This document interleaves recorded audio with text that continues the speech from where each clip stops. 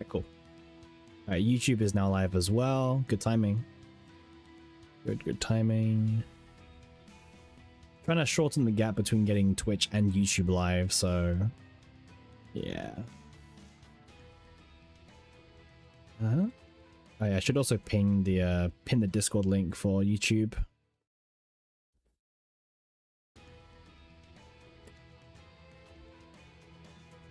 All right, there we go for YouTube.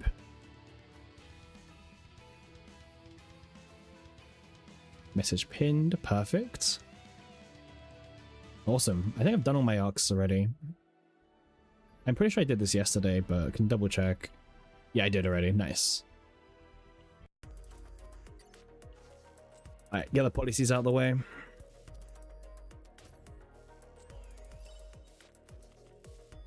Actually, I should take in the rabbit doll, actually. I think the rabbit dolls are typically better to take.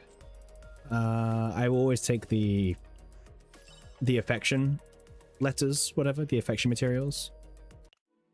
Also, wait, this resets this week. I guess we keep buying these and just pray that they actually mean something later on. Hey, Celestia, how you doing? Welcome in. Hey, Sin, also good morning to you too.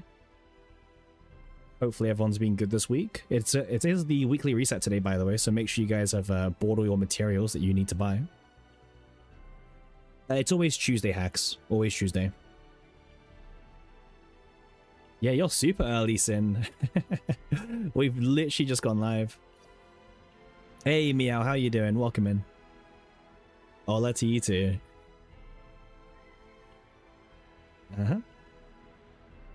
Cool. Drive for another 2 days? Yeah, drive for another 2 days.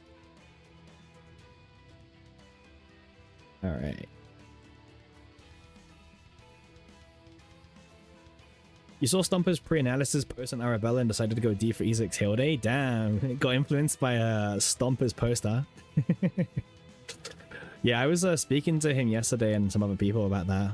Interesting post. Unfortunately, because because it's all league focused, I'd be lying if I said like I'm paying too much attention to it, right? You know, just because again leaks, right? That kind of stuff. But I mean, I will see the we'll see the updated epiphanies on Tuesday, so 2 days to go, and then we'll have the full kit for Arabella. We'll know exactly what's going on. And hey, Celestia for the 5-stream streak, by the way. You're not getting any E6s anytime soon? I mean, E6 is definitely more of like a personal preference, right? If you've got spare resources or score crystals, or depends on your circumstance, right? But I typically tell people don't go for any dupes because you don't really need dupes in this game to play. But obviously, for those who do want dupes, you know, some of them are better than others, right? That's kind of how it is. Don't do some sortie. Oh, actually, I did spend some sortie currency yesterday. We're a little bit broke, actually. Let's quickly slam a Rin sortie, and then we can enjoy the rest of the day not playing any sortie at all. Just slam that Rin in. Now, yesterday, the first 2 runs we died, by the way, because no mythics, so... Nice. Okay, we start with Black Dance. That's actually pretty huge. Okay. Yeah, same Celestia, same.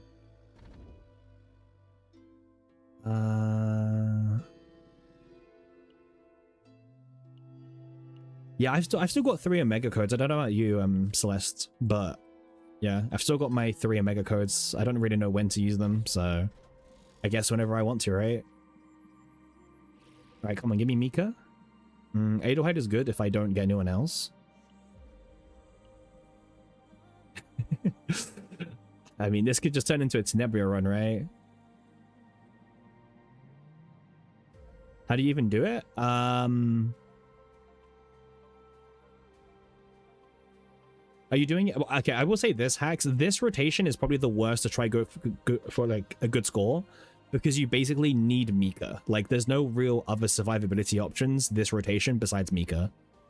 Usually in the past there's like 2 good options, but this one's kind of like super scuffed. So that might be why. I guess we just turn this into a Tenebria run because, you know, Tenebria. You never took a sustain? Well, that might be a problem. You definitely need sustain if you're doing 30-30. You definitely need some kind of sustain.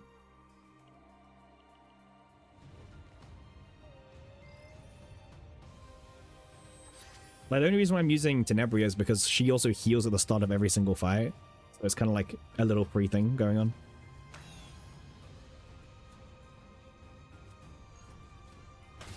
Okay.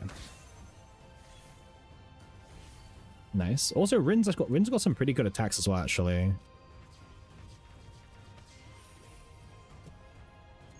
Okay, this should actually kill, I think, here. Yeah. There we go. Is this E6 Tenebria? This is E6 Tenebria, yeah. This is E6.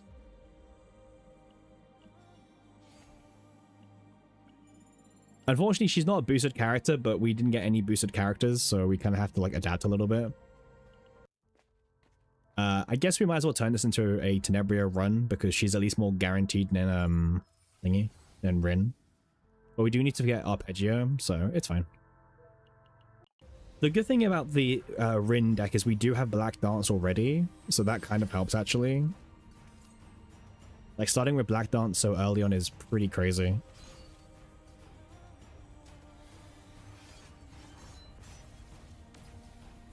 Yeah, it's like one of the strongest starts I could ever wish for, to be honest. Nice. Death by Agony, by the way. Oof. Damn, imagine getting killed by Agony in 26. Gearbag is not that great, but also it depends what I'm trying to go for. Gearbag on Tenebria is really awkward. That's kind of why I'm not a big fan of it. Trust me, like, it becomes more awkward than not. I'm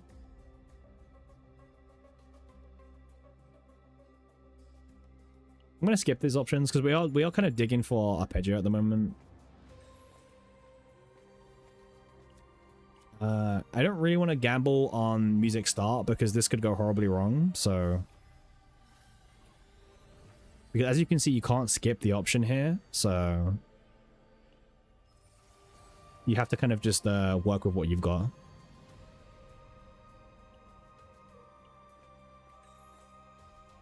Okay, let's see what we get from here. Maybe get the rare fate. No. Still not bad, by the way. I'll take Verdant. It's like okay. Right now, Rin's kind of carrying the run, but once we get Arpeggio, Tenebria should take over.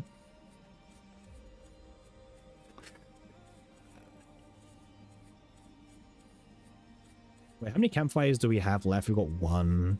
I'm not going to gamble because I can still kill the first boss without Arpeggio. Let me keep getting as much money as possible. That's kind of the next key thing. Get as much money as possible and kind of go from there. Nice. Okay. The nice thing is that Tenebria's E2 gives her a skill card with Retain at the beginning of the fight, which really helps Rin out, so it's kind of like a win-win.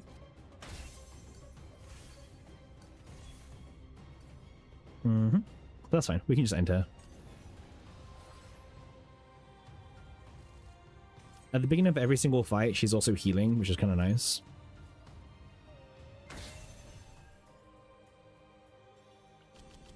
Another Black Dance. Oh man. If we're going for a Tenebria run, however, we don't really need the Black Dance strat because Arpeggio will just carry our ass. You need more elites, Jessa. The more elites, the better. Because the rare fates give you so many scores. On average, to get like a high rank, you need around 6 to 7 elites. I would say. Yeah. You will see that most of the top scores have 6 or 7 elites right now. So you do want to try and farm more than like even your more than the required amount. We're gonna probably just Arpeggio this, I think, to be honest with you. Like, Arpeggio is just way too broken once you get it set up. And also it's just very consistent. You just need to get Arpeggio first. So until then, I'm pretty happy with this. This guy can be really annoying, so I'm going to use my ego skill here.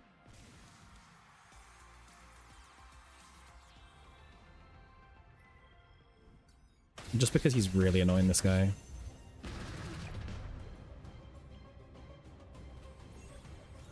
Using all the buffs on this stage.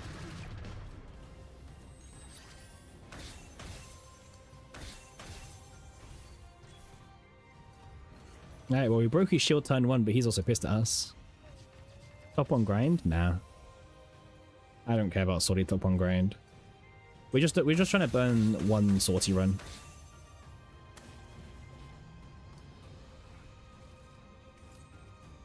If anything, that's more your grind, right? Try and go for rank 1.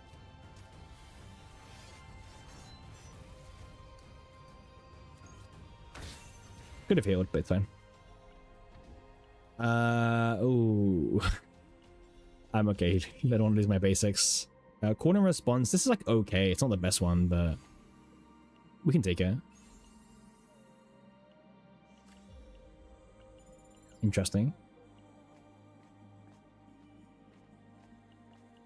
Feels impossible. I mean, the amount of RNG, like, you do need a perfect run. Like, unironically, it is very, very difficult to take top 3 because there's a lot of RNG behind it. Which, I mean, the RNG is how he gets its variants, so whether you think it's a good thing or not, I guess it's kind of personally up to you, right?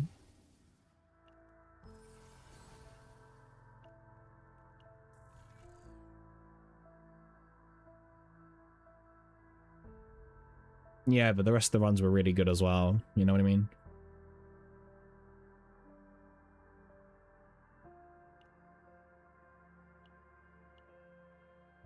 Uh-huh. I guess we can take out some bad cards now, because now we have Arpeggio, we're kind of good.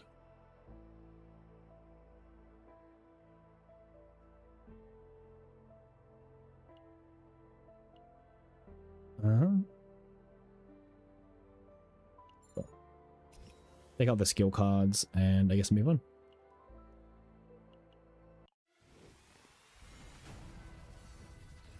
I mean, there's a lot of variance as well of how many elites you can get in Sortie. Sometimes you can literally get like barely any, sometimes you get like loads, and there's like nothing you can really do about the variance.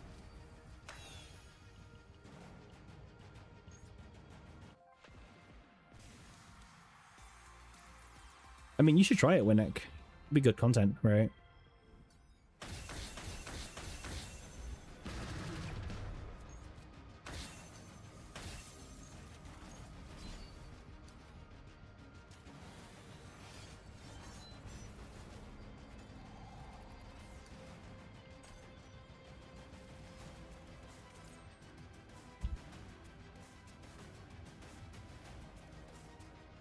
Uh-huh.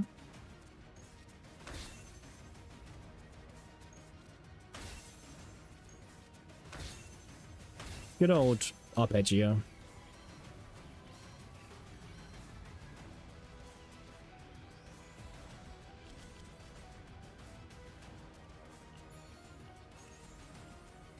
I will get the armor for healing.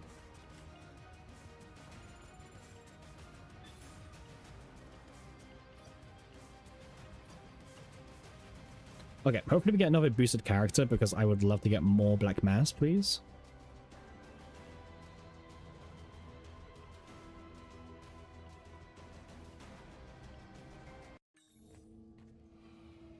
Zerifion's pretty chill.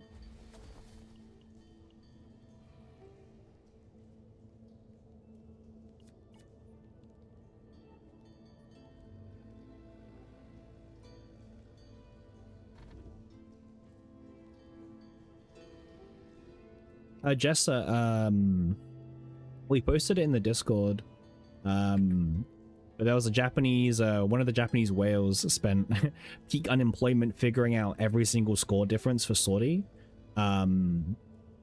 which is kind of where we've got this information from now. So I know Winnick, I think Winnick, you threw it in like what, Google Translate or something, right? So I think he translated that in the Discord server, right? you can probably... Let me just pull up some stuff. There you go. So the original post... Oh yeah, that as well, of course, yeah. I mean, you'll see it in general. It's like literally there. Winnick translated it with like Google Translate, but then also above you can see my link to the original post. It's in, I think it's in Japanese because he's a Japanese whale. So yeah, should be really useful information for those who are trying to compete a bit more in Saudi. I'll just grab this. This is like the best one. Yeah, the translation tools nowadays are pretty good, man. Like they're actually really solid. I remember when translation tools used to be really awkward and really bad, but I guess they got better with time. I'll choose Mika. Oh. Nice. Creating void fragments. At least I can play the source of water to get rid of the void fragments straight away, I guess.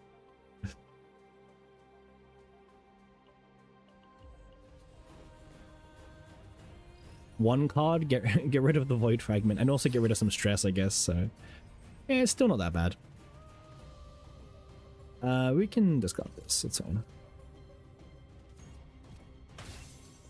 Should probably play this as well. I think we can win with just arpeggio card. That's kind of why I'm like just chilling, but we'll see.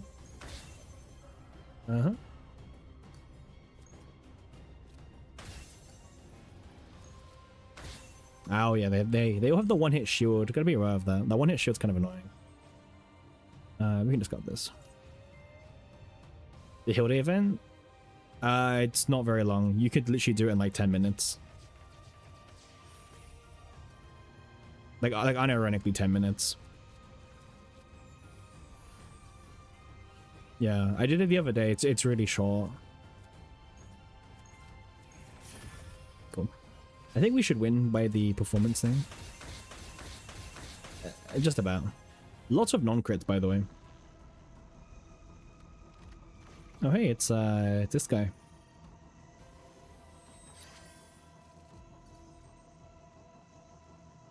Fake Senectus.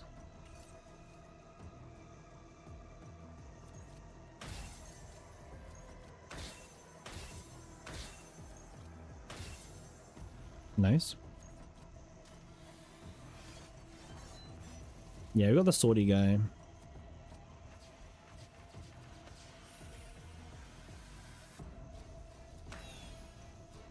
No reason not to do this, and also just get rid of that, and there we go. Decent turn one considering how bad Algeria is right now.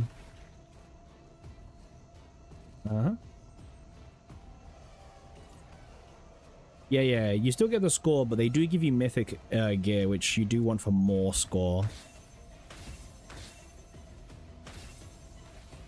So in a perfect world, you'd still fight them and get that gear.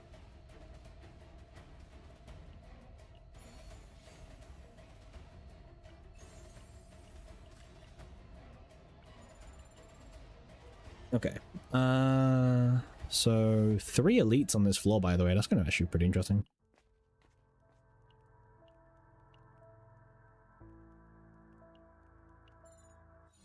Oh, might get the basic cost reduction.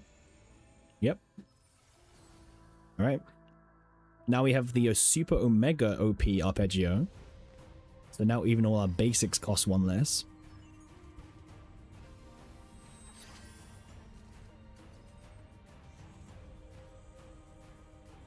Discard this.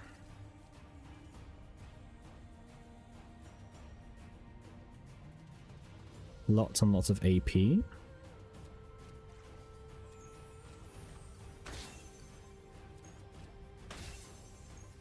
Okay.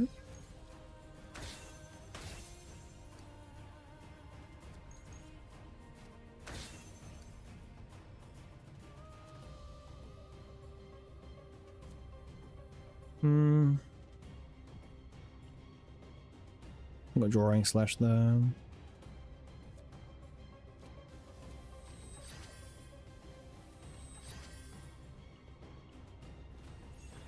We'll use Aria just to get rid of the 1 shield thing.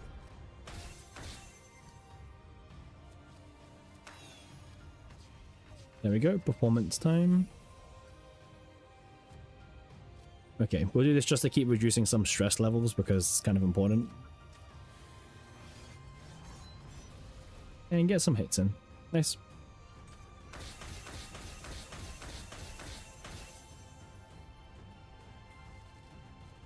Okay. I guess we just called 3. I don't know. Just because it's like the only thing that gives me any points here. Or any points of AP.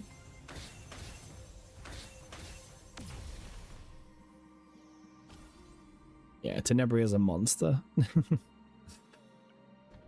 Yeah, I'm not really going for a high score right now. I'm just trying to clear the run, get my points and get my black mass and kind of dip. So,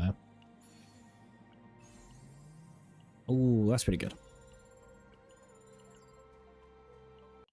That's pretty good.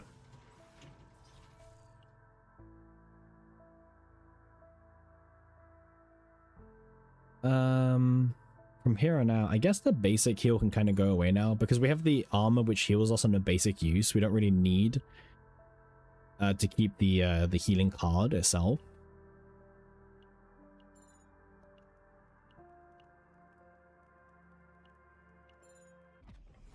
Nice, my favorite god. Honestly, I'll do unshuffle move because unshuffle move is really good. Really, really good. Maybe get the rare fate? Oh man, I got the rare fate as well.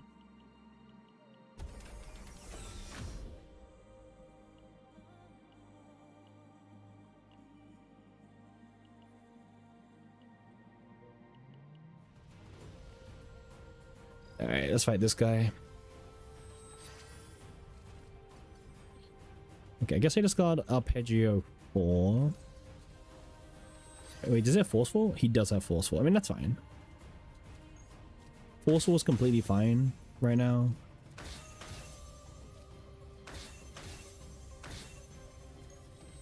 There we go.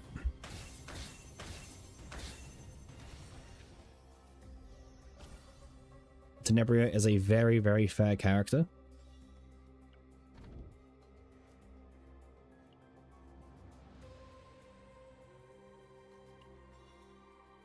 You don't even need to really remove anything here. You can just like press skip and you'll still get the stickiness.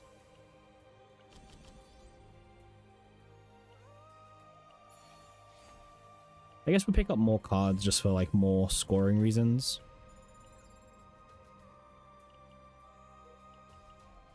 Like I wasn't going to go for a score, but I guess we might as well see what we can salvage because I mean, pretty good run.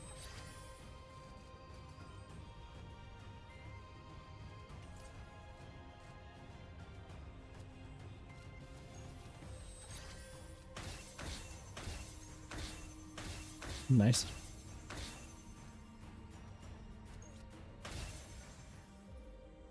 There we go. Nice and simple. I don't really feel like we need to really do this one. I mean, we can untrigger discard it. It's kind of funny. I guess we can mess around with this one. Start of turn, discard dream mode, trigger the effect, mill 5, like, and get the morale boost. Not too bad, actually.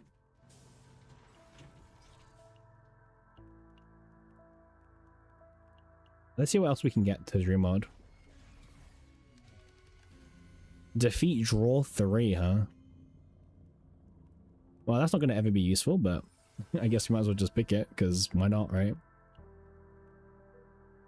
Yeah. Also go fight the elite.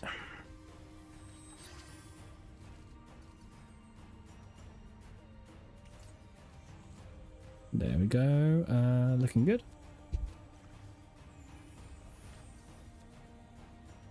So this is going to draw 2. Okay, I guess I should start by using the Rin card. Why not? Still does good damage. Even though we haven't been working on her, she still does crazy damage thanks to her, her bonus.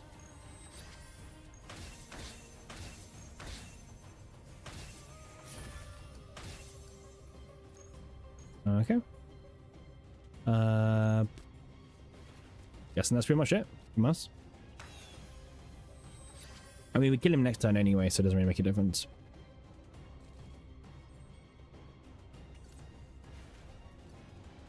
Nice. All right, moving on. I guess we keep taking stickiness, I guess, right? That's like our thing.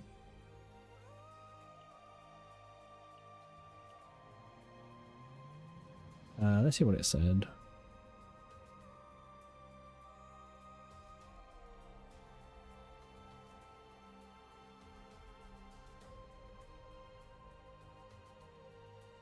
So for the card score, only the vines matter, right?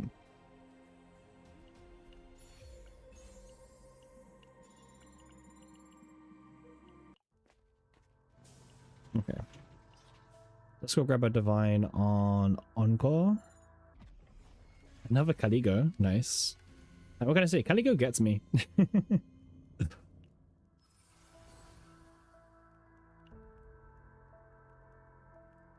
Caligo definitely understands what I need to see from them.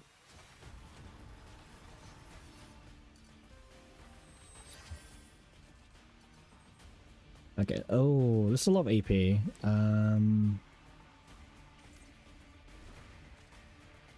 Perfect. EP skill redraw. I don't really want to use it. I think we don't need to use it. I think we're fine.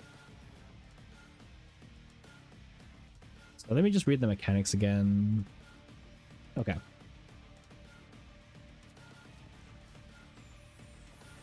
Seems acceptable to me.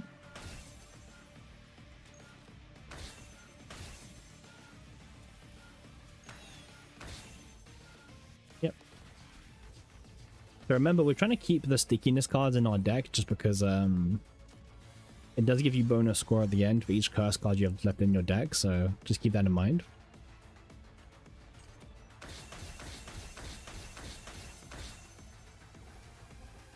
Yep.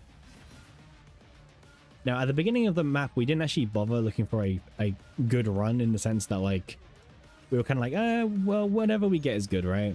But we seem to now be getting some good makings of a good run, so I guess we are trying a bit more by default.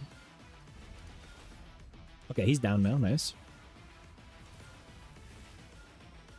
That's fine. A little bit of damage. Doesn't hurt.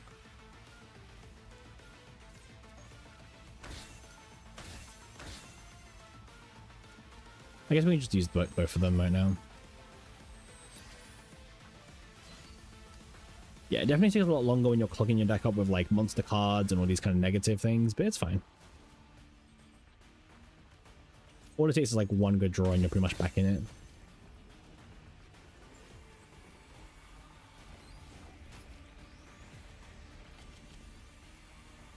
Okay, nice. I mean, I'll take the reorganize. It's kind of just free actually.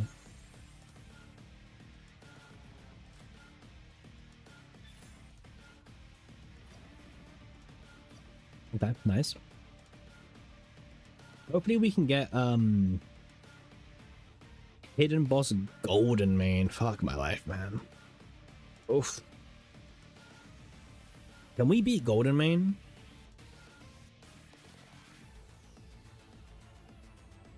I don't think so.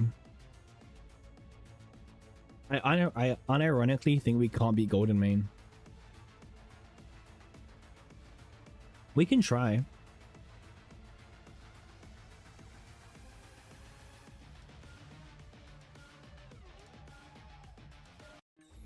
Yeah. Doesn't do any harm trying, but it's not my favorite boss that we have to fight against, to be honest. I'll just pick this. Alright, let's see what the kind of final character is going to be. Hopefully it's another boosted character, and okay, nothing so far. I think you have the worst cards. And this is going to be this. I think this is also pretty weak. I'll pick Typhera to be just on the safe side. So not that many boosted characters, unfortunately. Yeah, not too bad overall in terms of elites.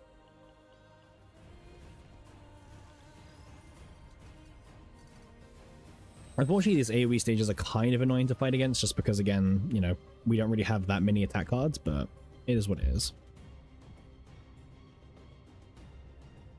Okay.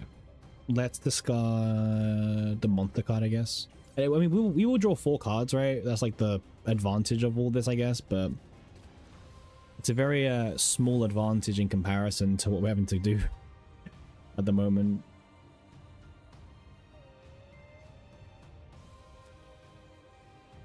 Okay, from here on out, I guess we can do this, right? Just burn the black dance here. Cool. And we go skill creation.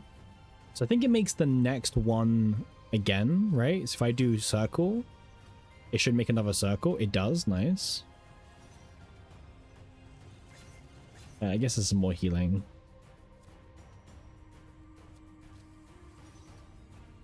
And then yeah, I still got my copied version, huh? Yeah, Typhara's healing is so good. Especially when you have E2.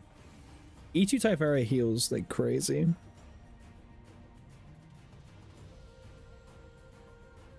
I guess we might as well use this, right? Because we are here, and we do have 2 ego points available to us like this, so. And also, yeah, we got 9 AP. That's true. Let's try to weaken down the stress levels. Okay.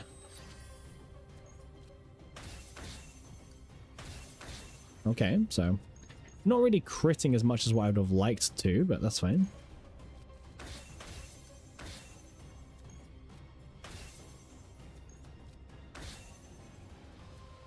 Okay, we'll use this and we'll do that, and there we go.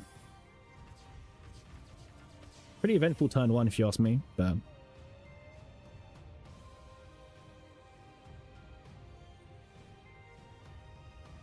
okay, and that's the turn, right? Yep.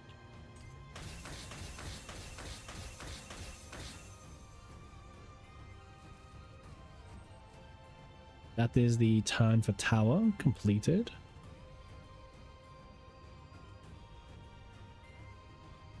Okay. Hey July, how you doing? Welcome in. Welcome into our chill Sunday stream that we usually host every weekend as usual. How you doing? Hopefully you're doing well. Obviously it's Sunday, and Sunday's a bit of a bittersweet day, obviously, you know, end of the week. Work tomorrow for a lot of people. I don't know about you guys. I don't mind Sundays, personally. I just wish Sundays were longer. Hey, Sovereign, how you doing?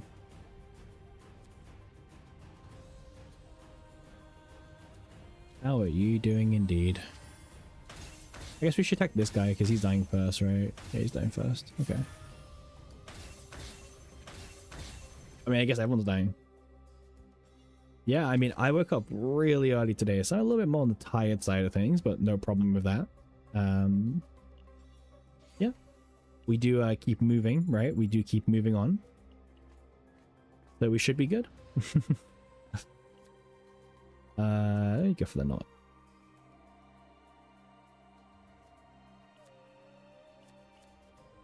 I'll take the 5 stress. I kind of weighed up in my head. I was like, you know what? I'll take the stress levels. I'm good. I don't need to really fight about it too much. We'll take the stress levels and we'll say we're good. So, I guess we'll discard stickiness. I mean, we don't really get any extra AP for discarding stickiness, but like, there's not really. I mean, we're gonna draw 1 bonus card, I guess. Okay, well, sorry, it's more than 1 bonus card. Sorry. Again, no reason not to use Aria because we have photo card to give us back the 2 anyway. But I guess we should technically disorder, right? Because Black Dance is pretty strong.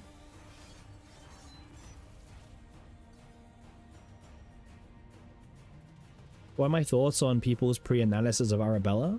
I assume you're talking about the are you talking about Stomper's Reddit post yesterday, Bizarro? Is there any other people that have done a pre-analysis as well? Yeah. It's kind of hard for me to like comment on them because I haven't really like seriously looked at the leaks, right? Because again, the leaks have already been wrong. Cosmic didn't cover the leaks. No, Cosmic wouldn't cover leaks. He stays away from them.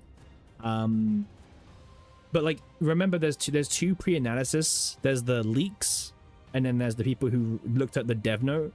But the dev note only contains you know, the base cards, while the leaks had epiphanies. But we already know that the leaks are going to be different from the final version because it's already changed compared to like where it was. And those leaks were like they've been out since Heal Day came out. They were in the game files all along. They've been here for a while basically. So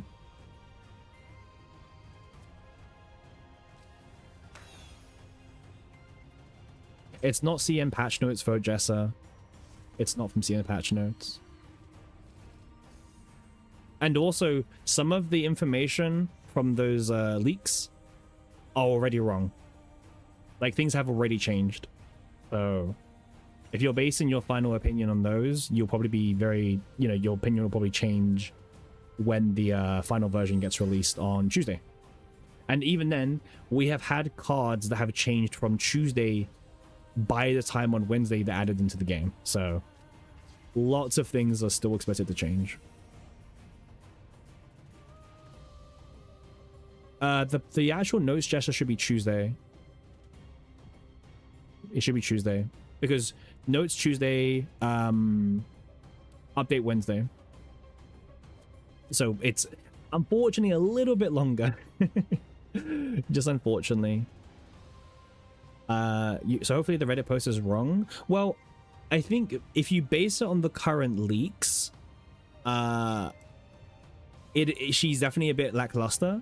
But considering some of the stuff has already changed of the base cards, because for example in the leaks there's a base card where they say it's up to 4 hits, and in the real version it's up to 3 hits. So you know, things have already changed and things are changing even as we probably speak. So you know, it's kind of why leaks in CZN are a bit pointless, because like, you know, just wait the extra 1 week, right? And you'll see the full kit. I think they have enough AP to even play all these cards.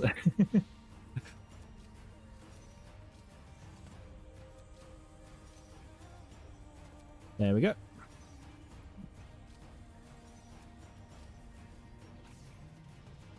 Yeah, that's also why you're going to see a lot of content creators not cover the leaks, because a lot of content creators don't want to cover leaks. Smartgate are pretty like meh when it comes to leaks and stuff like that, so yeah. Oh, another monster card, by the way. Then we're getting like so many monster cards today. 15 crit chance, I will take that. More divines, I will take these. I will take this. And we still have a burning elite as well. Damn, we have so many elites this time. However, we are fighting golden main, which is a little bit sure. Nice, Cuddy go again, my goat. I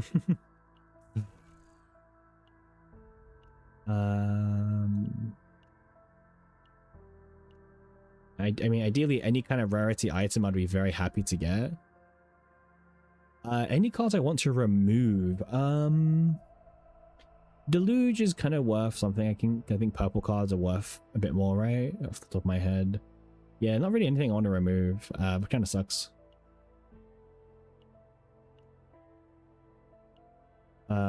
Draw one upgrade. Oh, I have 3 mythics anyway. That's kind of pointless. I mean, we could just put this on for now and wait until we get something better. I mean,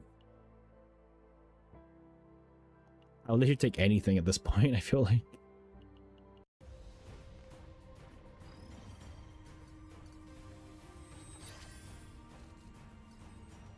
Okay. Oh, confusion, huh? Not my favorite mechanic, but okay. There's a lot going on here.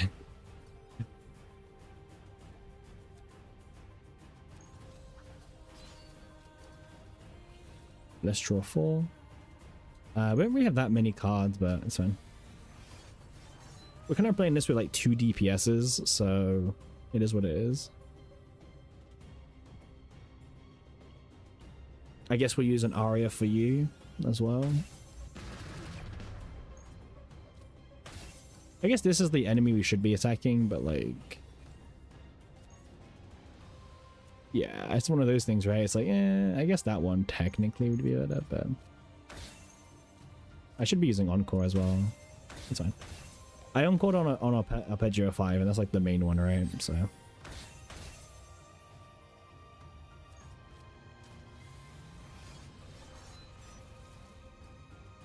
Nearly there.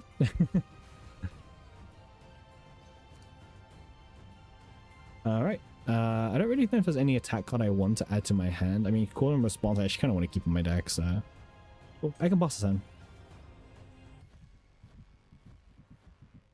Okay, there's the Rin breakdown that we were obviously very much expecting at this point, so that's like nothing new for us.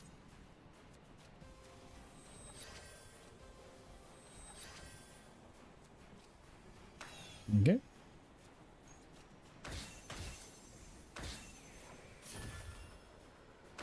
Yep. Just lots of extra attacks and everything, and that's my turn. Yeah, I know they do come back, but they are on less health at least, so it's not too bad.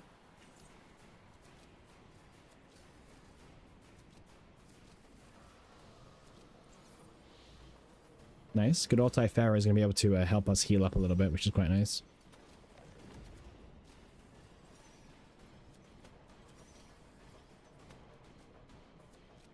Okay.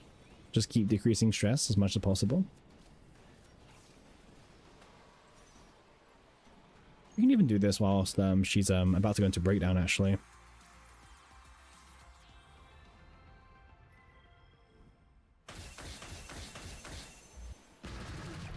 There we go. We can discard the monster card here.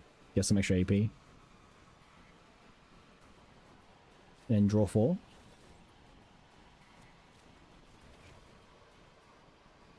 Okay, guess not.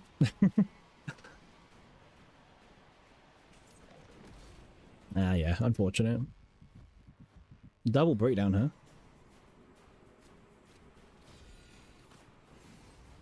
huh? Rin should be coming out of breakdown very soon, but we'll have to see what very soon even means.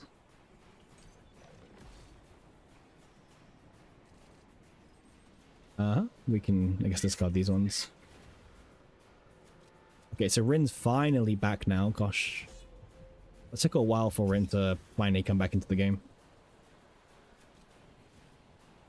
Can we go for triple? Well, we need to get Tenebria back, ideally. The next boss is the fight as well, so I would really rather we get all of the breakdowns done now, in fact. Okay, that's a good sign. Okay, we do get a little bit of a heal as well.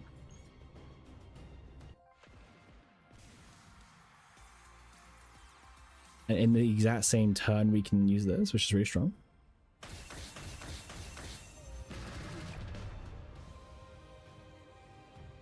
Perfect. I guess we might as well give them morale and draw another card.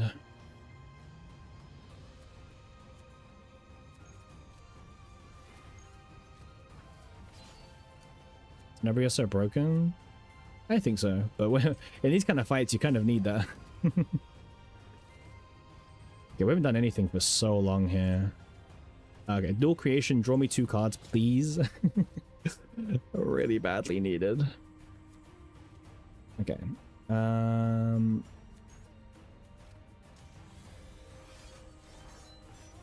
This fight's gone on way too long.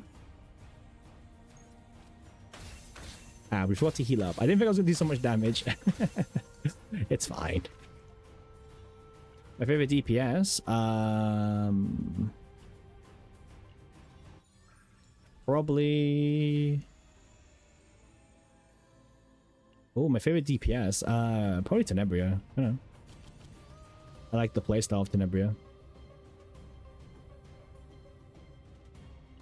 I can't really take any more cards at this point. As tempting as they are, I have to be a bit more reserved, I think. Too many mythics. Alright, we're fighting Golden Mane. I'm gonna be healing up, okay? I'm doing the logical thing. We're fighting Golden Mane, which, trust me, that is not what I want to be doing right now.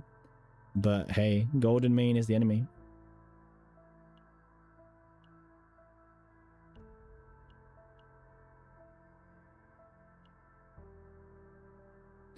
Oh, man. All right, let's do it. Let's do it.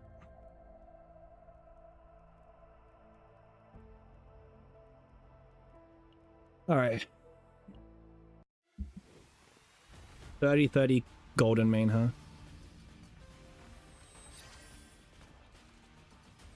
All right, buddy. So you've got the armor thing, right? Decrease damage taken by 90%. Decrease armor for each cost of attack card activated. Right. Okay. The higher the cost we discard, the more we get as AP, by the way. So I'm going to probably discard Event Horizon deliberately to go to 8 AP. Hey, how you doing, Rage? You've just joined at a great time. 30-30 Golden Mane. Why are we doing this? Don't ask me. So we can break this in 2 attacks, right? We have the attack monster card, and we've also got the rhythm arpeggio 4. We can break this really easily. Surely this is okay to play.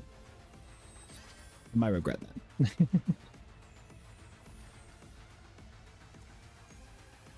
Okay, so bonk. And then also get rid of the shield. Okay. Oh, we don't have any fortitude, so we'll see. So he's got the 2 morale, he's got 1 fortitude, and then... Does he attack any more this turn? As follow-up? Let me just check. Right, he doesn't because we got rid of the mechanic. Okay, cool. I mean, that works quite good for us because now we can actually start our very basic, I guess you can say arpeggio chain.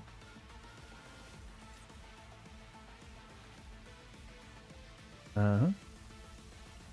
I'll use Aria here, why not?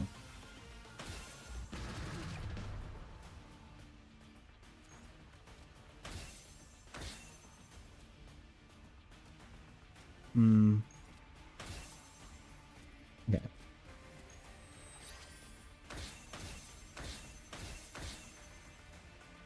Okay. Seems pretty chill to me.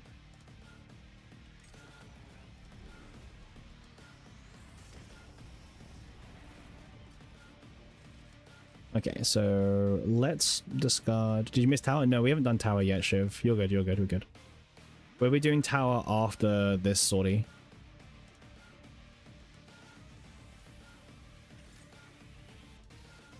Okay, when attack the card, when kindling, immediately let's get an attack, and then for each cost gain 10 action.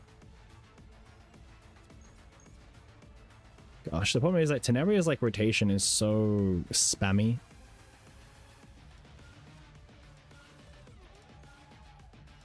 All my cards are so cheap as well. They're all so cheap.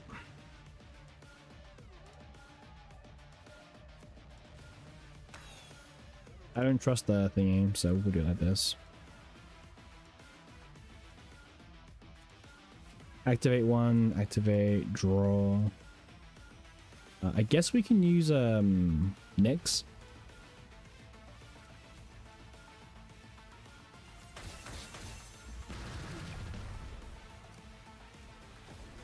Yep. Okay. Points for invading is invade. It is, but I guess also you lose the mythic gear, right? So I don't. Is it ultimately a good thing or not? Right?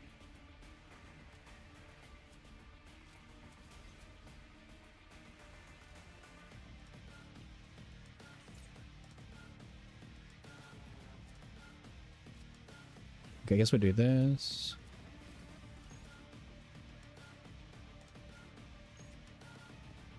I was wondering to myself, like, why is this doing so much damage? And then I realized that Tenebria's E2 is going to do like a ton of damage after. I was like, ah, that makes sense now.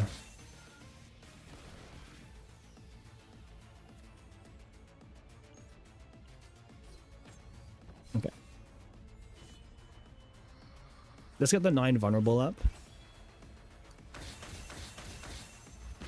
Decent damage. Nice. And close. There we go.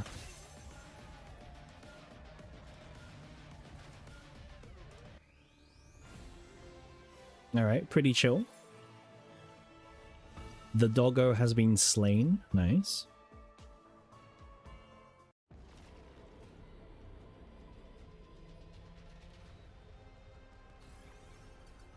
And the Chaos Core should be significantly easier, to be honest, so the rest of this fight should be pretty much a cakewalk, but obviously we'll see. Let's start by timing to shine.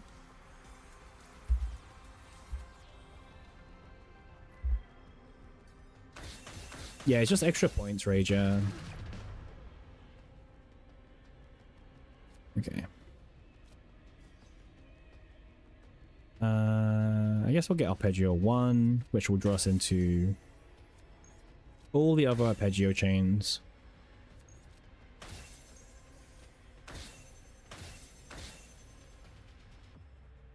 I should have used Aria. It's fine. We'll use it now for the permanent 20% to basic attacks.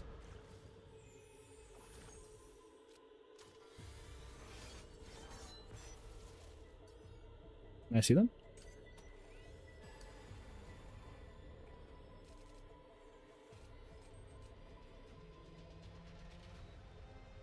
Well, they're keeping her away. Yeah, I think Typhera smells a little bit today, so they decided to keep her away. Yeah, don't be like Typhera. Make sure you guys wash, okay? Make sure you guys wash yourselves.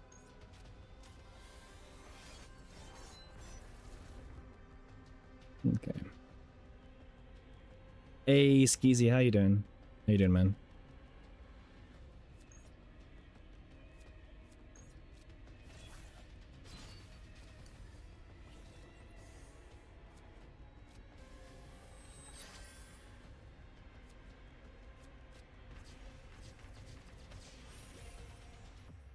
Okay. 200k black mats incoming? Oh, I wish. I wish, man. We do get haste cards. Wait, can we get the haste cards? Nice. All the non-crits. Am I streaming for long today? Maybe. I'm not too sure yet. Very undecided, I guess. It was a bit of a weird one. It's like, do we stream for long today? Do we not? Right? We'll see.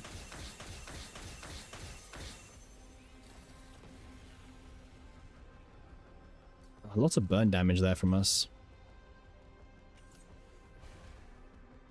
Thankfully, we do have a draw 4 here, so...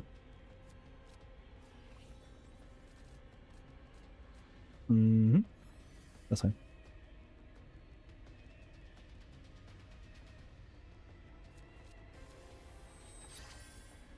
You have to be a bit careful here with the arpeggios, but to be honest with us, like, our hand is so weird anyway, to the point where it's like, it doesn't really matter.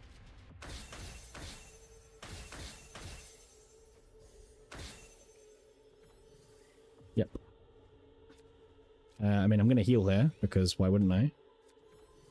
And I'll play the Void Fragment. Alright, now I'm done.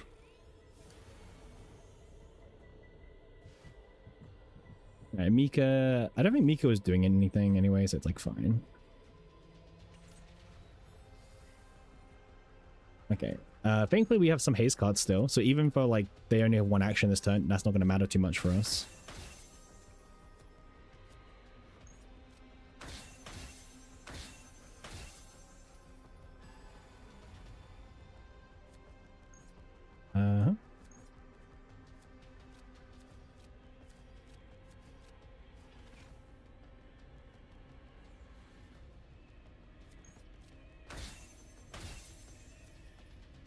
Okay.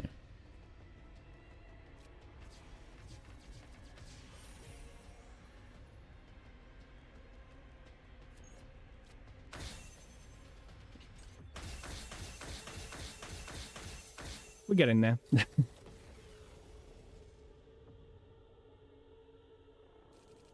Alright, big hit.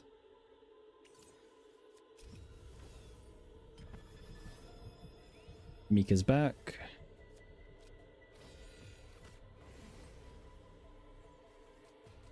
Yeah, the devs are definitely doing big RNG for more reward as like their way of making Swordy, I guess you could say, recyclable. Very much on focus on trying to like artificially increase how much you want to play Swordy for, you know? There we go.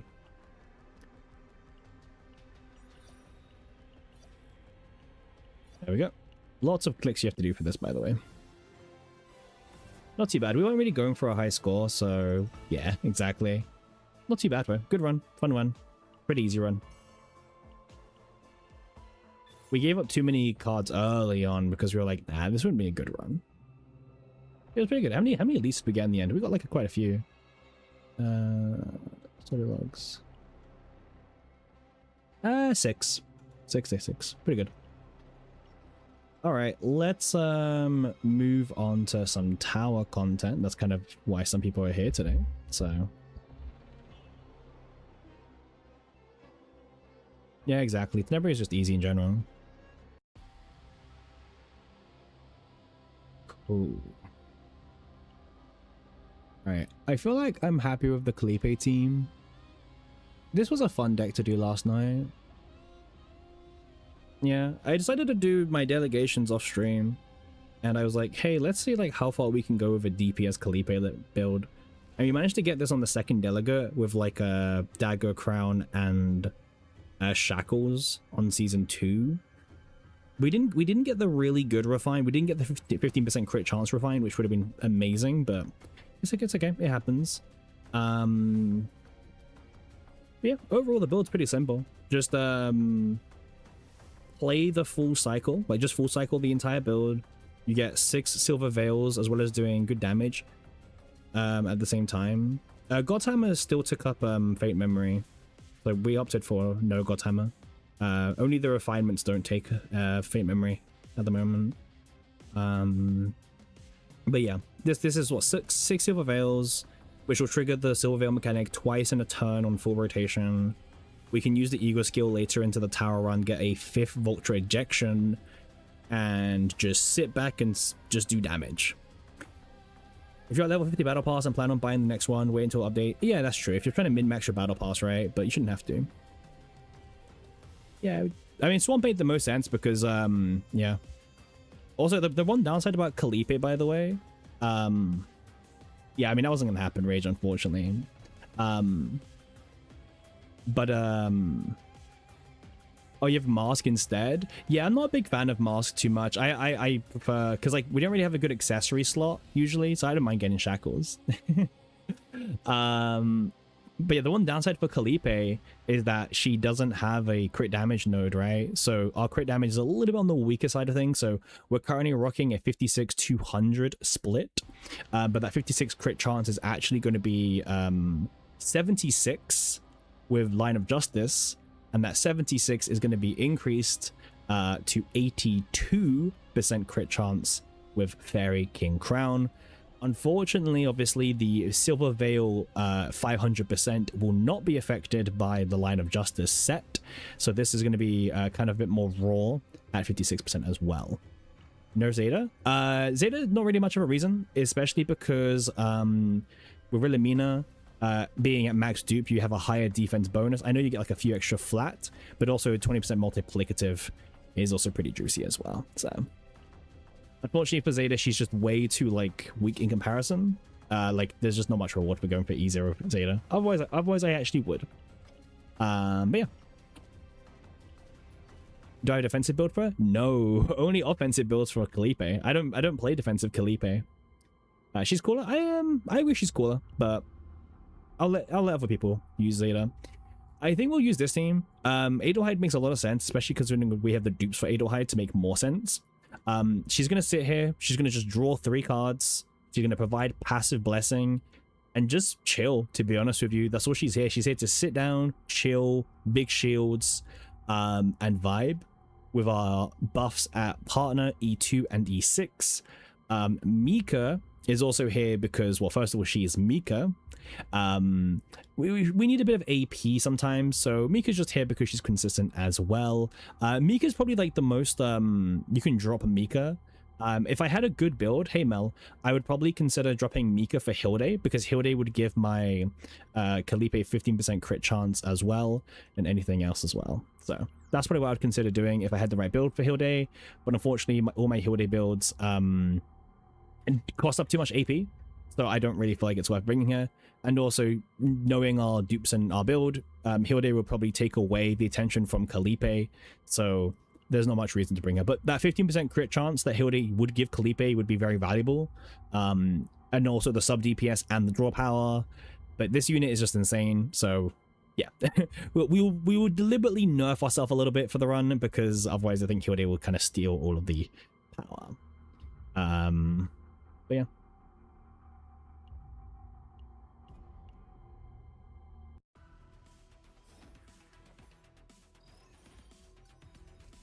I mean, it should be a very consistent team overall. Thanks to Adelhead's E4, we're able, yeah, this is her E4. We're able to bless our entire hand.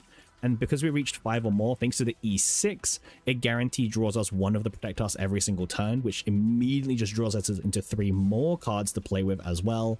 So it shouldn't be a problem to kind of full cycle every single turn. The Mika deck also has a couple of gear bags as well to help us if we do need extra help. Pretty nice. It's just going to be able to full cycle pretty easily.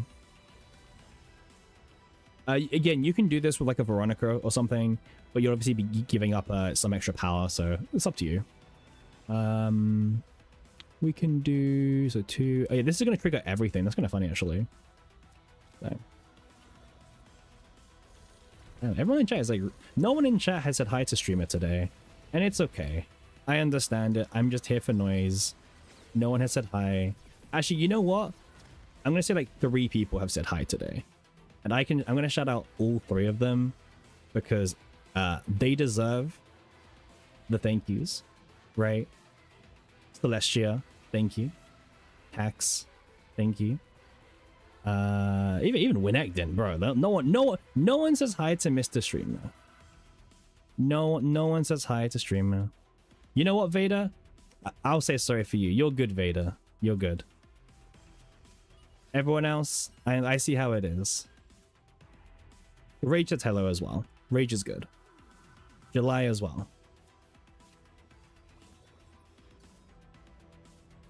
Skeezy, you're good. You're good. You know you're good, Skeezy. Skeezy, me and Skeezy are friends. We're besties. We get one another.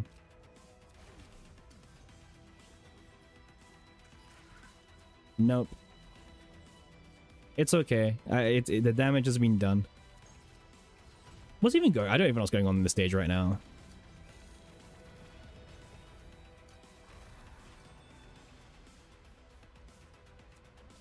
Damage has been done. Acquaintances it is. Alright. What are we even looking for every time? We're just looking for like the personas, really. I mean, just more damage, right? That's kind of all it is. Just free damage and just kind of go from there. I mean, we could see how Auto plays this. I'm a bit scared to see Auto, but... Man. The moment you turn Auto on, they're like, yeah, we need to use 6 EP for, like, no reason.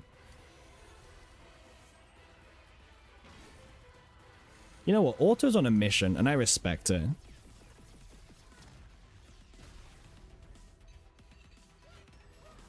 I respect the mission. Just pure damage, no setup. Yep. Even just hard playing Volt rejection here. Love to see it.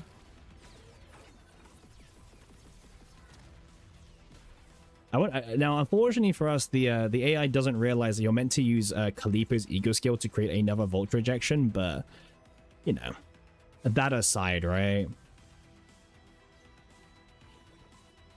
That aside.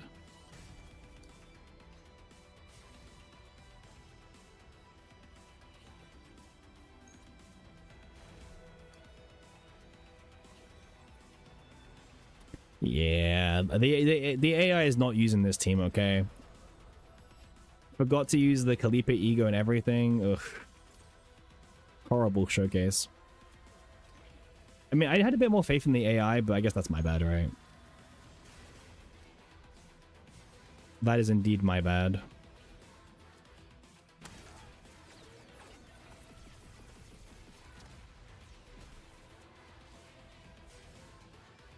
Yeah, the author's kind of weird, so it's like, yeah, we can just play ourselves. It's fine.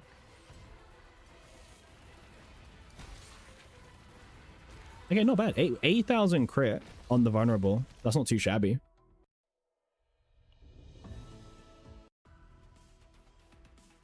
Yeah, but I know what you mean, Skizzy. I know. All right. And then I get to draw my... Yeah, see, this is why it's really consistent. Okay. Get some gear bags, maybe. Okay, not yet, but that's fine.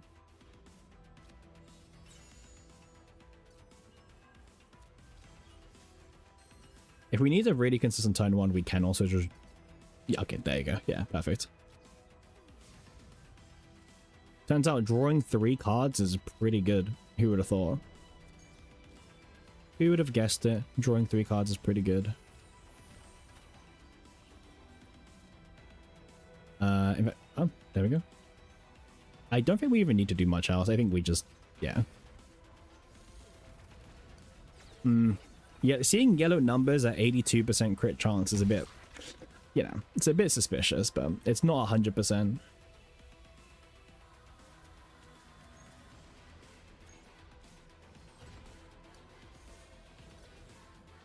Okay. I guess this triggers the gear bag at least, right? Nice. And this gives us a whole hand size to play with. Nice.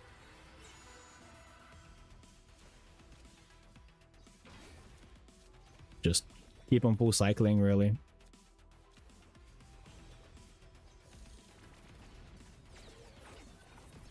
At least we're getting some crits, right? That's like the main thing.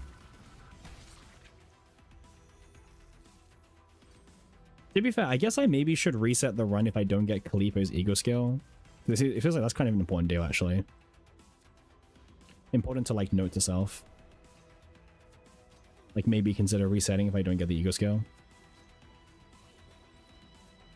Instead of having to, like, reset every single time. We'll fight this one.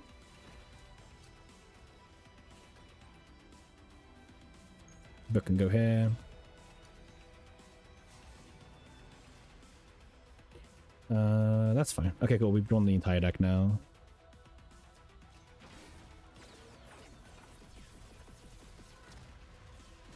Not bad.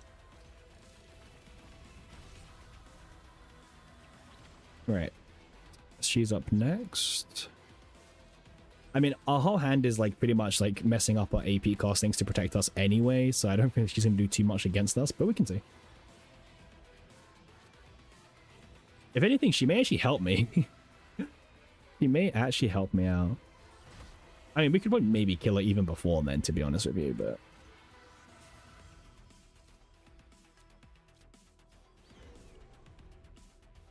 Okay, I would like to play the Persona of Luster if possible, but let's see what mana cost it becomes. It becomes a 2 cost.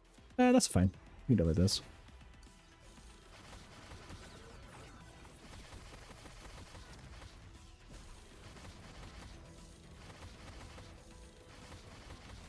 Pretty good.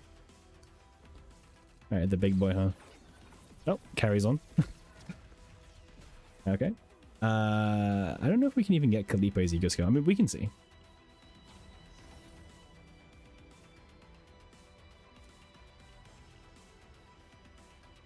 Nice. There we go.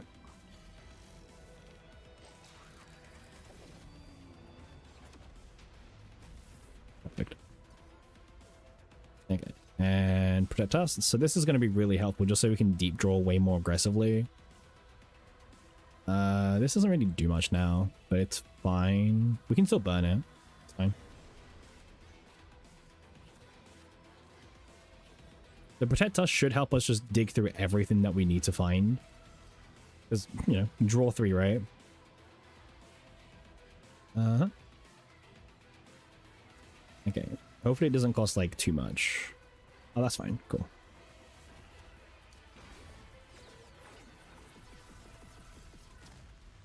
Nice. Well, we're not really expecting a turn 1 kill on this guy, right? So we'll see how much damage we can do.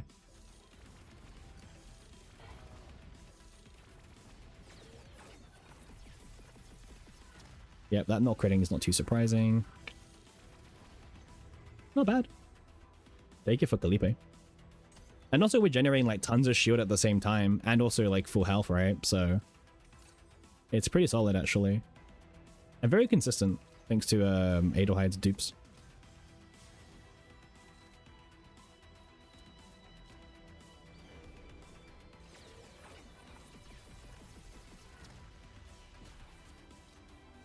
Okay, let's keep generating. I mean, just kind of like full cycling at this point.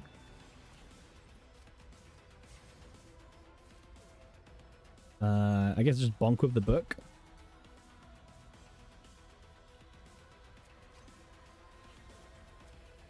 All right, and then I guess we can do this. Okay, and then let's use the vulnerable one here. Non-crit. Ideally, the ejection should be critting. Yeah, they lose like 4,000 damage if we don't crit on the vulture ejections. That's kind of annoying.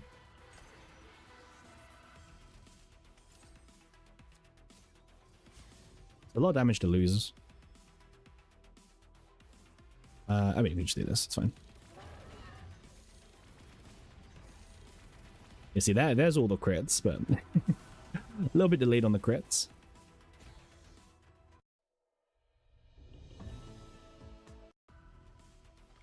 I know someone was asking if we're going to be doing like a defensive Khalipe deck, and honestly, probably not. I'm not a big fan of the triple stall teams, you know, the whole Magna Khalipe, like Adelheid or whatever, right, that you put in. Like, I don't know, it can be any Vanguard, right? Like Adelheid, Maribel, whatever. Those kind of teams. I'm not the biggest fan of them, personally. I mean, they're kind of cool, I guess. Another archetype that it can exist in the game, but oof, man, I'd rather just like I'd rather just play. I'd rather just play, man. I don't want to have to play triple tanks. Triple tanks were good in like good in chaos at the beginning of the game, until people realized how to actually play the game, and then everything kind of changed from that point onwards, to be honest.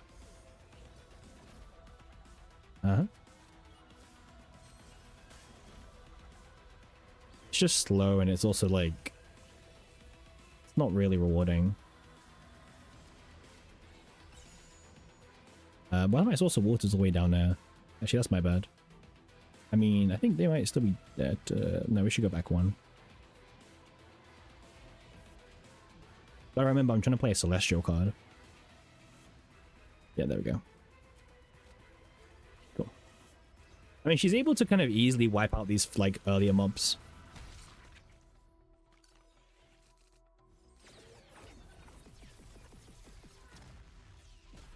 Like, she doesn't really have a problem with these earlier mobs, which is kind of nice. I can tell you now, like, 9 takes way longer. I'll tell you now, 9 takes significantly longer to do this with. Like, bonks and everything, and trying to get the whole setup, like, oof.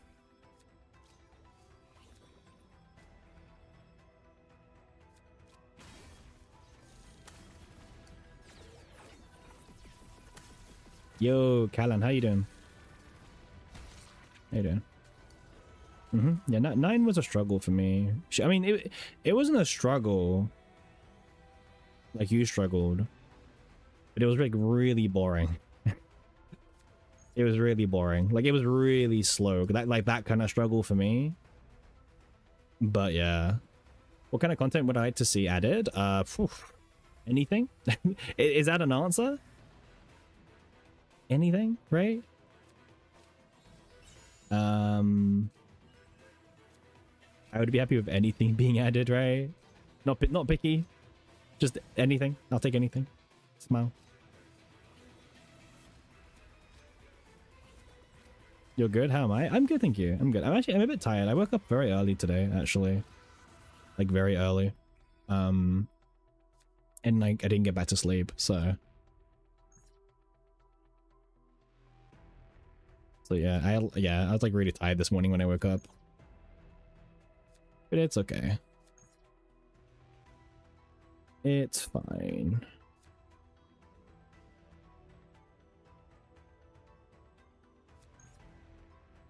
What stopped me from going back to sleep? I mean, you know the answer to that question. It was like a trick question.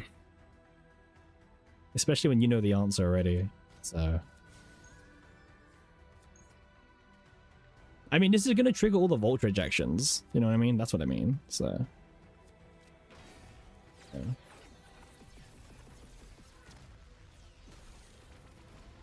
4,000, 7,000, 7,000. Nine's been bad for a long time, Mel. Like the moment after season 2 ended, 9 wasn't good.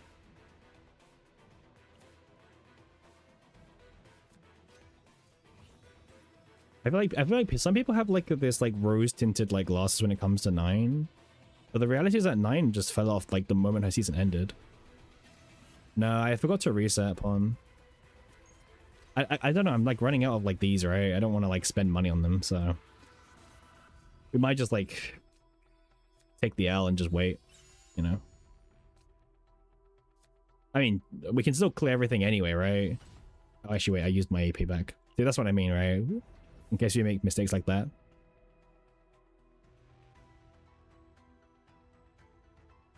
She was using her last season. She was fine. Respectfully, she was terrible last season. Like, just straight up, she was not good last season either.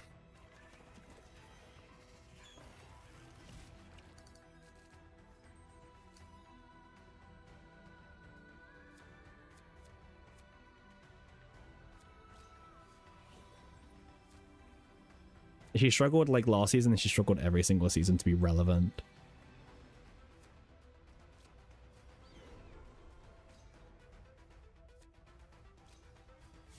Yeah, like she hasn't benefited from like seasonal mechanics for a while now. And unfortunately, that's the only way that you can stay relevant within like that power level of a season.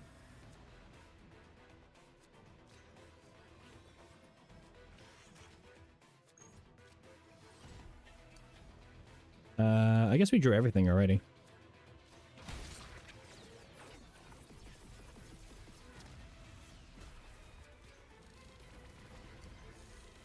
Yeah, we definitely should have ego skilled, but it's fine. This was probably this was definitely a one-turn kill with ego skill. Ah, whatever.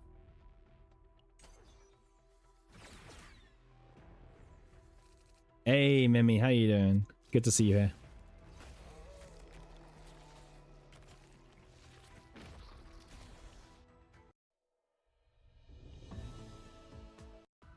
Alright. If we don't get the ego skill, we'll reset, right? Because it's quite nice to have.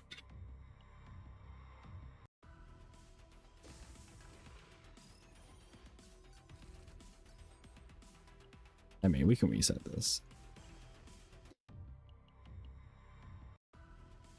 It's like a worthy like reset, I would say. There we go. Nice.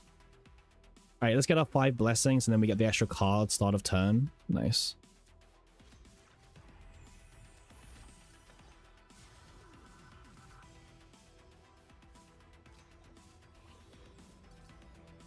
The nice thing about Khalipe is that she's pure AoE as well, so actually it's quite nice. Now, if you want to take this team to another level, unironically, take out Mika or whatever and put in Hilde. And honestly, there you go. That would be like the improvement you need. Because also the AoE, if you're fighting against multiple mobs, this is going to really help trigger your zero in stacks, right? So that's also kind of cute. No, we're not using it, right? It'd be a bad Hilde team. Yeah, I mean, anything that's not Hugo Selena is a bad Hilde team, right?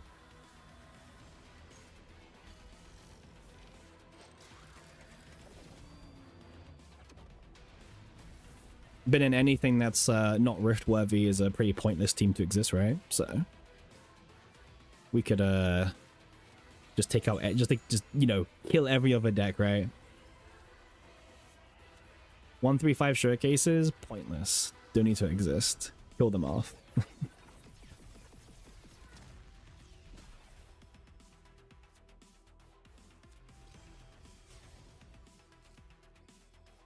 That's fine.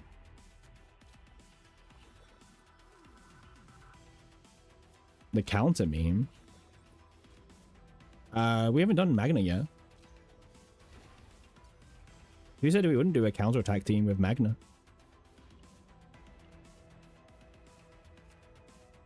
I don't know who said we wouldn't do a counter attack team.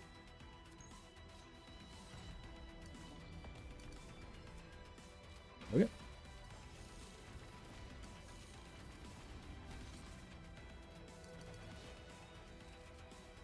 When Magna? Maybe we start farming today. I don't know. No, oh, I need to get potentials up actually. Maybe soon. Maybe soon. But hey, Khalipe's today at least.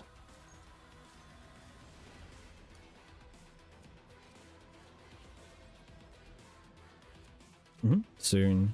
Everything is soon. Nothing is now, everything is soon. Okay.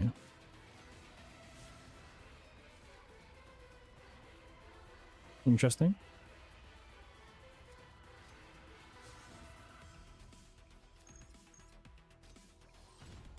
Is this the persona? No, it's Once Upon a Time. I actually want to get rid of this card, actually. There's like one less card I draw, so...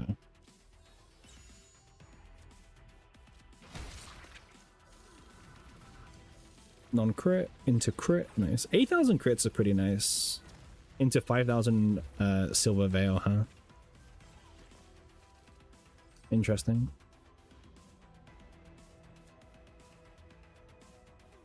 And then from here, I guess we can do this.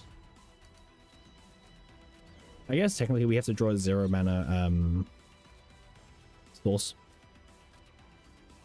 Yeah, Blunt is the hardest mob, arguably, to fight. It's kind of like universally agreed, I guess you could say.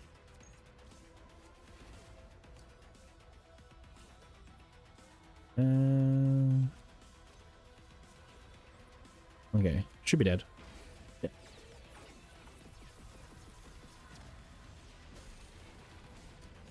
Honestly, I would like. The thing is, they could easily make Khalipe pretty solid. They just need to buff her a bit more.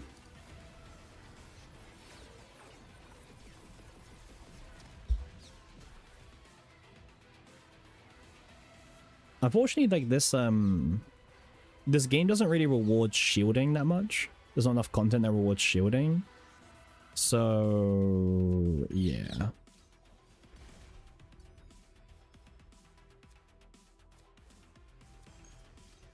I wouldn't mind if they took a more DPS angle for Khalipe, like actually overall. I mean, heck, you'll see more play. Yeah, that's what I mean. Like, shielding's kind of pointless.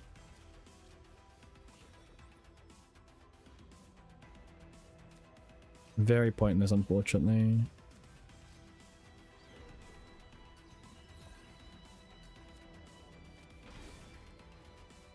Alright, I guess we can see how much damage we can do. Let's see. I'm kind of curious. I mean, obviously we want to crit as well. Okay, that was a crit at least. Not crit. Crit.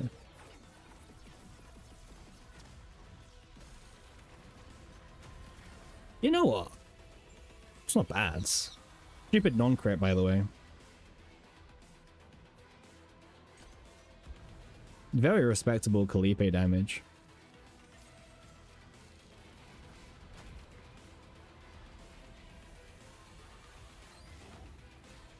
Yeah, Agony also almost got him, yeah.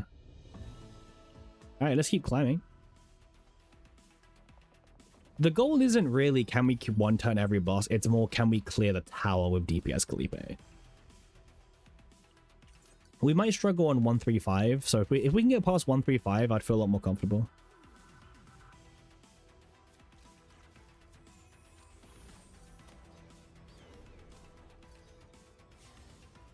But that's really like the milestone, I would say.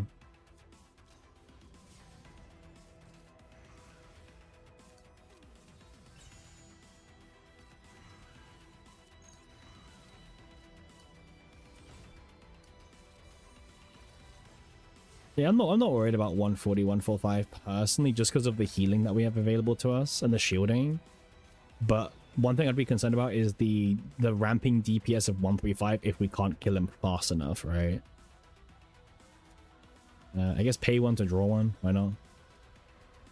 Do I think Tressa can be good with Arabella? No. is the harsh answer to your question. Tressa's only purpose at the moment is still to be a spamming DPS for Selena or Hugo. That's her best purpose right now. It hasn't changed, and it probably won't change anytime soon. We didn't reset for the thingy. Kind of annoying, actually. We should have resetted for the ego skill. It's fine, whatever.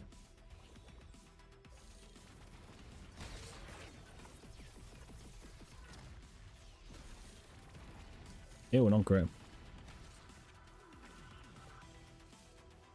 Anyways, but Tressa is a really good bot for Hugo and Selena, so like she's got that going for her. It's just obviously not probably what people want to use Tressa for, right?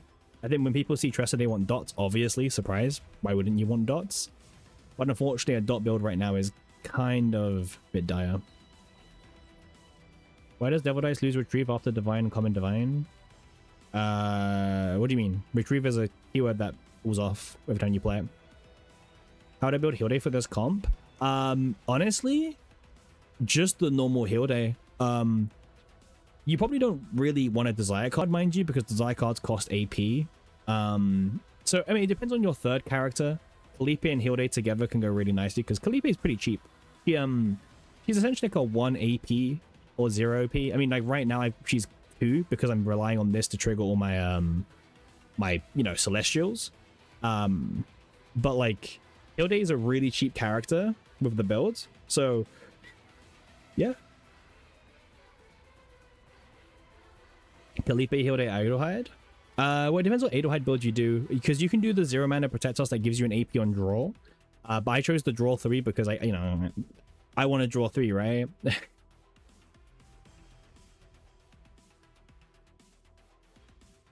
Damn, that sucks, Rage. Yeah, unfortunately, that's like the gacha stuff, man. It's not for everyone. It's really not.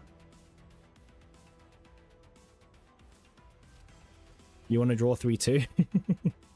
We all want to draw 3, right? We all want to. I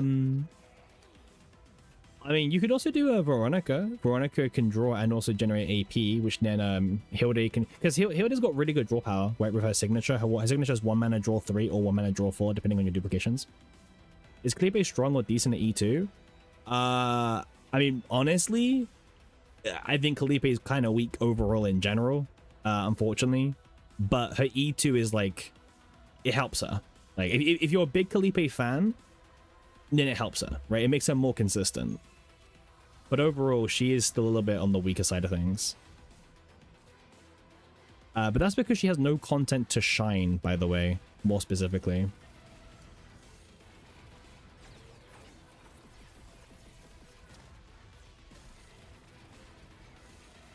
Hey, look at that. Good damage. But yeah, she just doesn't have really any content to shine in at the moment. That's kind of the biggest problem that Khalipe has.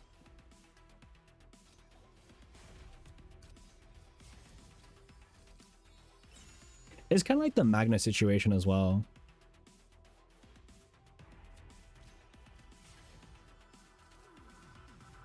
I mean, she has a chance for the upcoming Rift if you're like really cope, but that is like very cope. Monster Arena? I mean, yeah, anyone can shine there, to be fair. Yeah. But Khalipe is a top 3 swordy character? She was good in Golden Main. I don't like counting left side, man. Left side meta is like just so different, to be honest. So I don't love counting it. I know what you mean, Farah.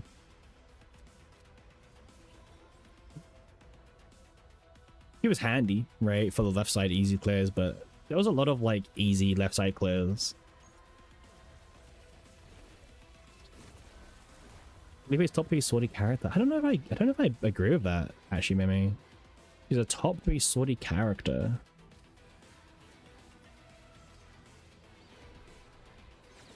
Well, yeah, wait. Well, now she's lost her super buff anyway, right?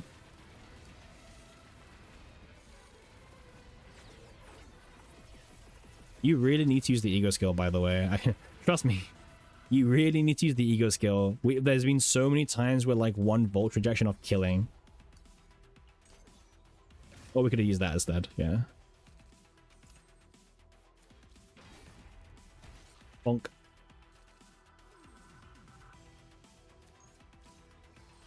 Just big bonks right now.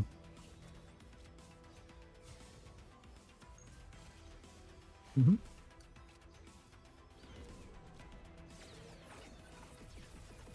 Honestly, the Silver Veil damage should be buffed. They buffed it already, but like they could buff it again.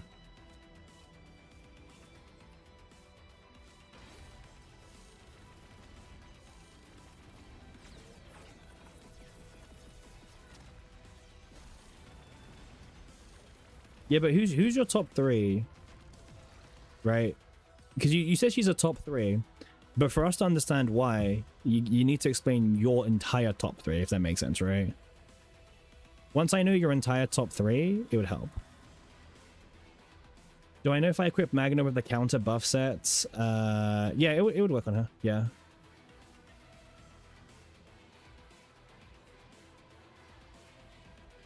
It leads to both rage, to be brutally honest with you. But like, yeah, it's like it leads to both, but the amount of money that the player, like, it's very rare that a big spender ends up quitting because, you know, 50-50, right? Because they're kind of like, they're used to it, or like they're willingly accepting it when they pull. So it's like, statistically, it's typically better to like, yeah. It's just like better to like accept it in a weird way. Tenebria Heidemery, no need for defense. Khalipe because everyone where don't have Tenebria Heide can be sorted with her. I would personally put Adelheid higher, Memi, for my personal experience. Even at E0 Adelheid. The one thing I'll say that Khalipe has, which is kind of nice, is the Volt Rejection, AoE rocks, but I much feel safer with Adelheid on my team. They quit for 1 patch? Yeah, that as well. But I think we have very simple, like, close rankings, Memi. So it's like very like, you know, personal preference, right? It's like, you know, apples, oranges, right? Same thing. Just believe. Just squint, same thing.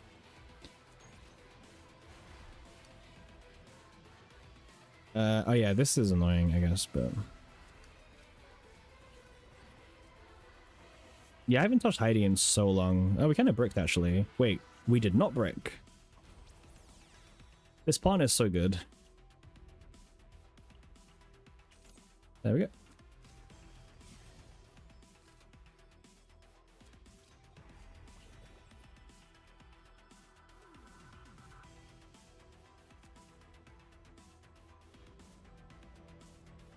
The problem is, like, the problem with the average argument is that you have to, that only works if the pull economy is also the same the whole way through, right?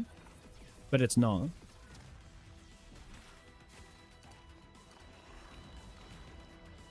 Like, it doesn't matter if you've spent, like, let's say you in 1,000 pulls you get average luck, but if your first, like, 600 pulls came in, like, 6 months, and the next 400 comes across 12 months, like, it doesn't really help, you know?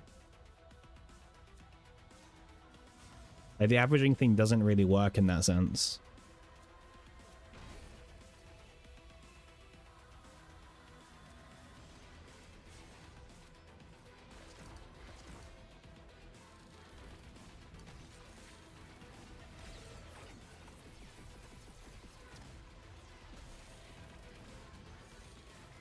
Oh yeah, but Memi, like, Adelheid is like the only character I would probably put like 3rd, right? I think the top two are so far ahead, but then like, yeah.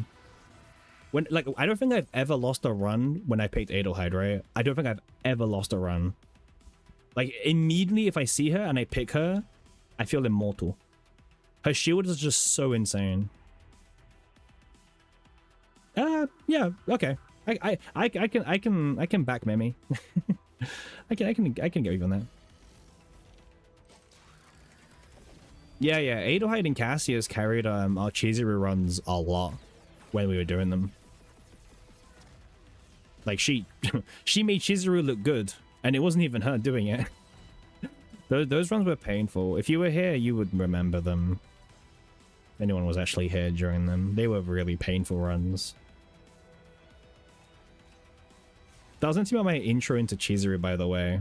Terrible introduction to a character. Now we have no AP. It's kind of annoying. It's fine. I mean, they have retain, so we'll just do it next turn. I don't really care about these.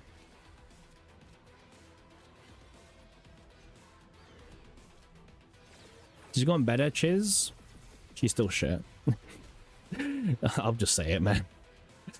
As sad as it is, because I think she's got a really cool design, she's like still really bad. Do we try a serious Sorry rank attack? We could maybe. Sorry is just so much RNG, man. But we could try. Usually use the 2-cost rally. The reason why we're using the 1-cost one is because we want more silver veils. That's literally the only reason. We just want as many silver veils as possible. If they remove elasticity, do I think she's better than Mei Lin?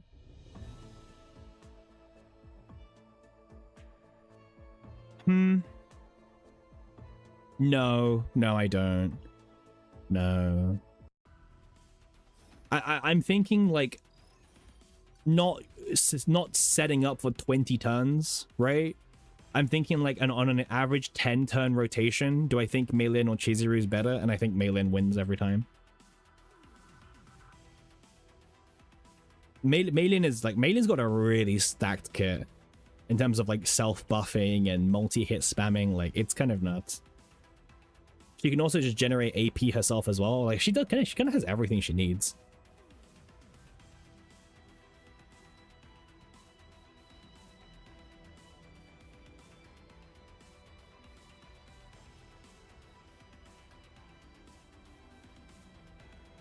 You know what I mean? So it's like that one. Let me do something 1 second.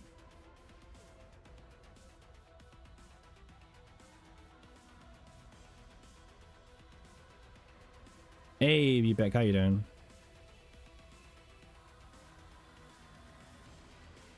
You wait for them to forget about elasticity existing? I don't think they will.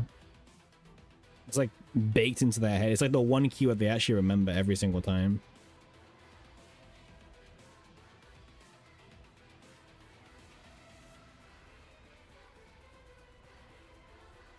Okay. There we go.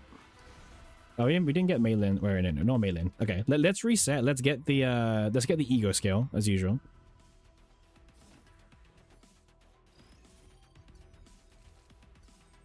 Okay.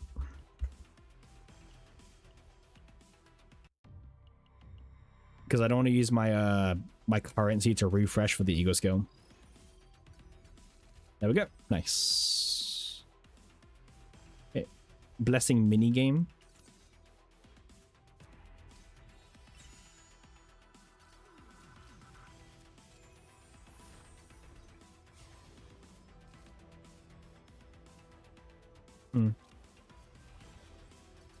Nice. Because now we can get back to 2 AP pretty easily. This pays for itself. No, it doesn't right now. What else are we missing? Nice.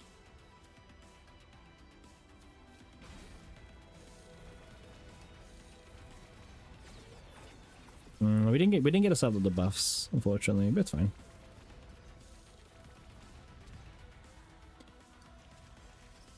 All right. We can use it now as well. That's kind of nice.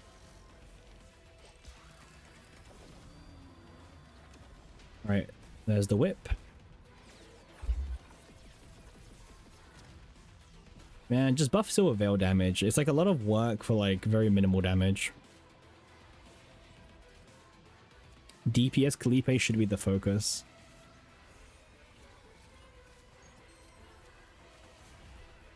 Buff all her damage? Yeah, I agree with that. Like, I definitely agree with that. And I don't have any complaints about that either. I fully agree.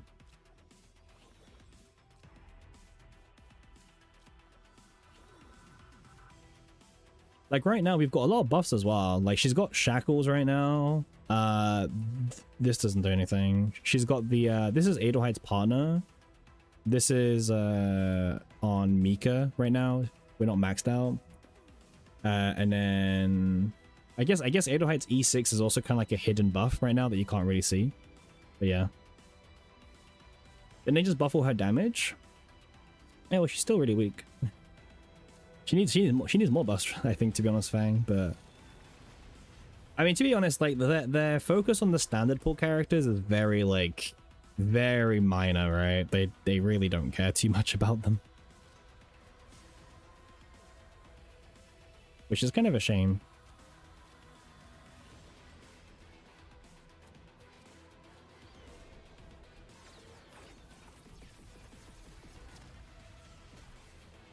Being standard banner, unfortunately, kind of just is like a kind of a curse a little bit. It's like, okay, well, you know, standard character dupes are worthless compared to new units. Not that false, to be honest. So yeah, it's definitely quite low for sure.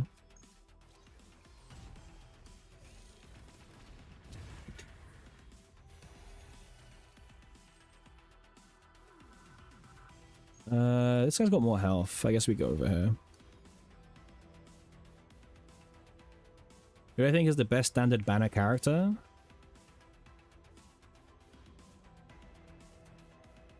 It's either Hugo, probably Hugo, unironically. Like, unironically, it's probably Hugo. But you can say Hugo Veronica if you want to, like, be a bit more, you know, specific. Unless you mean like all of standard pool. Like, are you talking about launch pool or standard Pon? Because otherwise, I assume you're talking about launch, because if you say standard, it's like Tenebria. Yeah, exactly. Launch, yeah. Yeah. Hugo Veronica, right? Like, as a new player, you can probably even like pick up Hilde. Like, imagine that as a new player now, you get Hilde. You get Hugo or Veronica from your reroll banner, and then you get the other one on your 200 select or whatever, right? And there you go. Imagine having Hilde, Veronica, Hugo already on your starting account. I mean, you're kind of set. You will like blitz through pretty much everything in the entire game. It's not that pawn. It's like, remember, you need multi-teams. You know what I mean? Like, it's more for like building multiple teams, not all three on the same team, but like it's to be used on multiple teams. Most new players, they in quotations struggle with Basin / FSO because they don't have enough like units, right? So it's more for those players. But I would say Hugo's number one. Hugo's number one for sure. I should have moved this onto this guy. What am I doing?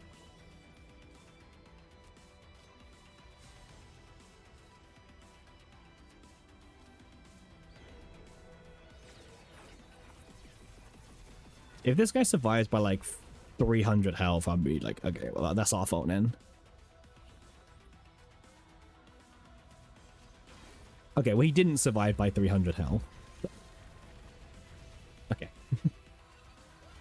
He didn't survive at all, to be fair. Also, if you run Hilde with this team, by the way, with Khalipe, Hilde's ego skill amplifies weakness attack. So, the instinct synergy. Obviously, in tower, it amplifies for any weakness. Formica? Yeah, Formica is like Mummy. Absolute dummy character. Okay. I could have used Protect Us actually here. I'll still use it.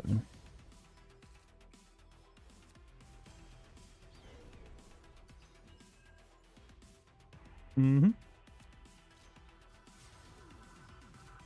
Okay, looking good.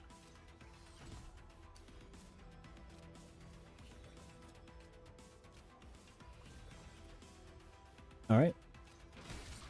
And I guess just see how much damage we can do, I guess, right?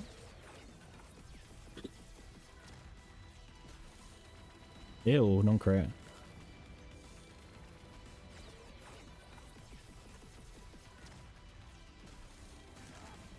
Yeah, not bad. Solid damage is solid.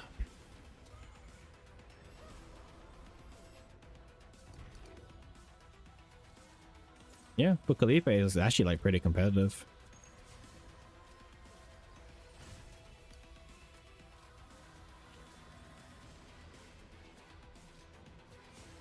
And like Adelaide's only providing like 60% multiplicative. But again, multiplicative buffers are in such a weird position. We had this discussion with the whole like Olea thing coming up as well.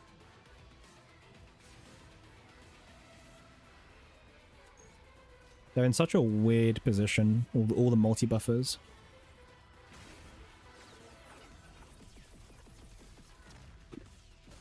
Yeah, I mean, she's dead.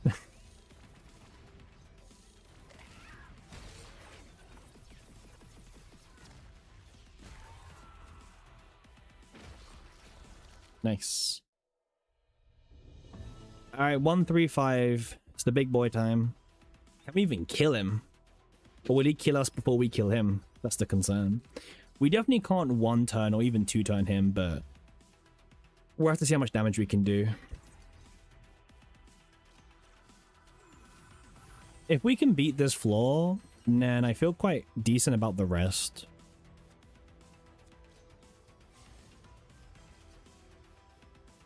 I've never used this Edelhai deck, by the way. I farmed it like randomly like a while ago, and I was like, maybe one day I'll use a 0 mana draw 3. But yeah. Turns out that time is now. For deck mutation, what's better? More card damage or attack? Attack is better. Attack is better. Imagine we get a divine that changes an attack card to AoE. You know, the funny thing is that divine would be like borderline pointless. In like 99% of content, it would be like one of the worst divines you could ever get. Like no one would want it.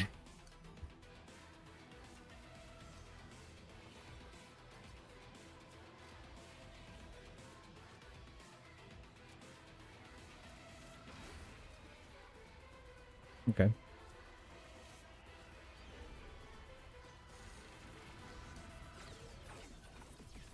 Well, but no, but at least Yuki has follow-up damage every time she plays her cards. Like she's following up quite like 3 times every time, right? So that's where the bulk of Yuki's damage comes from. It's the follow-ups.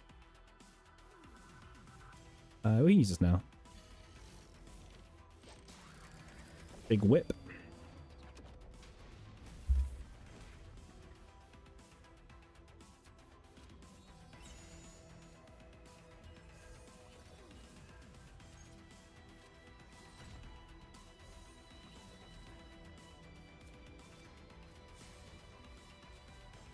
Okay.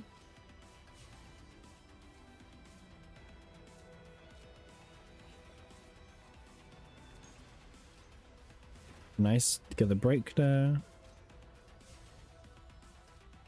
Okay.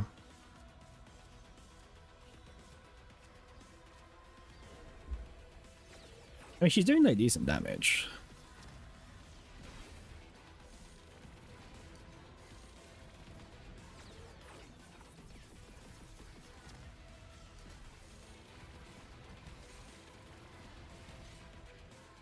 Okay.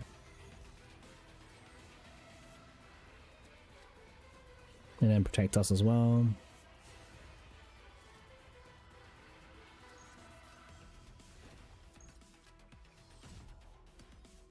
I don't want to use this yet.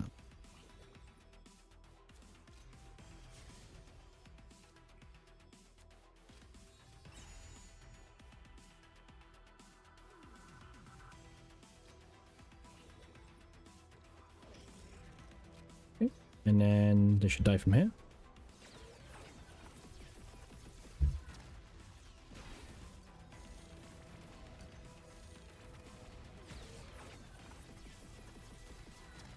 That's nice. All right. Upgraded insect waifu. Good starting hand, but we have no buffs right now, so I would like as many buffs as possible if that would be okay.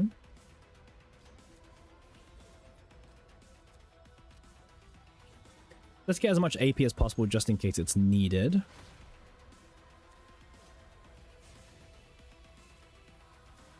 This is pretty good. 2 AP, and it will trigger everything, but I think this is more damage. Yeah. We'll have to 2-turn her. I wasn't able to play the book. I figured it'll do less damage, and yeah, it's like does like a K less damage, right?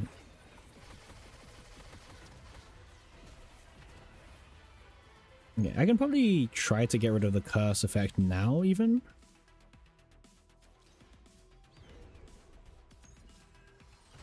Yeah. And any spare Volt rejections we don't play have retained anyway, so it's kind of cozy. You can just kind of like full cycle, and it's like, okay, cool.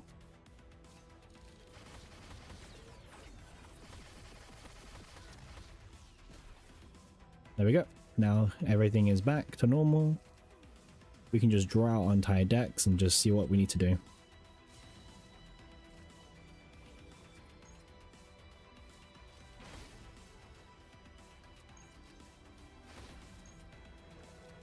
There we go. Okay, so we used up 2 of the ejections to kill in the end, but that's fine. Alright, here he is. Let's have a look.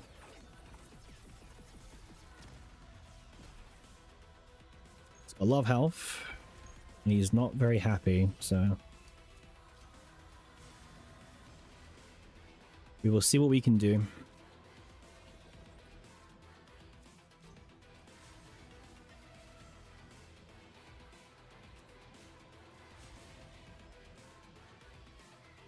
Interesting.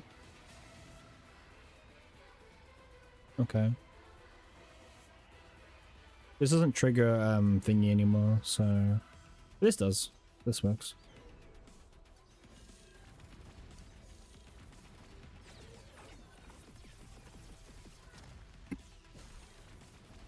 Nice. Just slow and steady wins the race.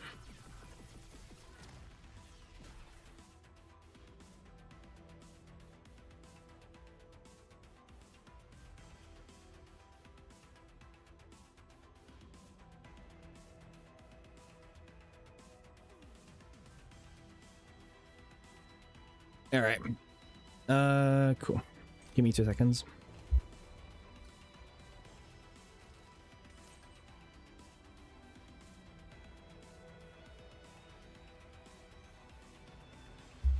All right. Okay. So yeah, he's kind of mad. Why not rage? Do you not do that randomly sometimes, you know? We're not here to body shame over here.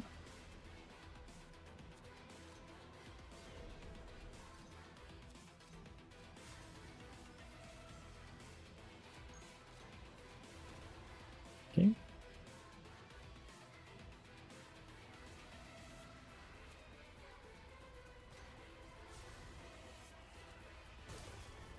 Yes, and heal right back up.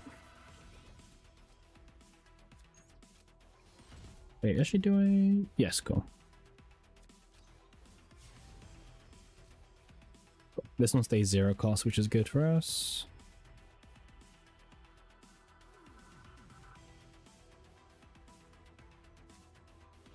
Once over veil.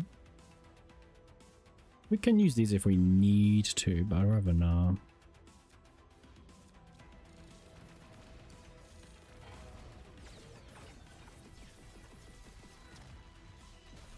Crit, non-crit, all the crits, all the non-crits.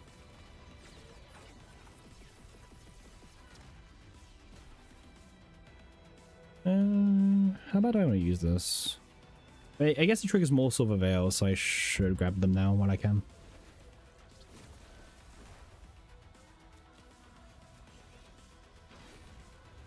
More Silver Veil stacking is pretty good.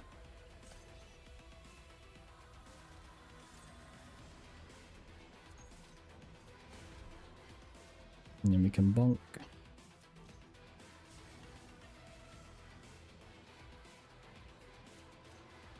This is where the draw 3s are going to come in nicely, actually.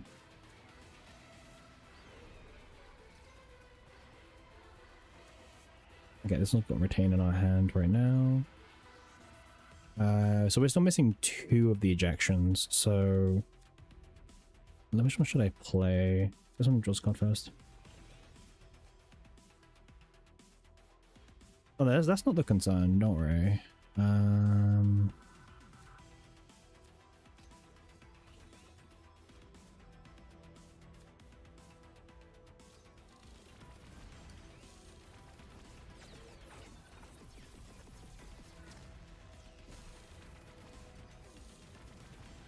There we go. You just gotta whack him down the life threshold. That's what I was trying to get to. Because his threshold was at like 80, 85. So as long as I get him below that, he changes his action. And now he's doing 822 against 937. So that's what I was aiming to do before he attacks me. Cool. So, awesome. We'll bonk him, I guess.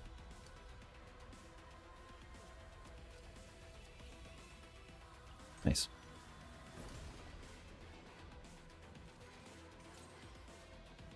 Okay, see how he's like, his next threshold is down here.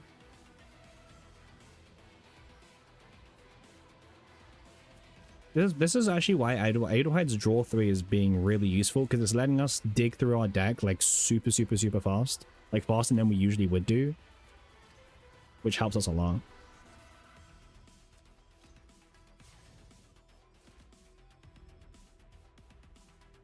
Okay, we can still play some cards if we get like a Persona card here, like this. In fact, we can... Actually, the book has haste. If we get the book here, that's nice, because it has haste. And now we can let it out like this.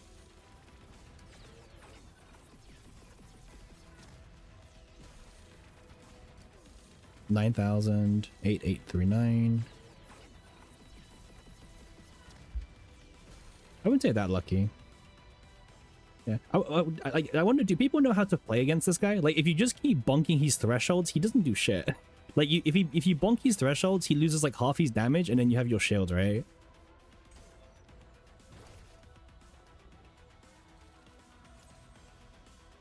Like, he's not that bad. Just like bonk his thresholds.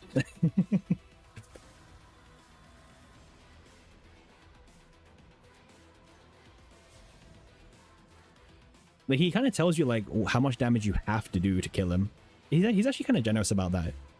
He's like, oh, by the way, you need to do this much damage and then you kill me. It's like, oh, thank you for telling me, Elemental Spirit. Really appreciate that. He's like, no problem. Just want to let you know. You do this much damage to me, you do kill me. It's like, yes, we know. You can chill now. Yes, it's literally like the damage check boss. Yeah. And there we go.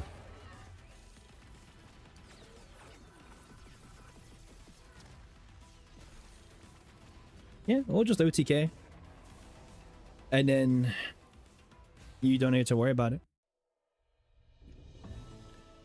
Alright, onwards we go. Onwards we go. Let's see how far we can really go. Can we do the whole tower? Maybe. Celestial, Retain, Duplicated, and Blessing. Nice. Lots of keywords. But yeah, Adelhide's draw 3 came in super clutch that time. Just deep drawing our whole deck out way faster than we usually would do. Super clutch. Okay. Those gear bags are just like, yep. The banned cards, by the way. Banned cards, huh?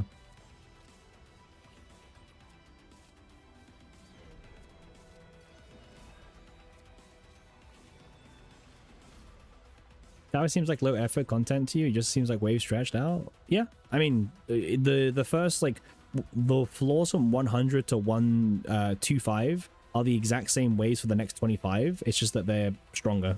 Yeah. But also people wanted modes like Tower. Like Tower, unironically, is a good mode to exist.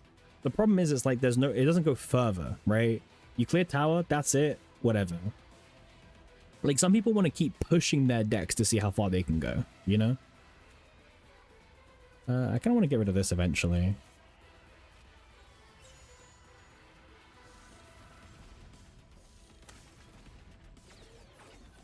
But yeah, Tower's like a pretty chill mode. Like, you know.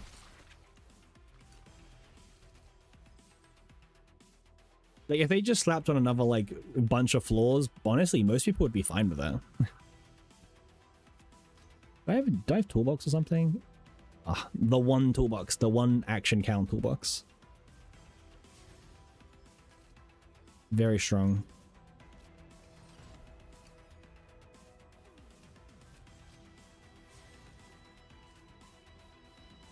Oh yeah, we do it. We have the ego scale. Nice.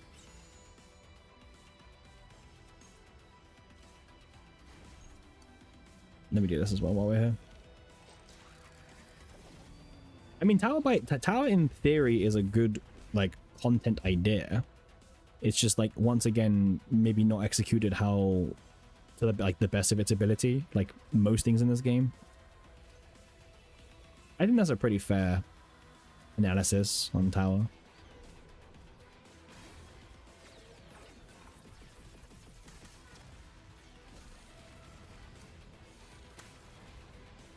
Nice. The AoE value coming in clutch here. Yeah, look how sad that is. 1,300 on crit. Ugh.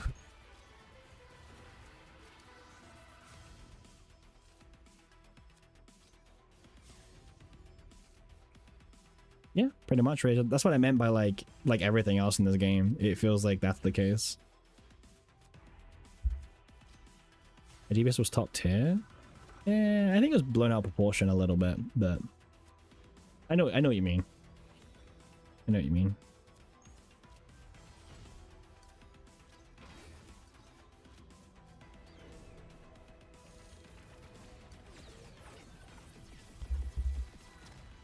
See, 4,700 crit is a lot better.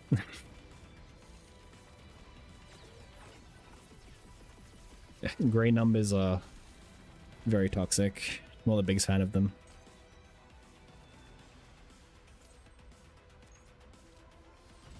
Hey, he heals up this time.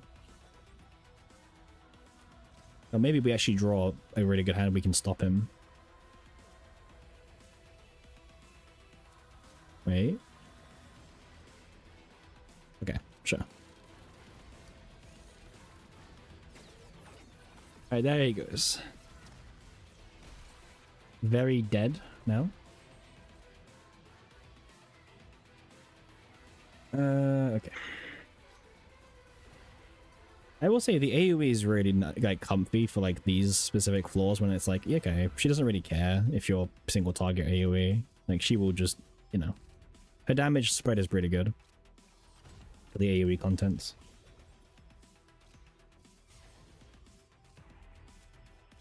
Generate, and then there we go. Does it even kill? It does kill. Nice.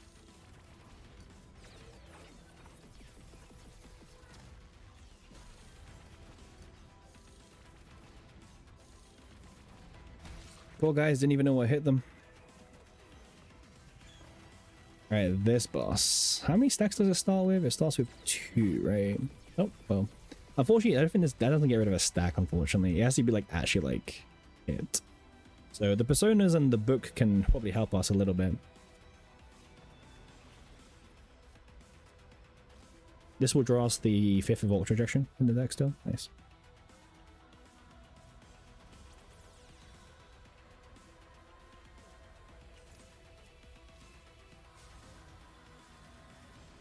Nice book costing 0 is kind of comfy, actually. We'll use Wilhelmina as well. Why not? 1 mana to just draw 1 and get 1 mana and morale. 2's not worth it.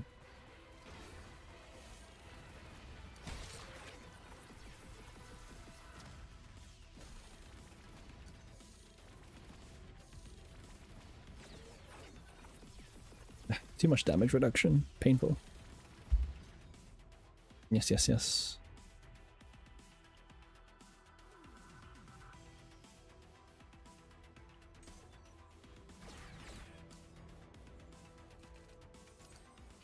Well, we can keep doing this fight. We've been here before. We're not in any rush.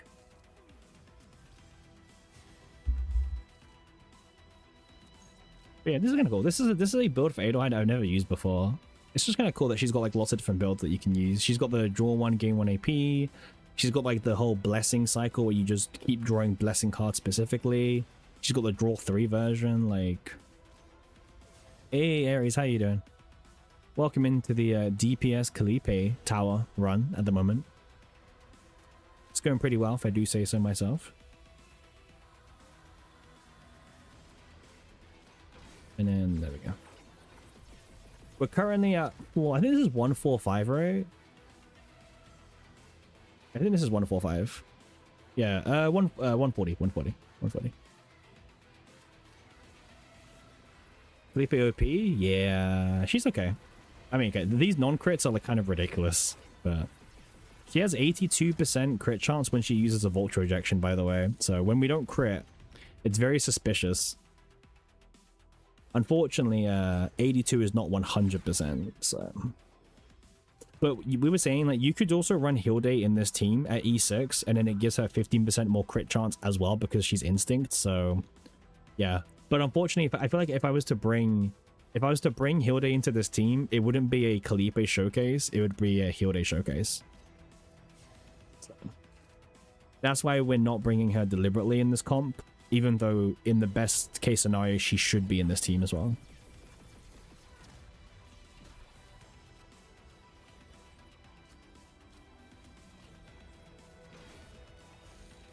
We also don't have Zeta, her partner, but you know, we don't really have many standard partners as it is, so that's kind of like the problem that we've got. There we go. Nice.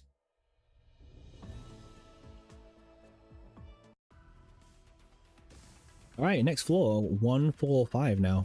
Yes. We are going to reset the run until we get Khalipe's ego skill, obviously, because, you know, it's kind of an important part of our damage output. There we go. Okay, not the greatest starting hand, but there we go. E6 Adelheid, just draw 3 every single start of the fight.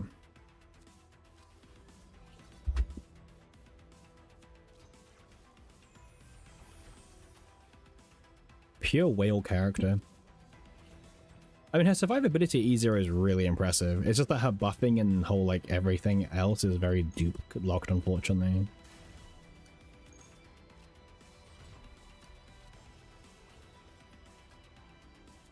But she's generally, like, a really solid unit. I guess we just do this, yeah.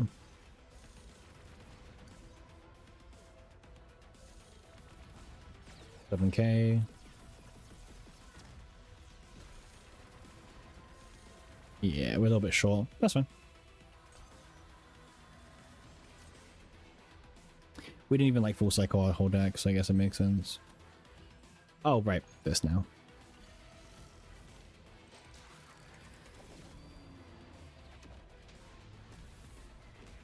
There's also my chance to... Oh. He doesn't die, thankfully. I can also just now deep draw my entire deck, and... because each Vulture Ejection has Retain anyway, so if I draw them now, it's fine. If they didn't have Retain, by the way, they would be absolutely horrible. There we go.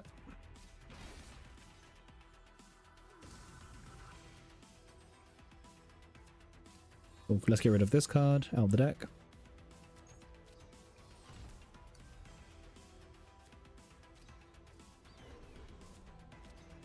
And just kind of draw through the deck, keep drawing everything, keep seeing what happens, and go from there, really.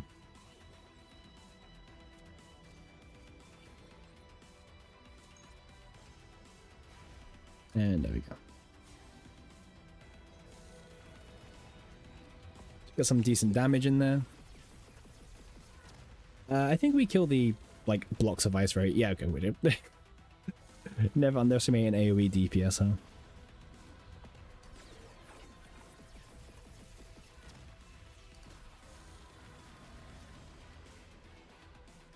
Pretty impressive. If we had this being used, we probably could kill on crit. Celestial's a cool keyword. Yeah, it is. It's very unexplored, unfortunately, but it's a cool keyword.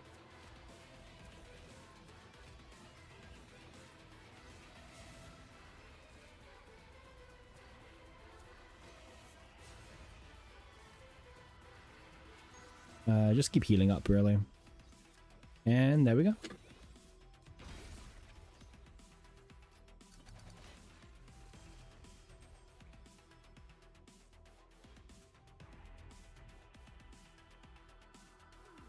Okay. Oh, another AoE floor, huh? Well, thankfully, we are playing the right character for this kind of floor, so... not a bad thing.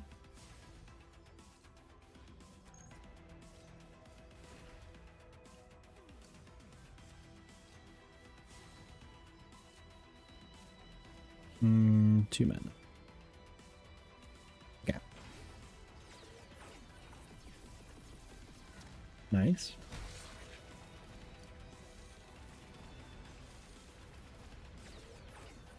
Just lots of damage coming in.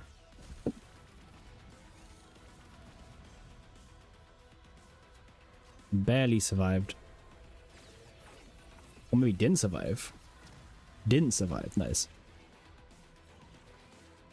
Alright, the plant. One of the ones that most people will struggle on the most, huh? I mean, the plant's kind of chill. It just wants to be your friend, you know? But thankfully, we can kind of draw our deck out without taking many actions, so we can kind of take control of this fight pretty easily. Nice. Alright. Non-crit, unfortunately.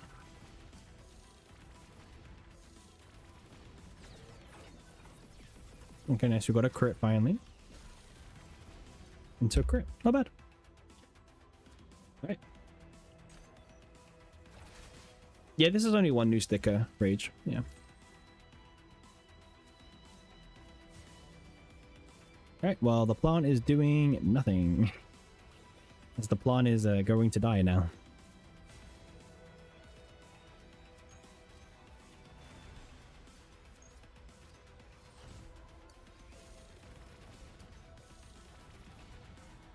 There we go.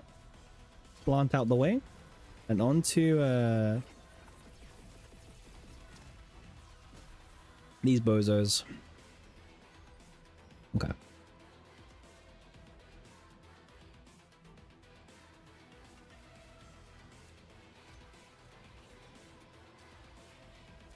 Yeah, these two bozos. Yep. Okay.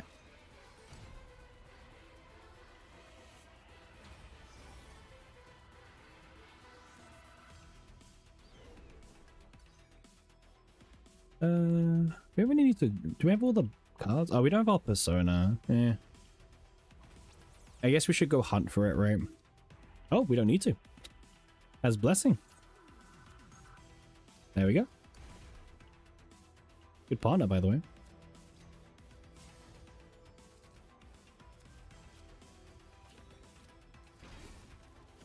Alright, let's see how much we can break their shields by. If anything. That was a non-crit. That one was a crit. Okay, so right dude's lost his shield now. Big boy still got his shield, but that's not bad.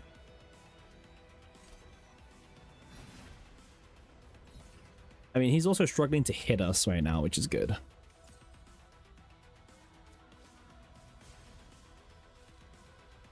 Again, lots of damage allegedly, but just gives us 2 seconds and we will have everything that we need drawn.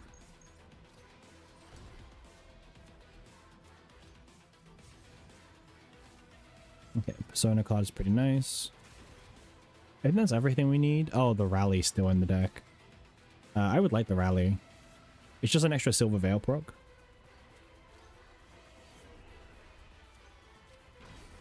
There we go.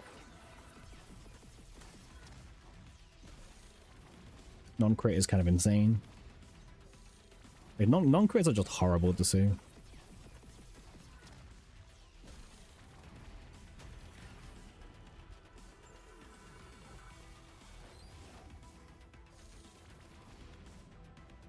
Okay, I didn't even see what happened to that last hit, but no worries.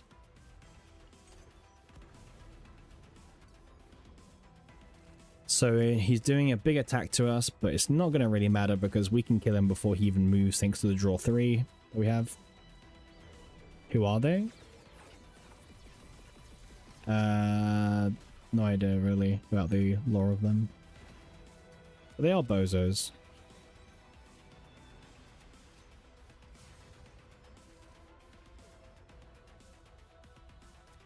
There we go. Ew. What the fuck? 3 non-crits? 82.6% crit chance, by the way. Hmm.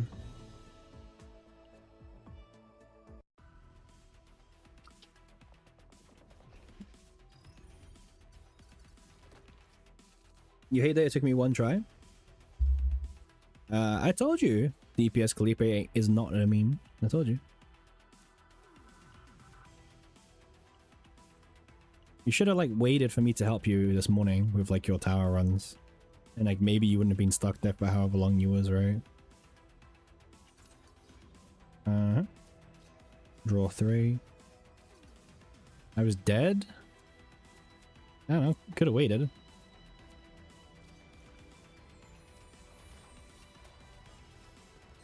I'm sure we could have done it first try, but...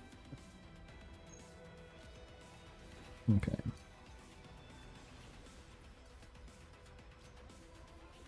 I wasn't that dead.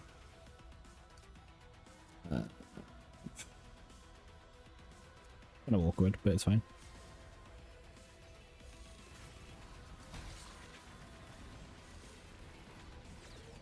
Pretty dead? The 4 AM ping? Well, I didn't wake up because of a 4 AM ping. Natural causes.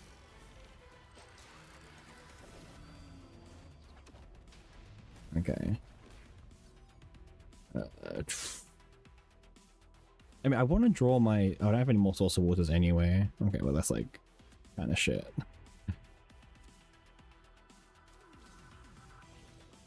Well, I have a Source of Water, but it's 2 cost right now. Yeah, we can wait a turn. It's fine. Yeah, it's fine. It's fine. You cleared it in the end. Even if it would have maybe been a bit faster just to, you know, wait for me, but...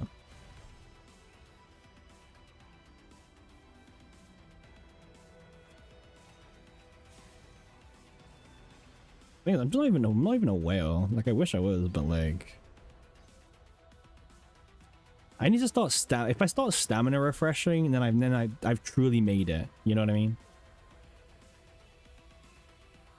You hope they will add newer units to the cube shop. I think they're being really, really cautious on adding new units to the cube shop, unfortunately, but maybe we'll get an update for the anniversary.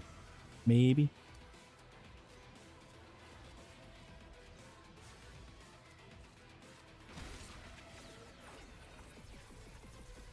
Kill him. Fuck. Waste of ultra rejection. It's fine. Alright, next fight.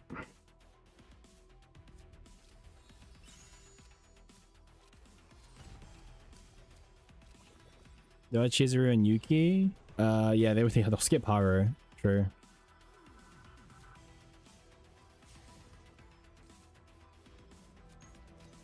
They will definitely skip Haru.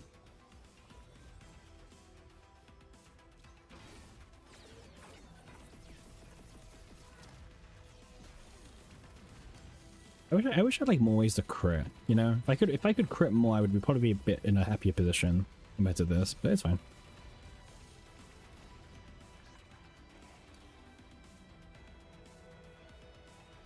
Pretty good. And Adelheid is providing us like lots of passive shielding, which is like super nice.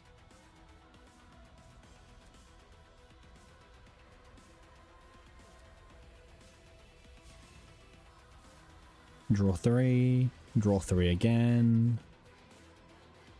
Seems good to me. The Silver Veil damage is so sad.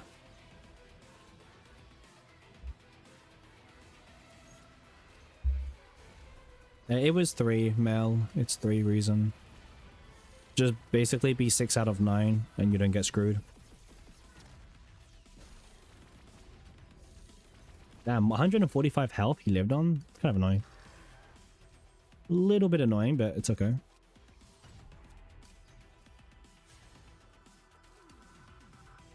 Nice.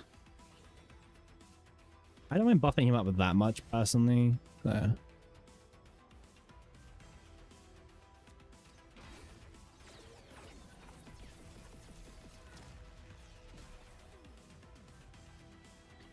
I think I slept a bit funny last night because like my neck's like kidding me today. Condolences for myself. It happens.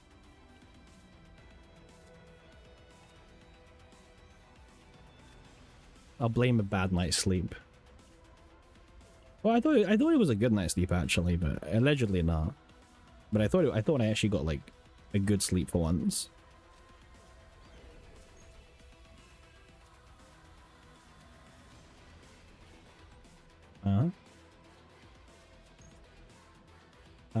This works. You got good sleep? Well, glad for you. That makes one of us.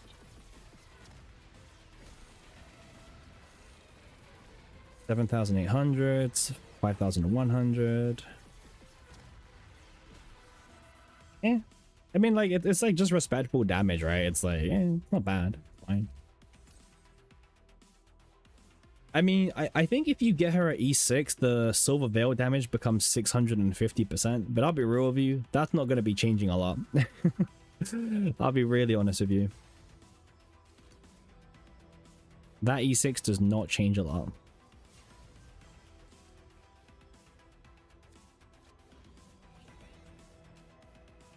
It's funny because I remember actually when they released CZN, I remember they did say that they were gonna tweak down the dupe effects because they didn't want dupe effects to be that important.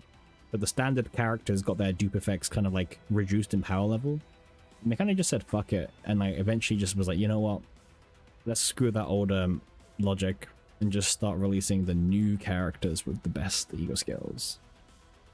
I remember that being a discussion. People were like, oh wait, they're changing it so apparently dupes won't have as much importance.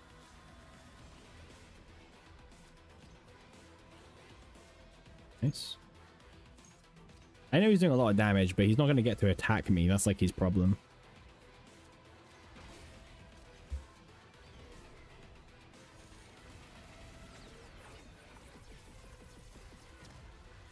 What floor is it? Is this the last floor? It is. Nice. Alright, 149. Yeah, people want dupes to be more impactful. Shocker, right? Who would have thought that a permanent 40% vulnerable to a character's mechanic would make people pull for them?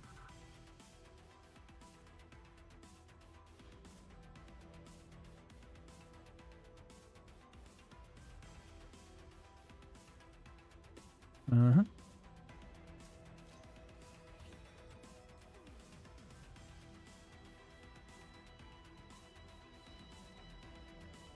I mean, I think it's like any gacha game, to be honest with you. Very rarely does the standard 5 stars remain viable for a long time in terms of like dupe power level. Usually it's like a sneaky 4-star or something that like ends up being relevant for a little bit longer than what was initially intended. But also, the devs could also power creep that 4-star whenever they want to. They just kind of choose to like, we'll wait.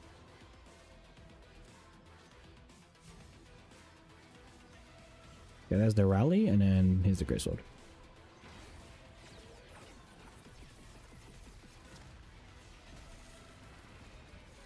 Oh man, these non crits are painful.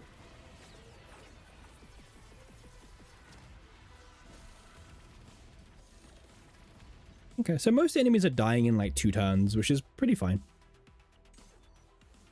Well, especially because this is like the last floor as well. I don't want this card in my hand.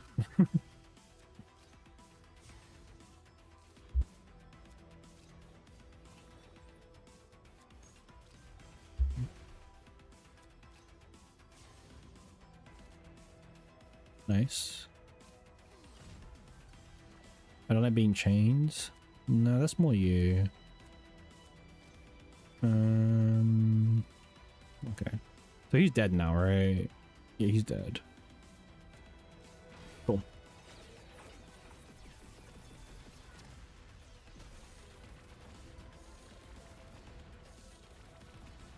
All right. Final floor. Nice. Sneaky little silver veil. That does like no damage, by the way, but still. Okay.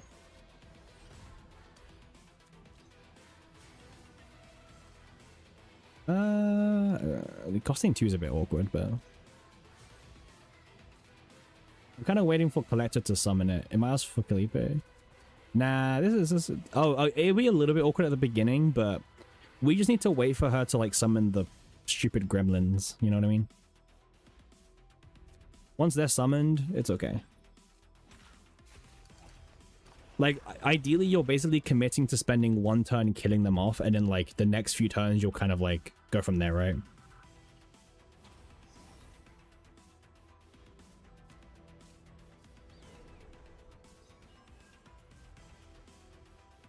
Oh, how long the counter team takes? Yeah.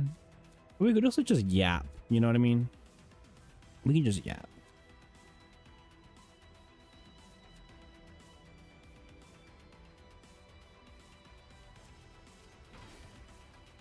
Actually, why did I do that?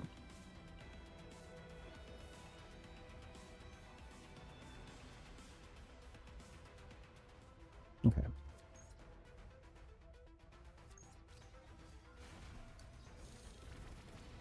Alright. There's so much damage we can do. Okay, so we can kill this one. And then this one gets weakened down a little bit. Ah, we didn't crit there. Really needed the double crit. Double crit would have killed him. It's fine. He dies to like the very next thing we even do, so not a bad thing.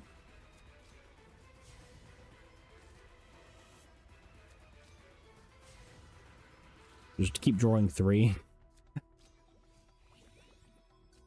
Oh, Clover's active now. Nice. 10% attack buff for the whole team. So Khalipe gets a little buff. Nothing too crazy, just a little bit.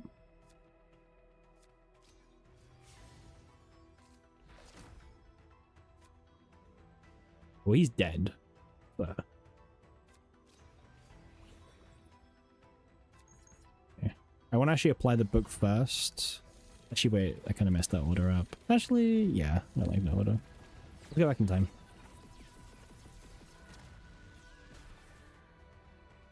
And then let's use this one. There we go. Non-crit, by the way. Yeah, it's like a very minor buff. At least it improves the damage somewhat. Just very, very minorly.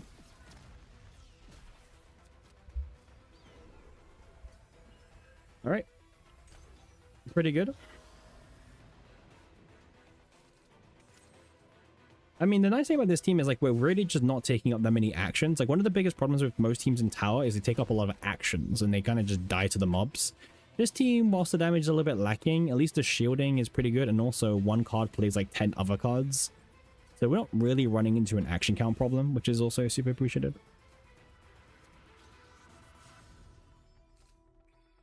Oh, this is kind of annoying. It's fine.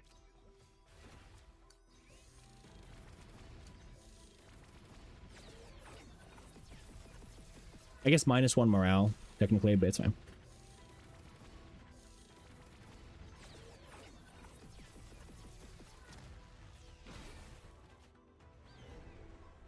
There we go. 40k health. Not bad. Okay. So the bosses give me anxiety now, so that's a little bit of a little bit of personal mood. Let's get rid of the anxiety. We don't want this. There we go.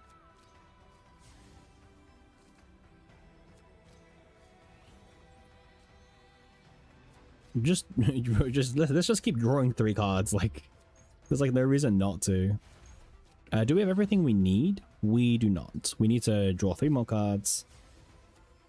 Play this. Okay. Alright, let's see how bad our crits luck is. Maybe it's good for once. Nope. Good. It's like kind of bouncing. It's like, kind of. Nope. Yes. Literally cannot like make up its mind. Yeah, we needed 1 crit. 1 crit was enough. Or maybe me just playing the stupid morale card first would have been better, but whatever. Hey, number 13. Not bad. And there we go.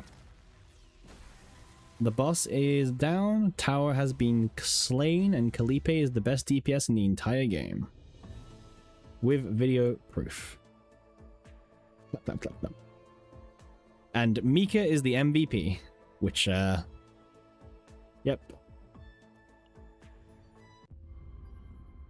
There she is. Woo! Only 1 sticker, but I wanted to do a Khalipe run, so. Nice. So we're still missing a few characters. We're missing Rita, Chizuru, Admir, Kairon, Rin, Magna, Lucas, Maribel, Owen, and Renoa. And we are trying not to do carry teams, if possible. We are trying to like do main DPS teams, which some of these characters are a little bit more debatable than others. Again, depends on the character, right? But like obviously Rita could be morale Rita, but that's like a lot of effort to form. Hey, Shong, thanks for the follow. Super appreciated. As we slowly work towards our goal of 290 followers now, actually, technically. So thank you for the follow. Super, super appreciated. Flames Rita? I am not farming Flames for Tower. Not in a million years. There's like no amount of money or time or anything that you could persuade me otherwise. That is a waste of my time. And everyone's time, in fact. Everyone's time.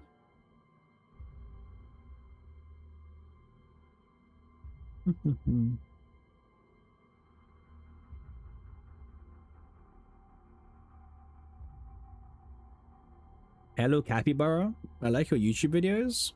Hey, thank you. I'm glad.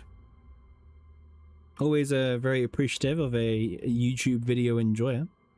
Hopefully you get to enjoy the streams as well. We stream slightly more than we upload videos, so you know, hopefully you get to enjoy the streams as well.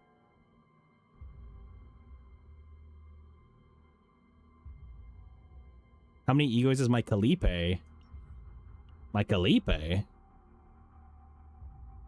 At 3? But like, I mean, this doesn't do anything. This was like kind of nice, but like, so it moves it to the top of the deck, not to your hand, so you still don't get, so it's not like this is a free draw. It's just that one of your draws is guaranteed to be 1 Vulture injection. Hey, Shong, thanks for the Prime, by the way. Super, super appreciated. Huge news, by the way. Very, very generous of you. Thank you, thank you, thank you. Free brick is still free brick. Yep. Yep, yep, yep. This is like fine. It's kind of whatever, but like, yeah. This is 60% additive. PayPal funds recycled. True.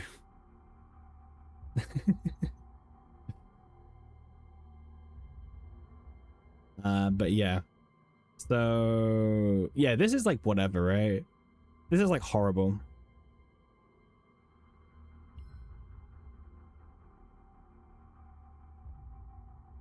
Also kind of horrible. Okay, well, I guess this can technically increase voltage rejection's base multiplier. So like, I guess this is technically free damage. And then this one is like kind of bad, man.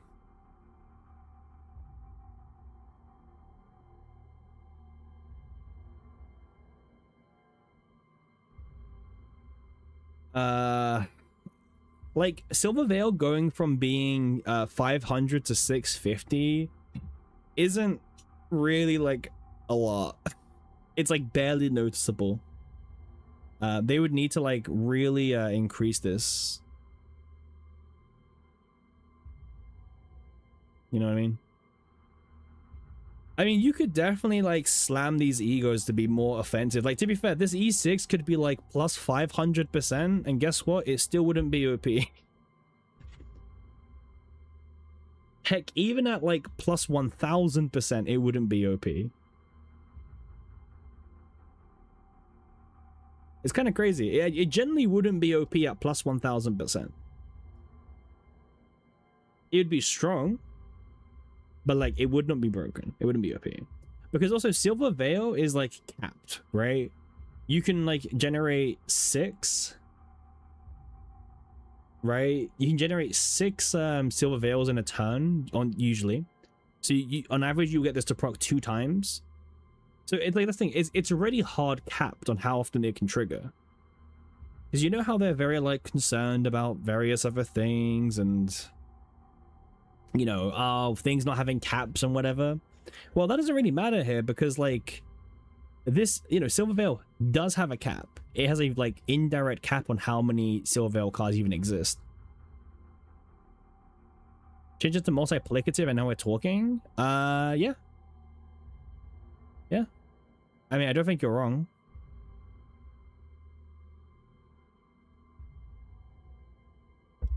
Like, I don't think you're actually wrong at all.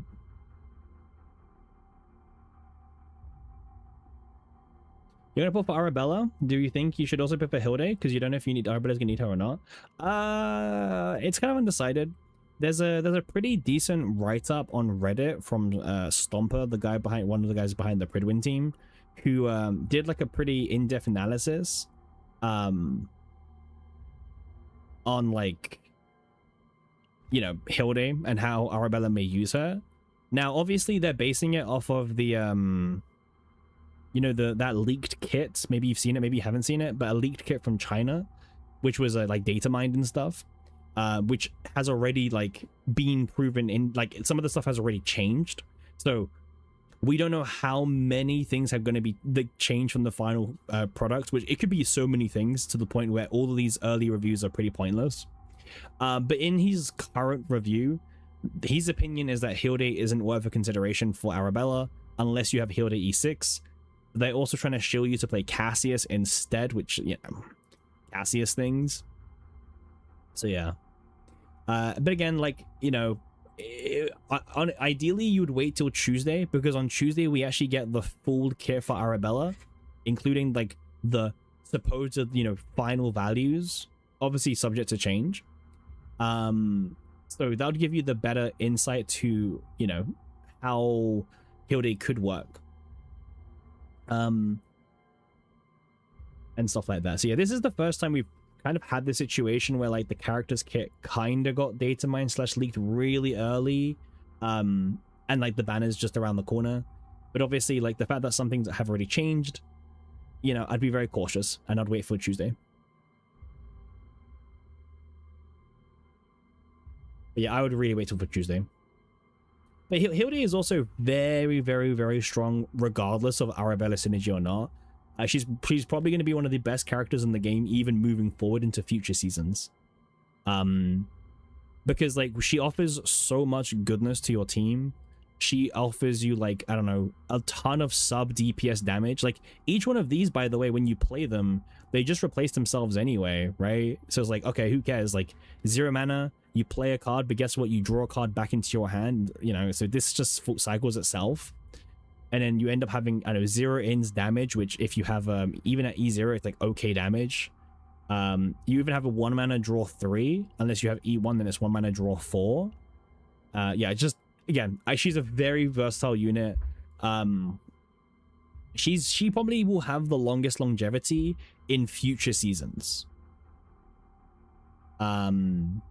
Which is why I really like her. Like, I think she will probably outlive Arabella and Olga in terms of future seasons, because her kit is so generic, which is actually a good thing in this game.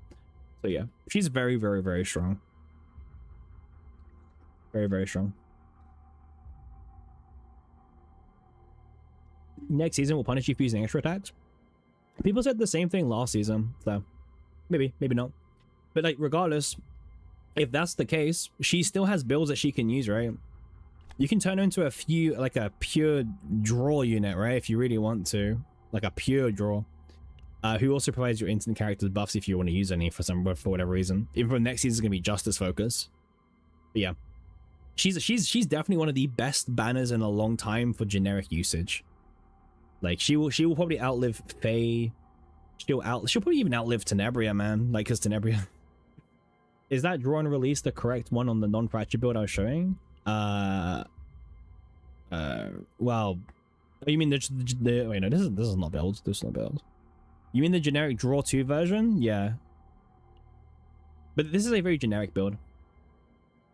Damn, Ranger's always being generically good with extra damage and draws. It's true, yeah. Yeah. It's very true. Like, they're super, super generically good. And stuff.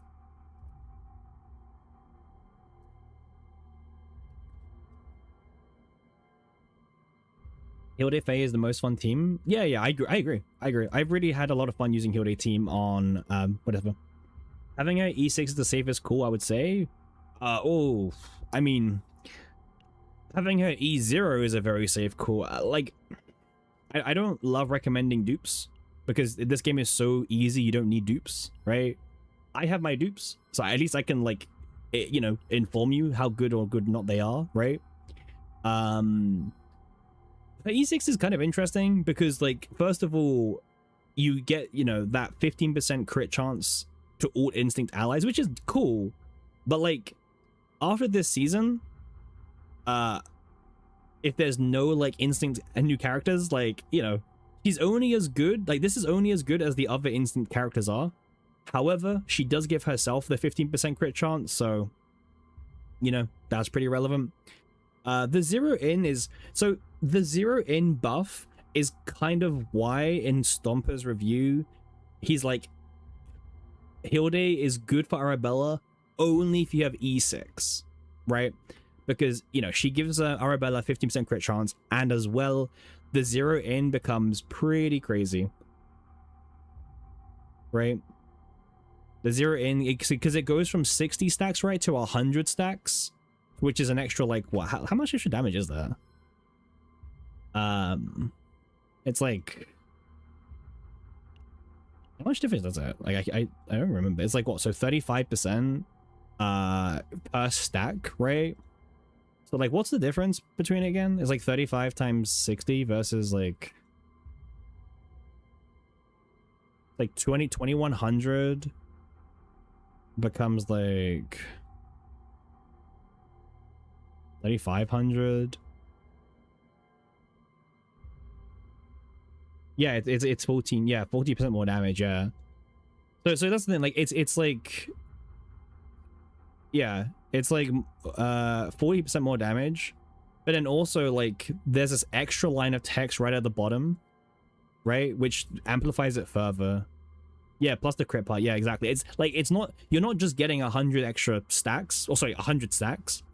You're also getting this, like, 0 in does 45% crit damage bonus on top of it, right? Which is like a crazy self-damage buff. Like, very, very good. Why does Hugo get 2 morale? Because he's a standard character. I wouldn't complain about Hugo Bro, you're complaining about the wrong character. What do you mean, why does Hugo get 2 morale? Like, I would take that. Like, you know, I'll take it over, like, other characters. Do you want me to leave this on the screen? Right? I'll leave this on the screen.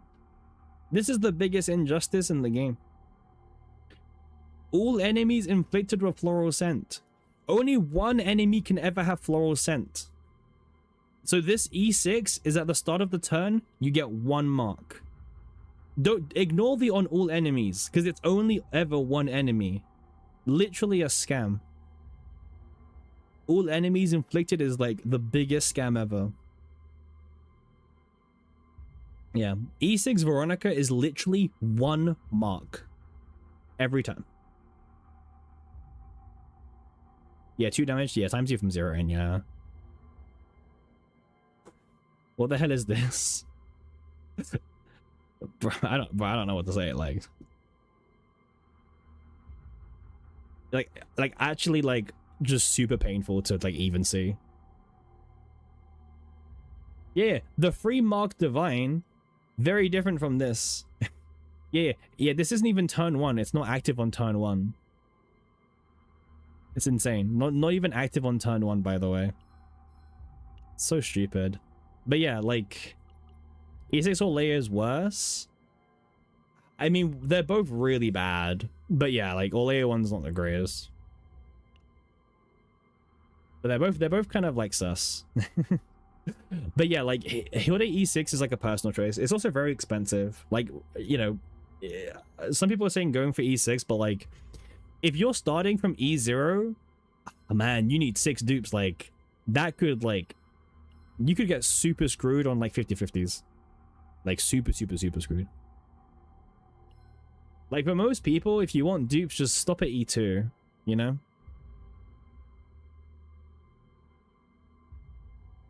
Having seasonal character max duped is cool. Yeah, like Heidi and stuff, right? Like Heidi, Serenio. Except that, like, I'll be honest with you, seasonal characters is kind of like a bait, right?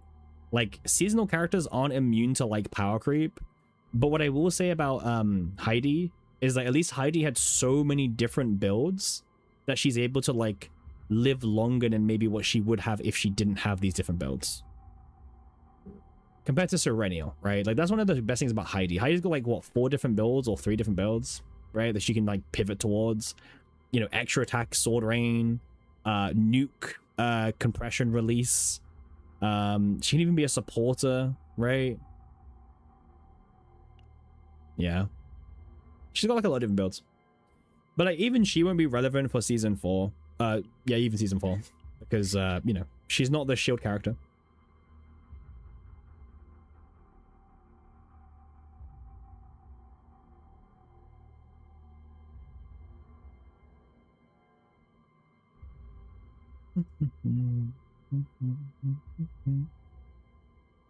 Just mess around. Cool.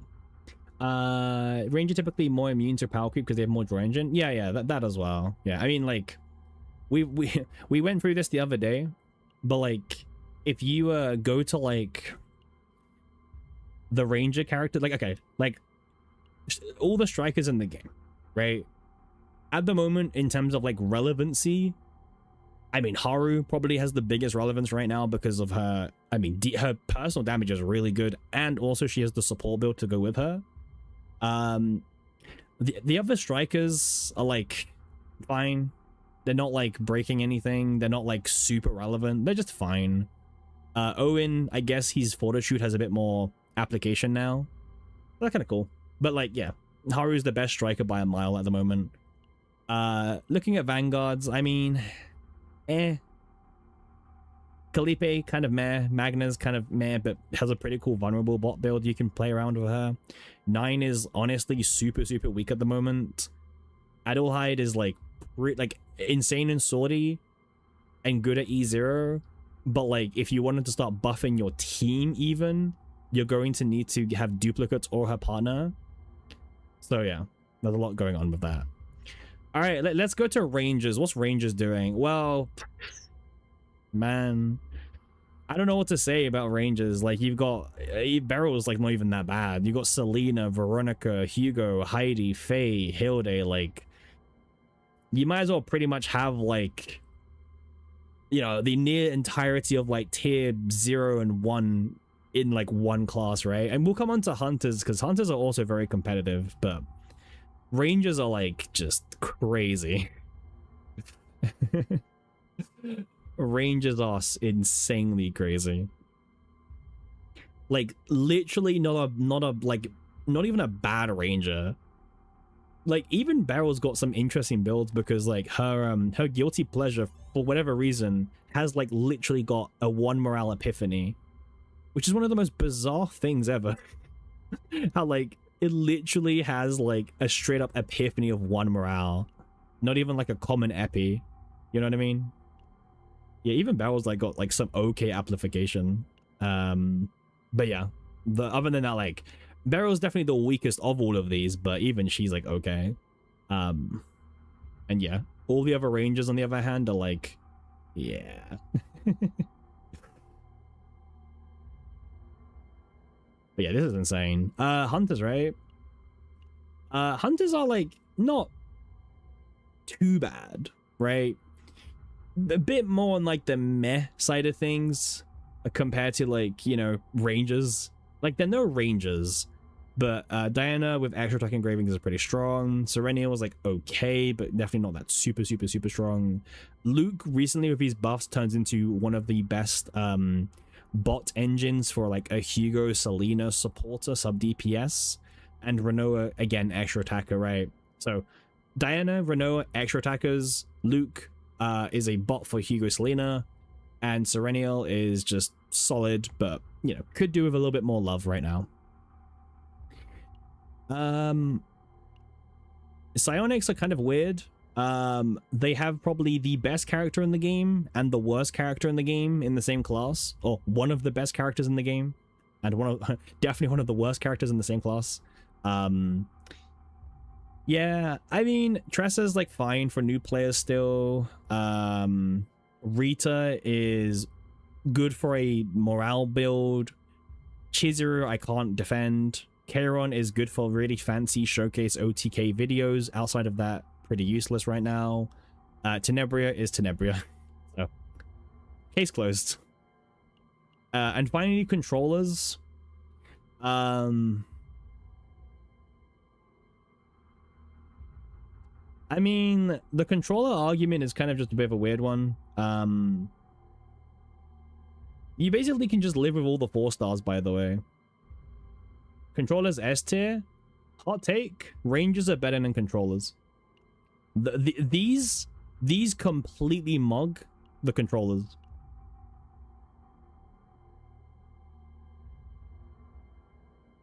Controllers are very hard carried by like things like Cass and then maybe Eternal Hunger Nia or whatever. I like Morale. Mika is also really competitive, by the way. People sleep on Mika too much. We've spoken about Mika a lot. Mika is like not bad at all, like really not bad.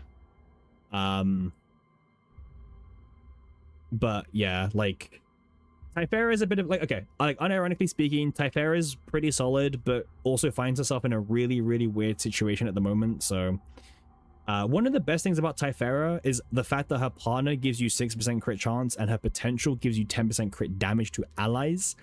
And she can be a draw / AP engine, but from a buffing point of view, it's kind of clunky and a little bit all over the place, but she's trying, right?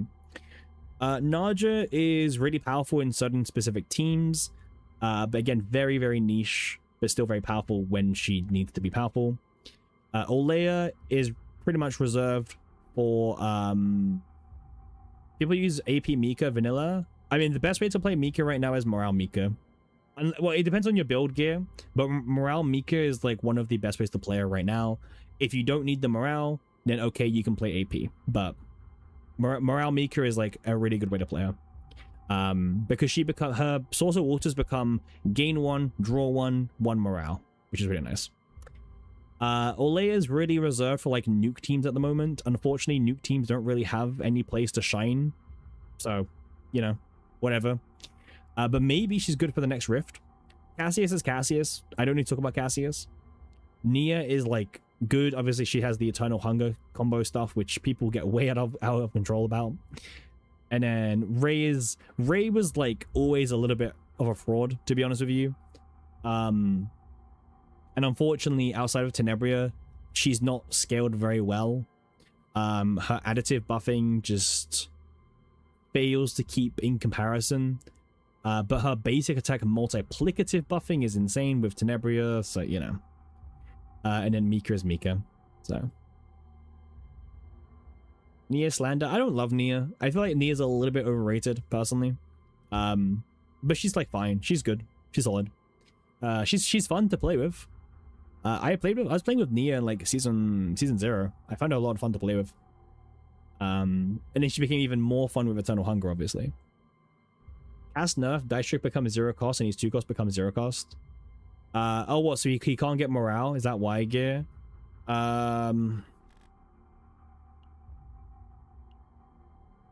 Maybe, but yeah, I mean, there's definitely ways to nerf. If I was to dupe Tenebria, which would I stop at? 6. Like unironically speaking, her E6 is one of the strongest. I think her E6 is the best E6 in the entire game right now. Like every dupe is like okay and decent, but the biggest jump is E6, because E6 is like a permanent 40% vulnerable to Ripful Rhythm cards, right?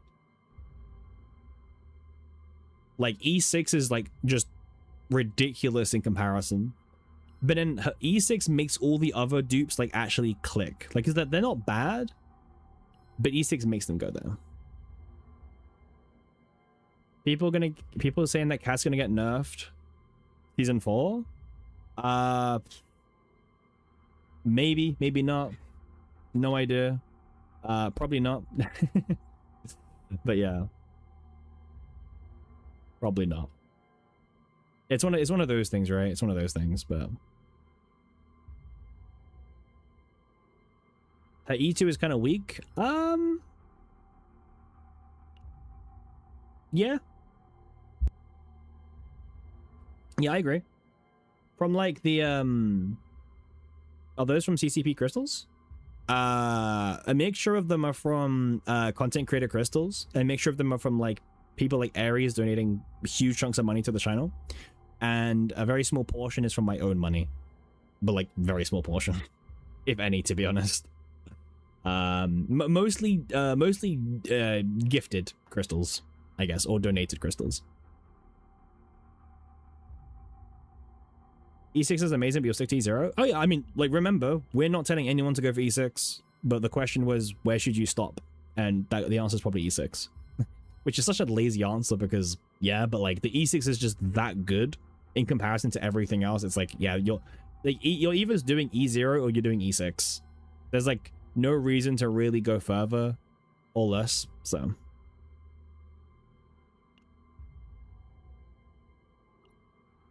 Yeah, it's like a pseudo whale. I'll take a pseudo whale because it's like it's like not entirely my own money, but like it's like donated money, right?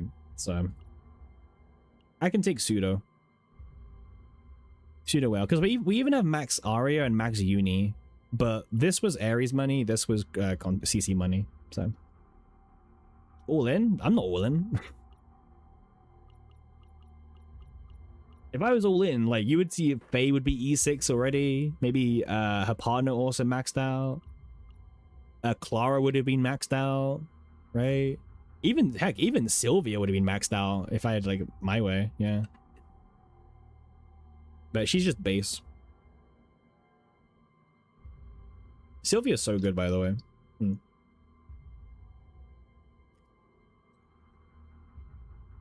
Not a whale, but not a dolphin either. What am I? I can be what you want me to be. Whatever works for you. If you want me to be a whale, then sure. If you want me to be a dolphin, then sure.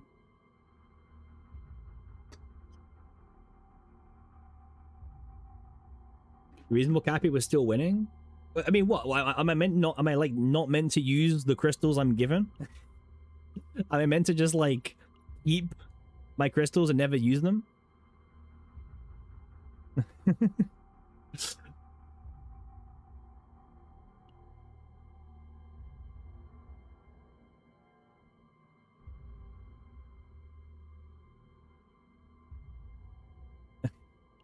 It's like what? Like what? Like am I meant to never use my like currency?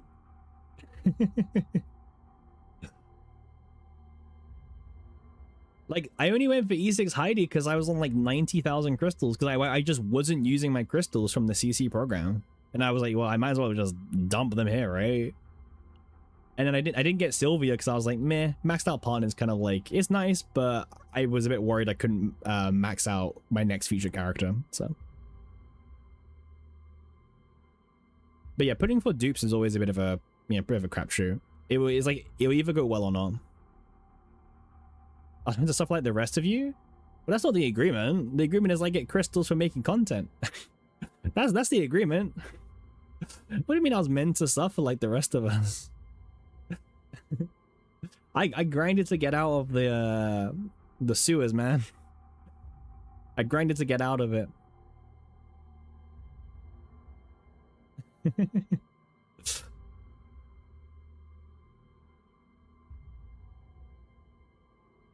Let me just check something very quickly.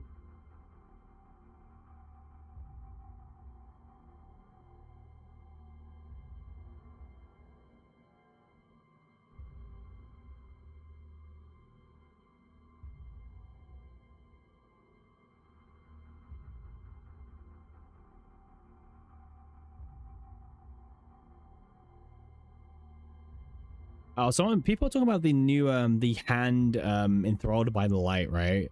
That new neutral card, which is like fine, but I don't think it's that amazing.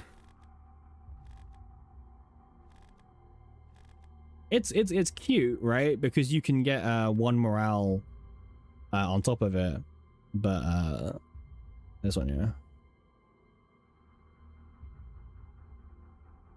Because you can get one morale on top of the one morale, so you get 2 morale for 1 mana, which is like pretty competitive.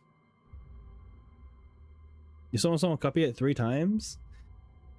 It's not like the worst thing, but it's also like it's not that OP. Like, you know, 1 mana gain 2 morale. It's been done before, right? I mean, heck, negotiate can do it, right?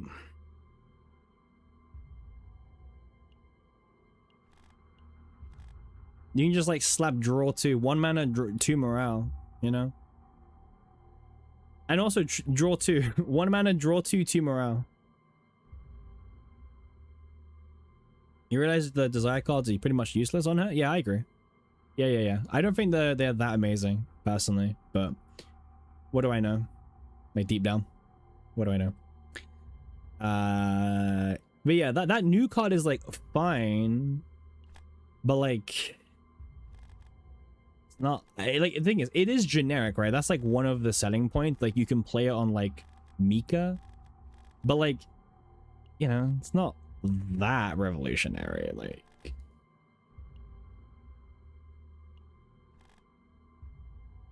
because like what you get well they can't, this class can't get it, right? But you know what I mean.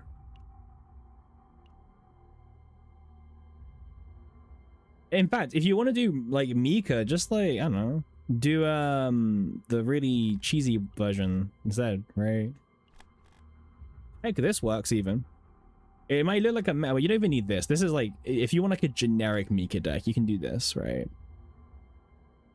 This works. This is what 1, 2, 3, 4, 5, 6, 7, 8, 9. This is 9 morale, and thanks to Glorious Resistance, it means you will always guarantee take damage every single turn. And then you can always trigger Clover the next turn. And also you have 1 AP for the rest of the fight. So it's like 9 morale, triggers Clover every turn, guaranteed. Because sometimes the enemy will not attack you and you're at full health and you can't trigger Clover. So you do have a bit of a damage penalty. And yeah. The first aid kits were because there was a, you know, this is before any other morale 2 option was available. And also if you play, like you draw out your deck, you play Resistance, you get to your 2 Celestials triggering on first aid kits, you get your morale, you're good to go. So. But yeah, it's like an example of what morale Mika can look like. It's pretty decent. It's very strong, I would say. And obviously, you know, the whole point is you're running Clover. -5 cycle first turn, by the way. Yeah. But like, that's fine. Like for the permanent morale buff, like if you're playing like, I don't know, FSO, that's fine. Slap it with Yuri as well, of course, right? Why would you not play Yuri?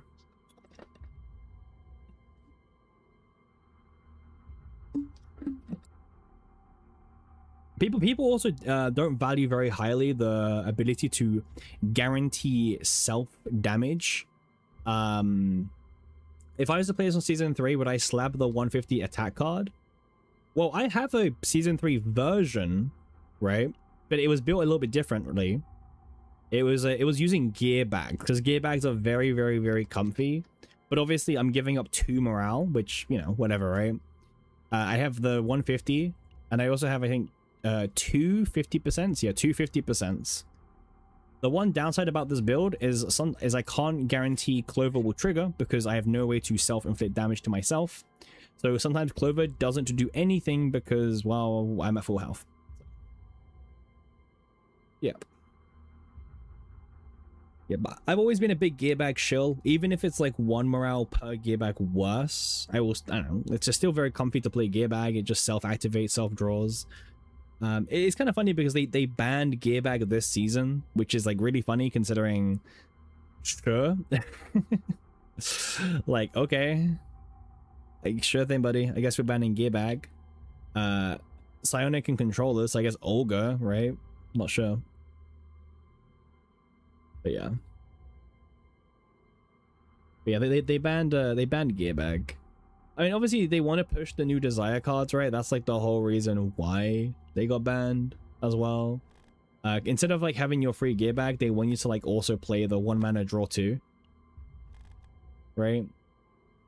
It's like, hey guys, please don't play gear bag. Please play our Desire 1 mana draw 2.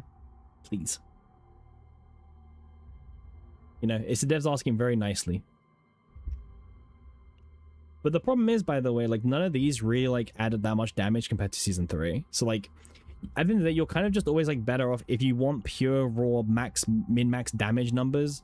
You kind of always want to like farm season 3 and like try to make it work. So you can play both because Desire cards cost 0 save data. Well, you can't because you can't get gearbag in the same season as Desire cards.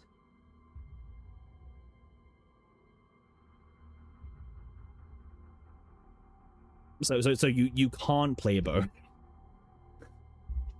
I don't know if you know of that, Mel, but like gearbag is literally unfarmable in season 4. You cannot find it. It doesn't exist. You don't get why they hate bonkers? No idea. You can actually see the full list over here. If you go to a season 4 planet, I don't know. I don't even have a season 4 planet right now. Swamp. You can reset this one. Yeah. Yeah, these are the 2 cards banned in the entire season. So you can't even add it after? No. Because it doesn't appear in the season. Right? And also, if you add it into a seasonal deck, in seasonal content, what will happen is at the beginning of the fight, it automatically removes the gear bags from your deck because they're not allowed, right?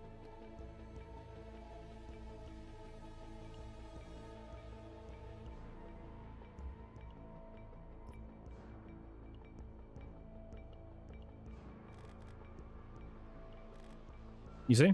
No gear bag.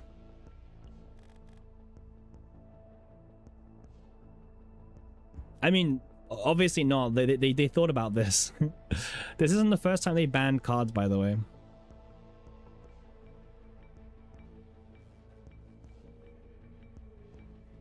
But yeah.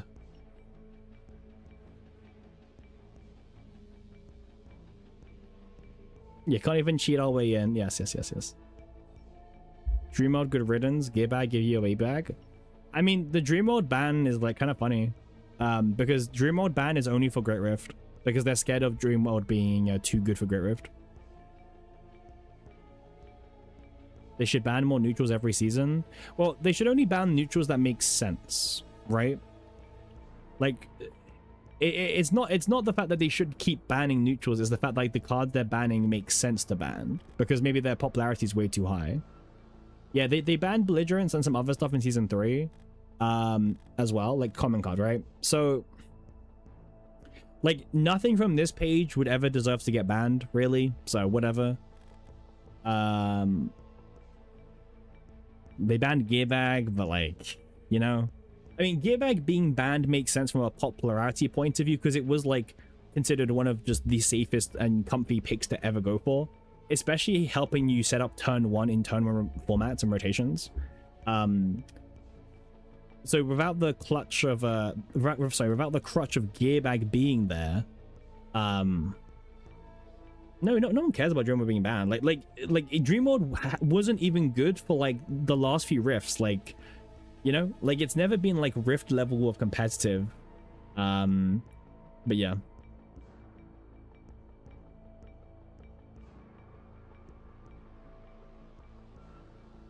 Yeah, Dream Mode's not even competitive. That's right. Dream Mode is like not even competitive.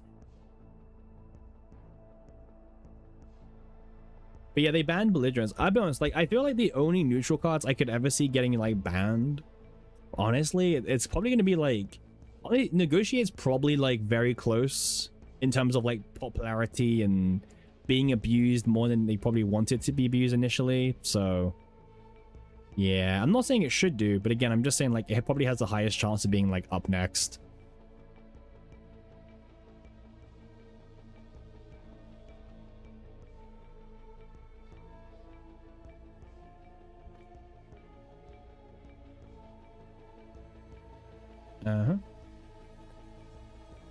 Also adding new neutrals with new keywords like link to having fracture would be nice. Well, that's kind of what the seasons are for, right?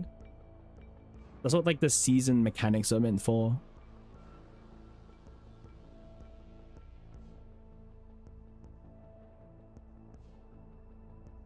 Yeah, I mean, I think Negotiate is probably like not far off in terms of like, okay, it's time for you to go, right? But yeah. Unfortunately, it's also in probably the 2 most popular classes, especially Rangers, right? Remember the Ranger that we were talking about earlier? So yeah, I feel like they also may suffer from being Ranger,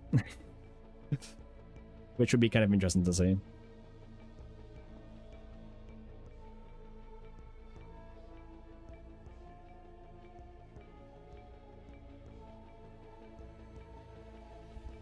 But yeah, the fact it's not like for 1 turn is kind of annoying as well. Is there any other cards that I think would change? There's no Fracture support for season 4. That's because Fracture's meant to be for the characters, not generically. Like the generic dot buffing is Scorched. That's why, right? Because they're trying to play it safe, right? Where they can contain the power level a lot easier of Fracture because they're designing where to go.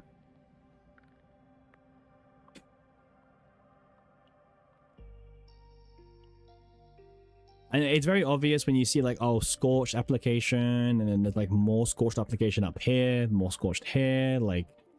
Yeah, like the Scorched thing makes sense. More Scorched, like Scorched is meant to be like the very generic dot effect that you can have on any character, right? Well, Fracture is like limited to only the banner characters of season 4.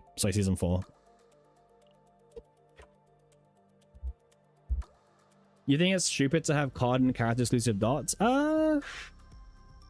Yes and no. But you gotta remember, like, so one of the reasons why they do this, number one, just sell money, right?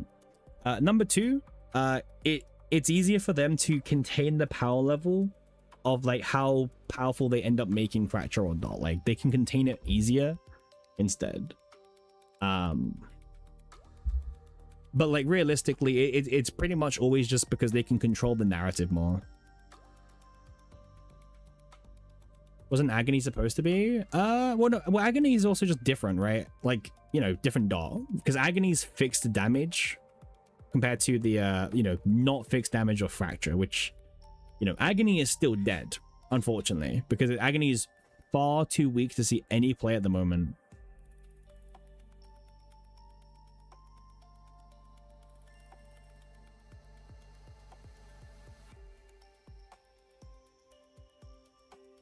But Agony was generic in the sense that like you couldn't even really buff it up that much besides having dot percentage as a stat line. And even that was a bit debatable, like if that was worth your investment or not. Especially once they capped morale at like what, sorry, they capped Agony at like what, 20 stacks now?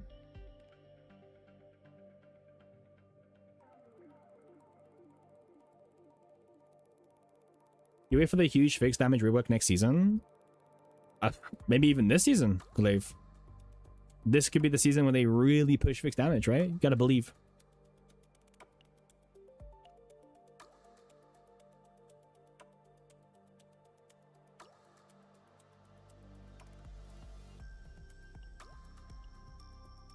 They should change fixed damage to HP base damage. Ooh.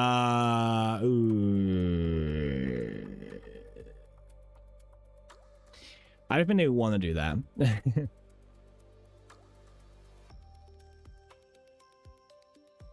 I mean, like, synergizing with Agony, it doesn't make sense for them, like, that much in the sense of, like, you know, they're trying to sell new stuff, right?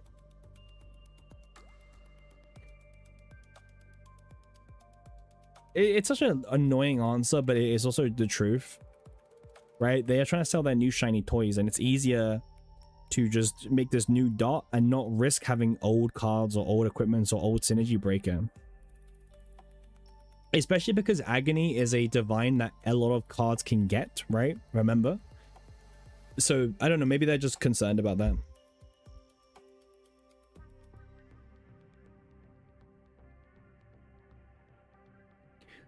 I think that's the key thing. I think the fact that Agony can be applied anywhere by anyone is a little bit scary for them, to be honest. So, yeah, I think they'd rather not.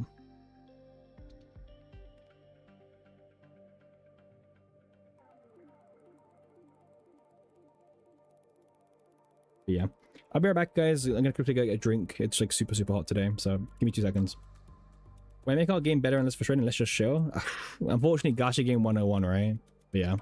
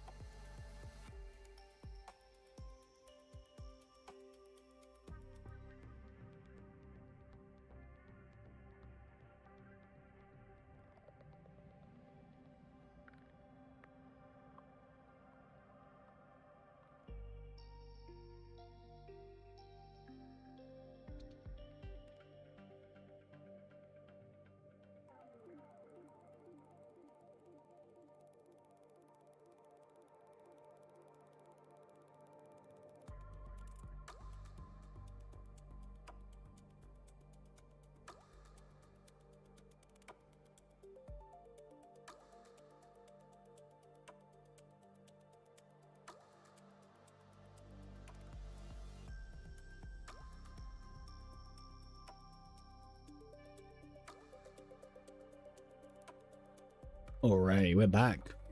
How's everyone doing? All right, let me catch up with chat.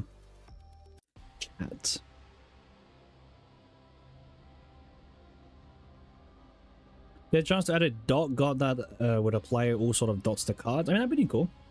Yeah, I would have been down for a dot god, but unfortunately, they don't agree.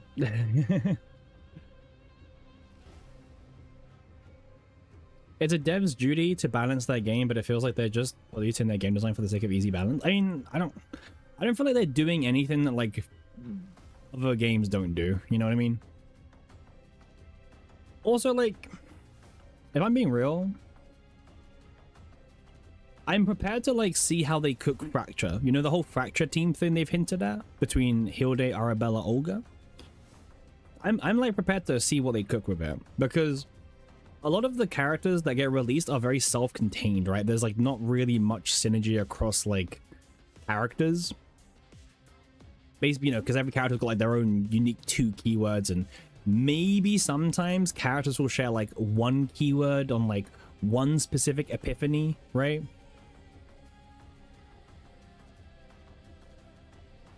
Why should you compare the worst practices in the market?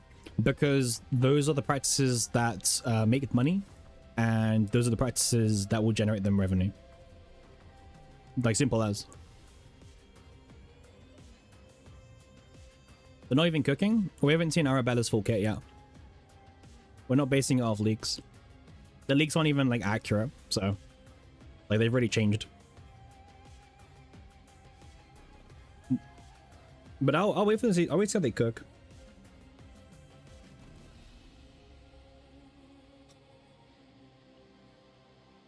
Like, my only problem with this season, unironically, is I don't like how the seasonal gears exist. Like, that's my biggest problem. I just hate how the season itself just doesn't really do much to like the characters being released, or even the gimmick. You know what I mean? That's my biggest problem. Like, there's no like increased dot by 10% weapon. There's no like, there's a few AoEs cards, right? Like, sorry, equipments like the Invader, which you can barely get, right? But like, there's so much shit this season, which that's my biggest problem. Like, there's just so much crap. Like, all this fixed damage crap, and then like, I mean, this is like somewhat kind of cool for an AoE season. I like this. This is kind of fine as well. I don't have a problem with this one. Like, some of these I don't have a problem, but then other ones like this one, like, I don't know what we're doing. Like, I genuinely have no idea what we're doing. Like, some of these are just so bad. Like, most of them are so bad. And also just not on theme, you know? You think it's Olga carrying the mechanic? Well, we'll see. What's Olga's role again? We can take a look. Take a look.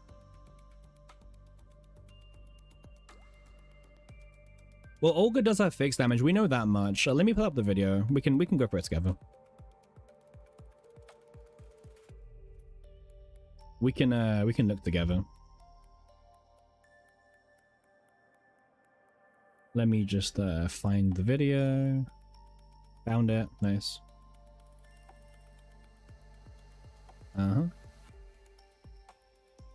Okay. And then let me just change screens. You guys.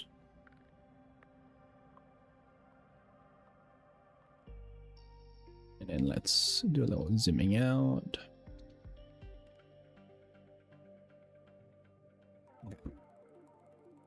So Olga's main thing is that she has an enchantment mechanic that cumulatively stacks with each activation of Agony and Fracture. She's an offense-focused supporter who enhances dot of her allies through her fragmentation debuff. And she can also activate Agony and Fracture that she herself applies to the enemy. And also fragmentation is when dot is taken, take a proportion of the damage taken as fixed damage. So fragmentation is a debuff, which allegedly, if the enemy has fragmentation and they take dot damage, they will take additional damage as fixed damage depending on a portion of that damage from the dot. which we don't know the numbers, we don't know anything about it, but yeah, that's like the very like just big brief version that we got, right?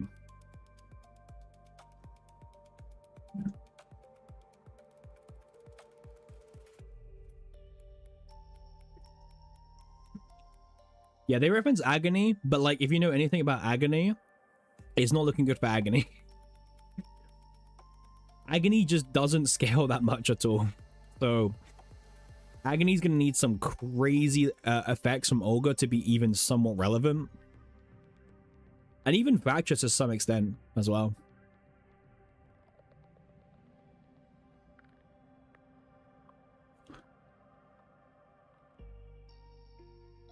We might see Tressa revived. No comment. If we cope hard enough, then maybe. Like, if you cope hard enough. Agony can't crit. No, Agony can't crit. Agony doesn't trigger vulnerable. Agony doesn't trigger based on morale. Agony doesn't get buffed by decreased fortitude. It doesn't get anything. No. Agony is only from the dot percentage substat. That's like the only thing that can amplify it.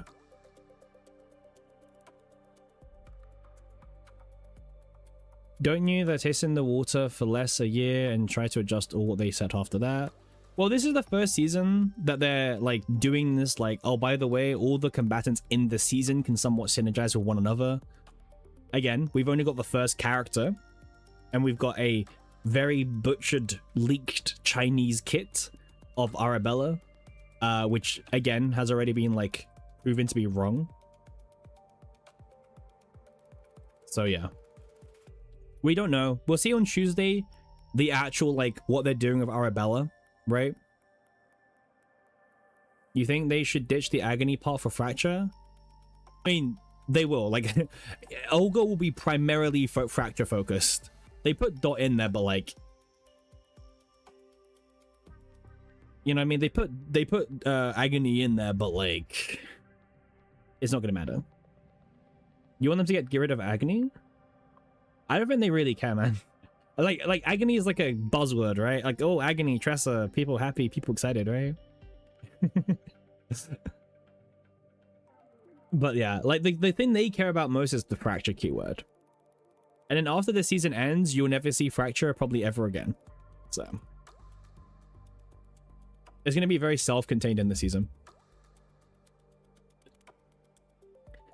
Did I see Mathman's post on Arabella? We can take a look at it together. I did see it, but we can take a look together. Give me 2 seconds. I also saw Stomper's Reddit analysis as well, by the way. On the kit.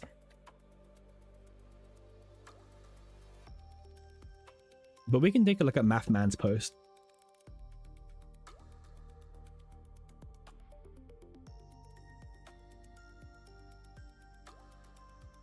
Oh man, he's like yapping way too much for my taste. Oh my god. Alright.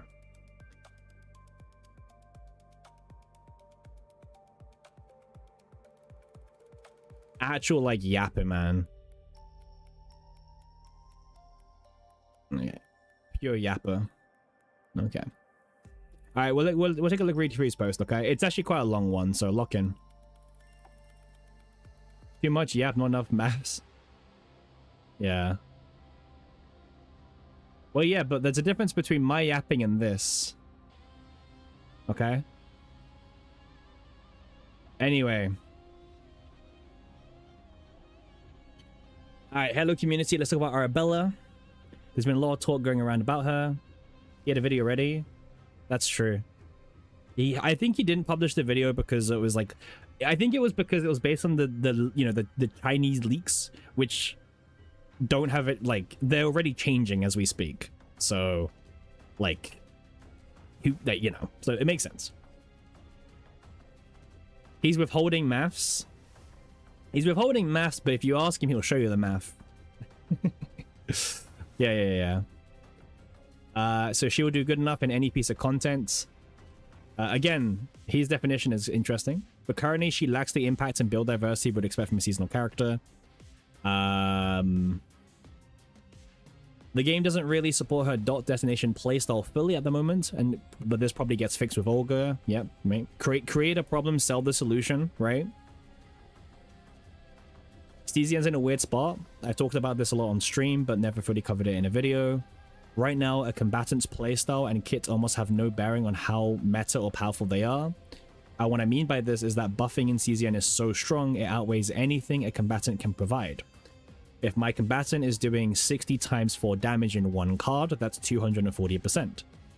If I get 20 morale, that's plus 400%, but now I'm doing 1840 damage with only 240% being contributed by my combatant. So this boils down almost every card. Yeah, exactly. Like, multi-healers have been like dominating the game for a long time because 20 morale on a multi-hit card is stronger than 20 morale on a single hit card, right? Like, obvious maths is obvious.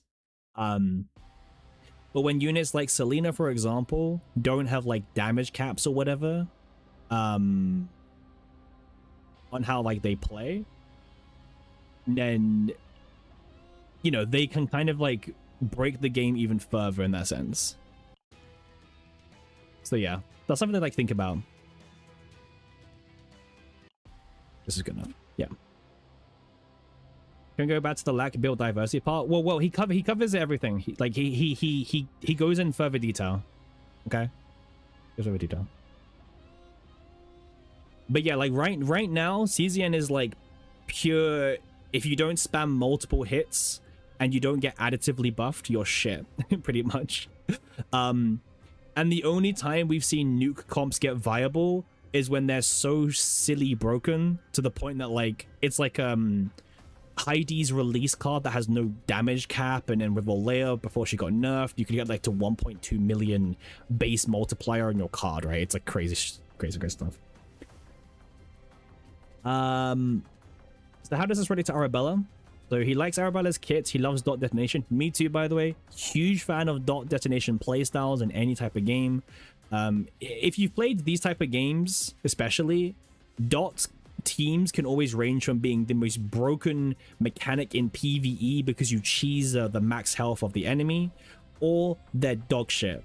There's like no in between for dots, okay? If you played these type of games, dots are either the most broken thing in the game or they're terrible. That's just like how it ends up being. But yeah, in this season, it lacks any kind of support for dot detonation. The seasonal planet doesn't have a single piece of Fracture supporting equipment. Your choices are Senecta's gun, Obsidian Sword, Assaulting Egg. Exactly. Like, there's like not many ways to buff up Fracture itself. Arabella's best desire card, Sever Ties, is 120 additive, which, yeah, exactly. Like this is horrible when Fracture is like one big stack of like 1200. Yeah, exactly. It's like horrible. So Arabella is now reduced to how many hits can she do. Fracture is now just used as a +1 hit. So yeah, so Fracture is like used as like a currency or resource for her other cards to like pop off, basically. You know what I mean? That's kind of like what Fracture kind of is at the moment based on the revealed kit. Yeah, yeah, exactly. In Slayer's Spire, it's okay, but like, it's so hard for like PvE devs to find that balance of like, it's like most gacha games just struggle Rage to like actually like balance it, because, you know, they're trying to sell a thing, right? And then either dot is too strong and they have to make these bosses that have dot immunity, or the dot is just too weak and then no one's happy because it doesn't do anything. Like, again, this is one of the cons of being a gacha game, right? Like, just one of the straight cons about it. Fracture seems to be very oddly implemented. It's extremely restrictive to AoE encounters. We can't stack enough Fracture to make dot destination viable in single target scenarios, which, by the way, is most of the game. Most of the game is single target right now. Unless they'd like revamp every piece of content in the game, the majority is single target focused. Now, this may change over the coming seasons, I don't know. But right now, we're very single target focused.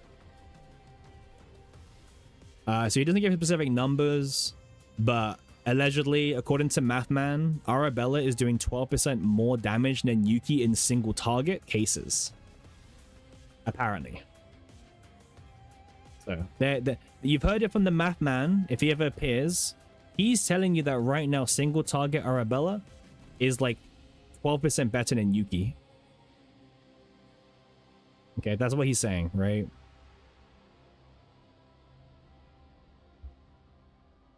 But in AoE situations, she's like really powerful. Arabella is apparently designed how a standard unit should be designed, very strong in their niche, but as a seasonal unit, she doesn't meet expectations. Heidi was perfectly designed. Yep, exactly. She had lots of different builds. That's why she's perfect. Now, yeah, could I be dumb and wrong?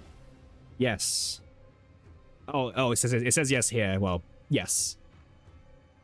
There is a part of her fracture amplification right now that I can't really understand until we actually play her. Also, the decks I build aren't the only decks that exist. That's true. He misses a lot, right? So yeah, he wants to see more multiplicative damage buffing and everything like that. If nothing changes, he guarantees that Olga fixes her entire... Okay, you see here, right? Mr. Mathman is guaranteeing that Olga fixes Arabella. Don't let him live this down, okay? He's guaranteeing it, okay? I don't want you guys to forget this. Like, lock it, screenshot it, pin it, take it. Okay? It's a guarantee. The main goal isn't to discourage you from pulling. It's to set your expectations. Mathman said we should take E6 Arabella. Yes. She'll do great in her season. Yep. If you love Arabella, don't let anyone stop you from pulling. Yep. Also yes as well.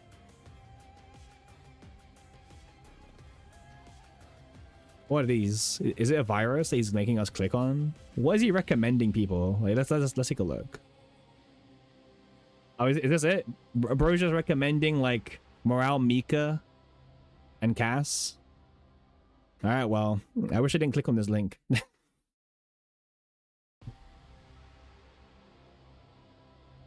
Oh yeah, wrong Popeye. Yeah. Can I link the post? I mean, can I? I don't know how you even link a community post. Sure.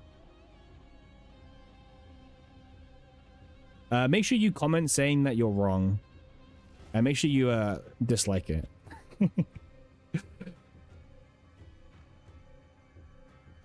There you go. Let's see the comments. After this... Ugh. Who's this?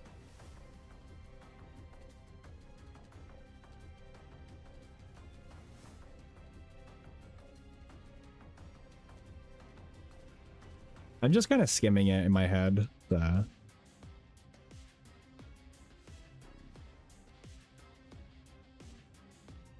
I mean, I'll be honest with you, they should have killed morale. I actually kind of hate how they backtracked on the 20 morale thing. Just, bro, like, they should have left it at 15 or even kill it to 10 morale. I don't know. They should have murdered morale. Epiphanies are tomorrow? Nope, Tuesday. Epiphanies are due on Tuesday in the patch notes.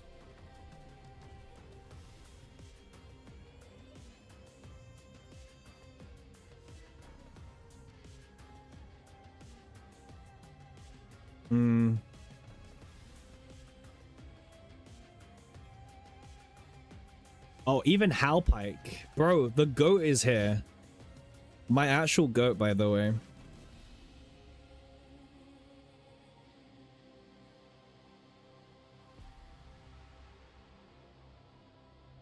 I mean, my problem is, like, I've said this before.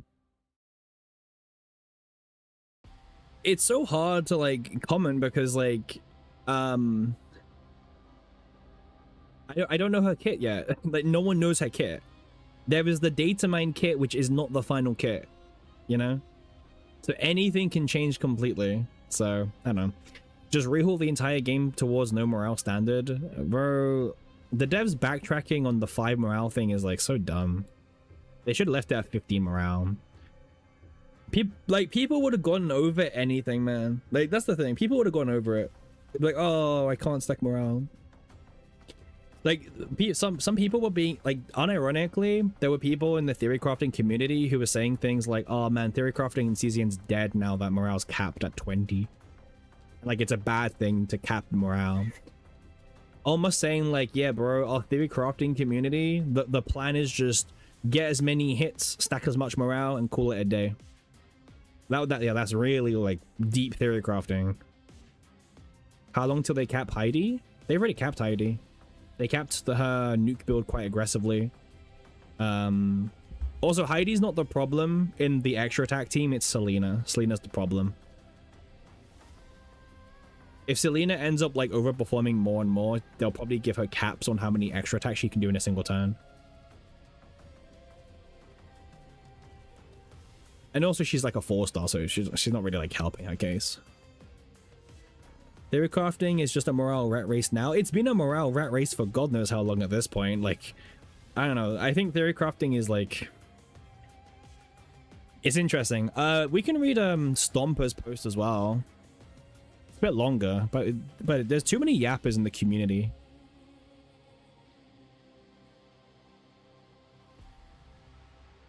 Yeah, I can agree. Again, I'm being reserved. I don't want to cover like the leaks really. So, you know, on Tuesday I will share what I see, pretty much.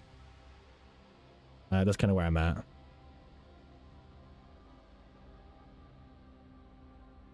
Where's the thing? Oh, here it is. All right.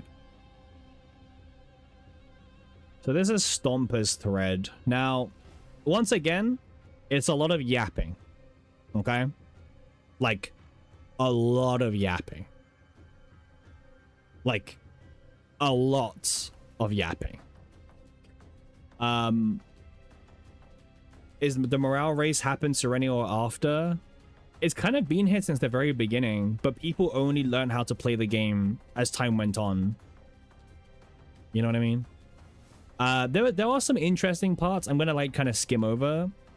We're not gonna read everything because we're not, but we can skim some of it, okay? So yeah. Yeah, so Stomper is probably very known for massively underrating Arpeggio, because they didn't really do maths behind it. It was more vibes based, you know what I mean? Because they basically evaluated that Arpeggio putting 6 bricks into your deck makes her really bad. It was like the TLDR initially. Obviously that ended up not really being the case, but yeah, doing maths is good. So that's kind of why you will see that they've you know, this time around they've changed things. Will we care of good vibes? Yeah. Oh, epiphanies. Not talking about leaks. I'm not talking about leaks, man. Single target builds. Okay, we're not talking about leaks.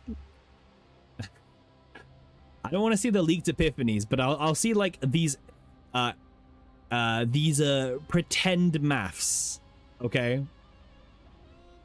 So, okay, with insanely good stats, so 50 crit chance, 220 crit damage, 60 dots. Oh god, we're doing Cassius buffing. So the multi-hit build of her, by the way, is at 200k damage a turn at E0. But realistically, it's around 150 to 180k damage. Because the main team he's doing, by the way, is where is it? Where did he put the team? Like really high up, isn't it? Adding 4 periods after shows how serious your maths is. True. Yeah, also like there's like no way to really buff fracture right now. In your opinion, the Epiphany is going to be similar to the leaks, but Dupe's going to be 3 times the power? Because if you know, you know. But you say that, Gib, but like we've literally seen cards change already. So, again, until we see them, you know what I mean? Things can change. You love how they put that much effort when it's not a final kit. I mean, unironically, this post could age really badly. Really badly. So we'll see. Also, Hugo driver mention. I'm so sick and tired of seeing Hugo drivers and Selena drivers get mentioned at this point. I'm not running Arabella with Hugo, okay? That's not happening. Yeah, they also believe that Arabella Hilde is like mostly bait unless you have E6 Hilde. That's what they're saying. So don't even consider Arabella Hilde apparently unless you have E6 Hilde is what they're saying. So again, just passing on the message, right? Passing on the message, but you know, don't shoot the messenger, right? Just saying that's what they're recommending. E6 Hilde, or don't even bother with the Arabella Hilde team. Yep.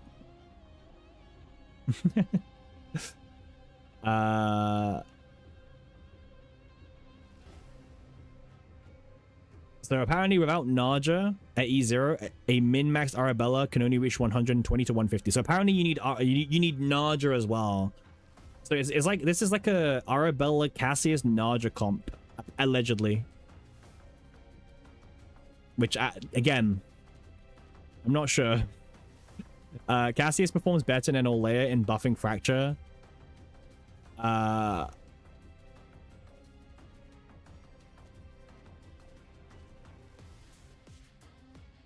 The reason why Cassius outperforms is because Arabella struggles to keep a high Fracture count.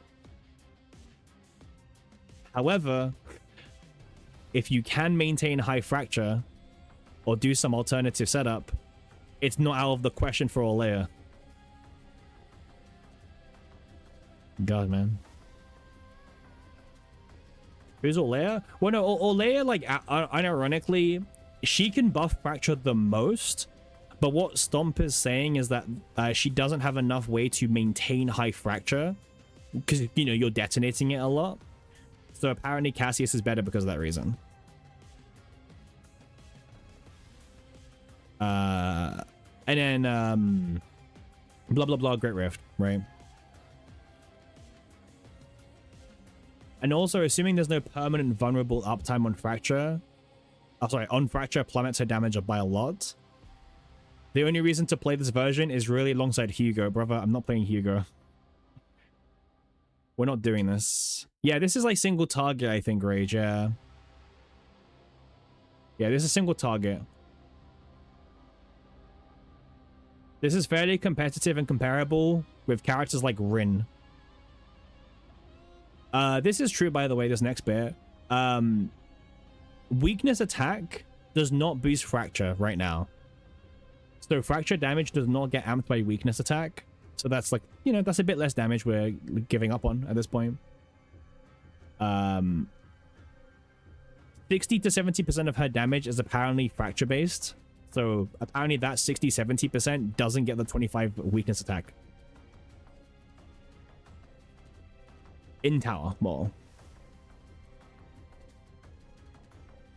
For comparison's sake, Heidi Selena can do 400 to 500k damage with extra attack scaling going up to 1 mil to 2 mil. 1 to 2 mil. Heidi also benefits from weakness attack. Diana and Selena is 200 to 300k but can scale. Tenebria is 200 to 300k E0. Yep.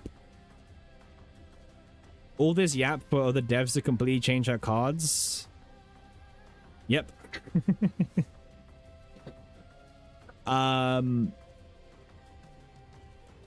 Hugo and Lugo, Hugo and Luke, and Hilde calcs in 300k. But Hugo can scale similar to levels of Diana, Lugo, I know, right? Bro, Rin is complicated to calc, but she's also around 150 to 200k. So apparently she's like Rin Lugo. This is the Lugo comp. Yes, yes, yes. Apparently we're comparing her to Rin now. Oh, sorry. But Rin gets weakness attack. So in tower, because remember, with tower min-maxing, Fracture doesn't. So, yes. These assumptions is turn 2. At E0, she has a terrible first 2 turns of damage. Halving of Fracture rounds down. Her partner's not currently known. My recommended teams. For Great Rift, I have no idea. Not enough info. Okay, we can skip this bit because I'm seeing Amir, Naj, and Nia. Okay, so sure. For general use, single target. Arabella, Naja, Cassius. Arabella, Hugo, Cassius.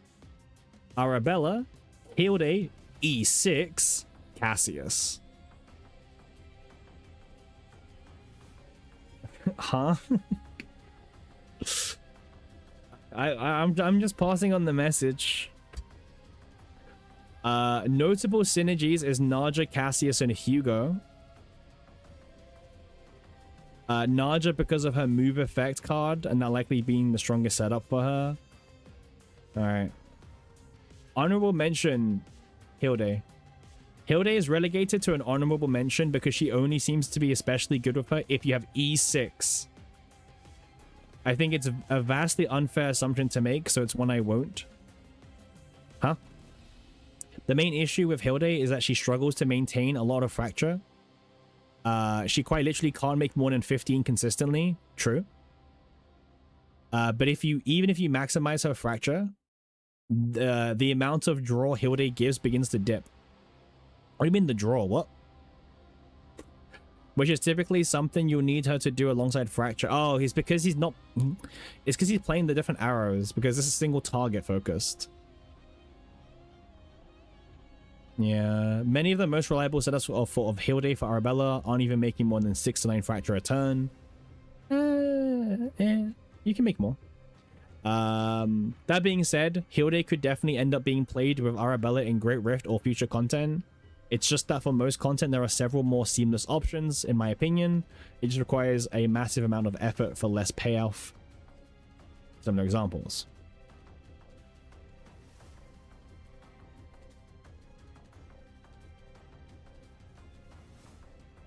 I must once again reiterate, with E6 Hilde, they will work exceptionally good together. Although, I think E6... it does plaid, but it's such a small number, it doesn't matter. Although I think E6 Hilde does a lot of heavy lifting, you could just use E0 Hugo for a similar outcome. Got it. So we need to kill Hugo and Selena next, apparently. Okay? So get ready for the next few nerfs, okay? Apparently the egos are like very big bumps. But again, oh, leaks. Okay, so Hilde is apparently going to be unplayable this rift or extremely oppressive. Perhaps beating out Arabella. Okay, you've heard it here first, okay? Apparently Hilde is going to beat out Arabella in Great Rift. The main reason being Hilde's ability to activate Selena. Oh god, we're talking about Selena again. Oh man. Selena can do extra attacks on AoE hits. If the additional monsters infinitely respawn, then Hilde Selena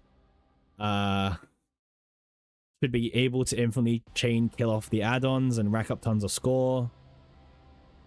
However, if the attack card punish is too severe... Alright, it's a lot of yapping.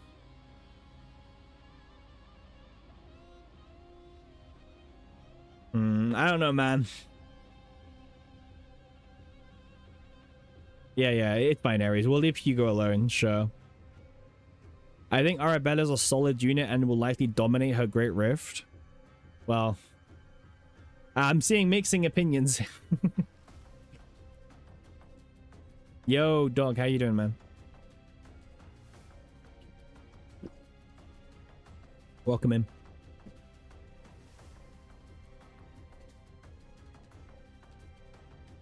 You appreciate the essay?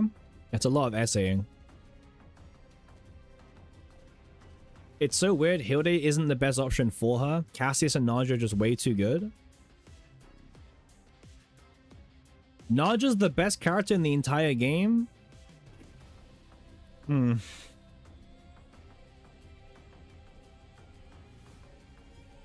Hmm.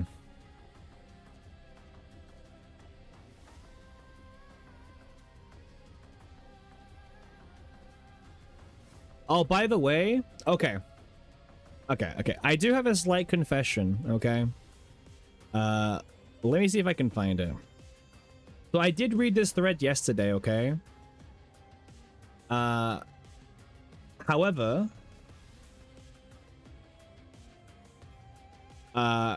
when I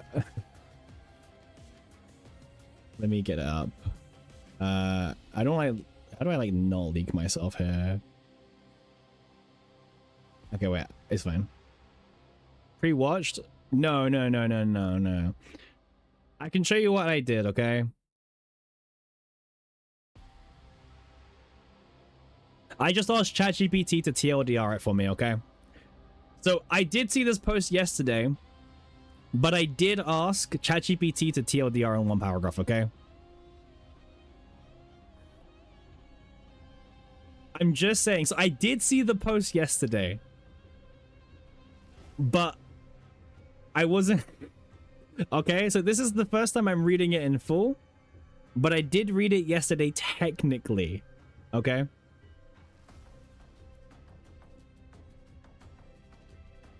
Where did Naja come from? We have to go back into the thread because even I don't know where she came from.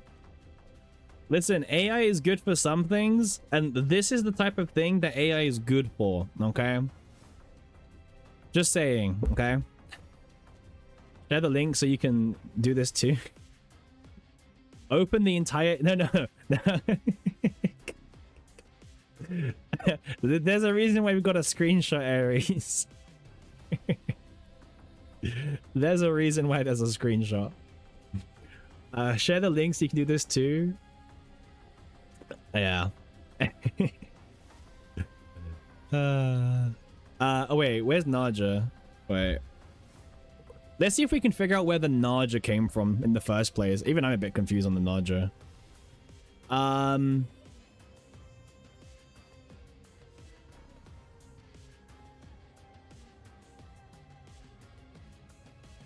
British police waiting outside. Oh, say Japanese police, my guy. Japanese.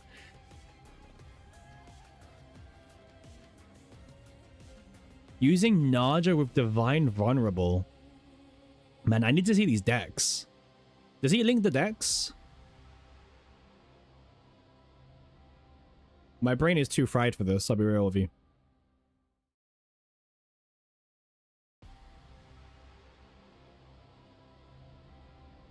No builds?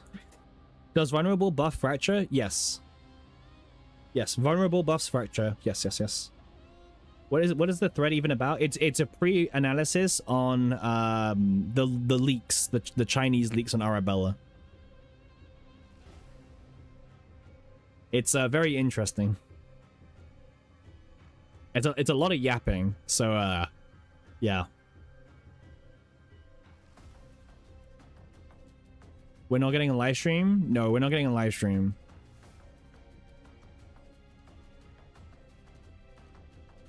I need to see the sample deck for Naja and Cassius. I describe it briefly. Yo, I know he links it down here, but like, wait, leaks. Wait, no leaks. Leaks are bad. Leaks are bad.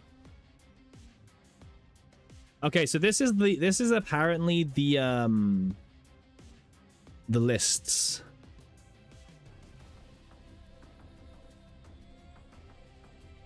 Does bro know about Gearbag? Should we tell him?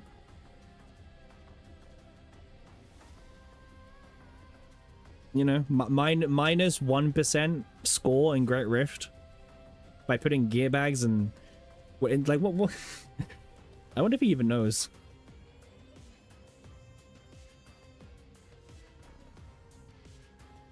Let it be a surprise. Ah. Can Dice Rig get minus fortitude? Yes, dog. Yes, I can. This is probably for tower, because you gotta remember, like, people like Stomper, they're more tower min-maxers, right? But then I also question, like, the legit, like, why, right? We're capping morale and quitting it a day? Yep. Apparently.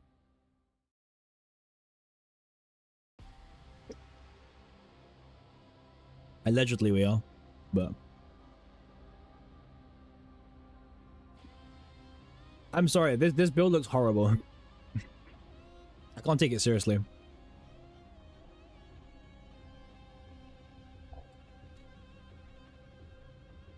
Wait, the claim cards are not factored in.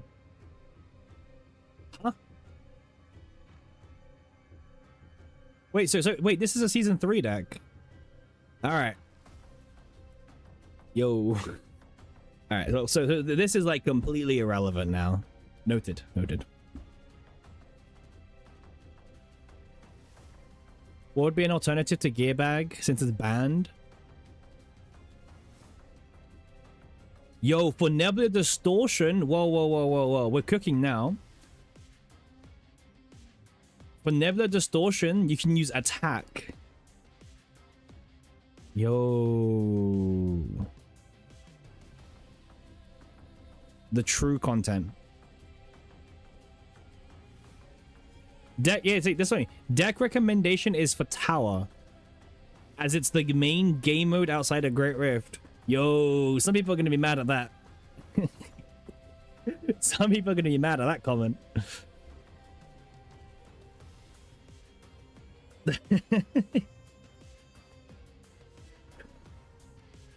Yo, I'm telling you, like, this is what the Pridman tier list is based off of. It's like tower min-max damage potential thresholds.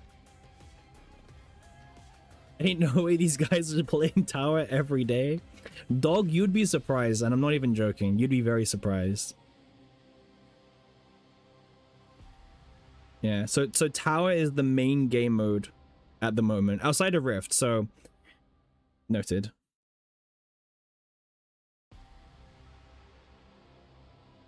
FSO is technically better, Pon. FSO is technically better.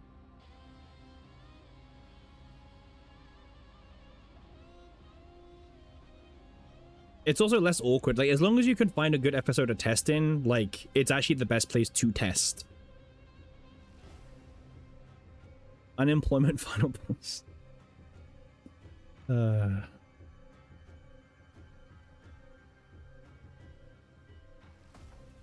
Maybe. Use tower to deck test. Yeah, exactly, because they're punching bags now, so you can just, like, you know, abuse them a lot more now.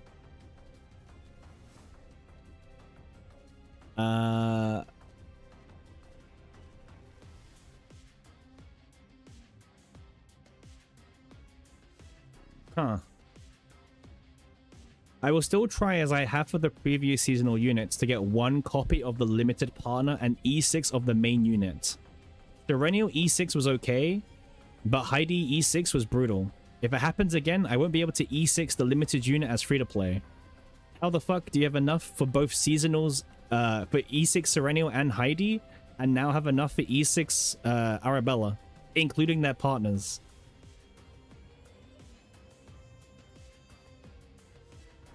Skipping units. Bro, how many units did bro skip? Bro, like he must have skipped like everything. He's just skipping every unit that's not a seasonal. Ugh. Ugh, man. Oh, here you go. I only summon for seasonal units and no one else. There we go. Woo. Peak Reddit, man.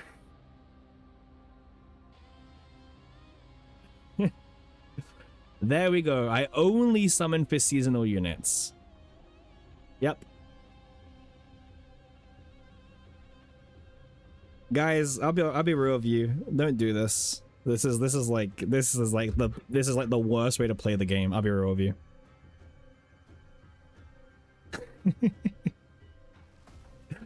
This is the worst way to play the game.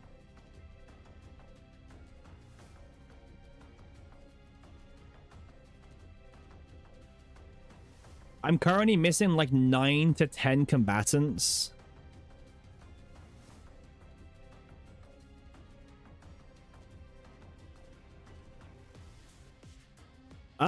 Here we go. Just as a disclaimer, I believe I'm playing a losing game here. My goal as for this free-to-play account is to only summon for seasonal units and to try to get as many as I can to E6. But with 4 per year, unless my luck is astronomical and remains that way, I do think I'm not going to be able to keep this up. Closing. Why am I playing this way? Because I'm stupid. And every other gacha, as a free-to-play, everyone knows the routine, save and summon for your favorite units. And you'll have a healthy roster. But I've gotten bored of that. So I thought, why not switch it up in this game and just get a massive power all funneled into the seasonal units by getting an E6 and having less units to use. To be honest, I prefer it this way. He's playing a challenge account. It doesn't work on this game. Like, it's like the worst one to do this.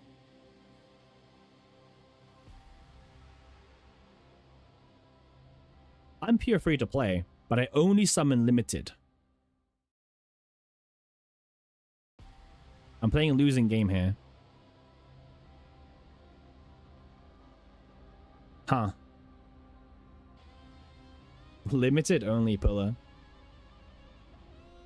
What a thread, by the way, dude. I love Reddit. Reddit is like actually amazing.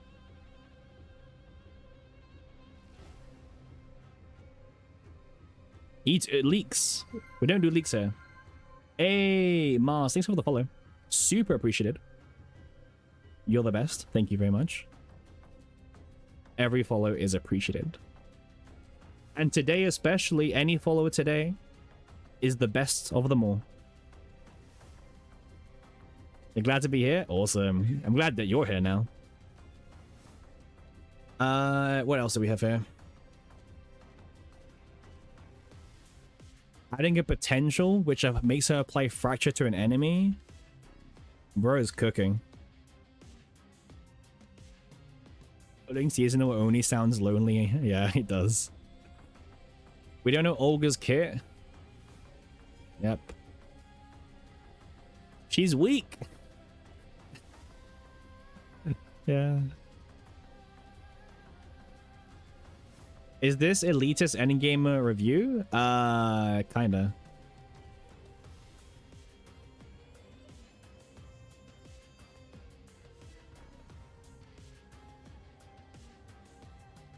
Again, leaked kit is leaked kit, right?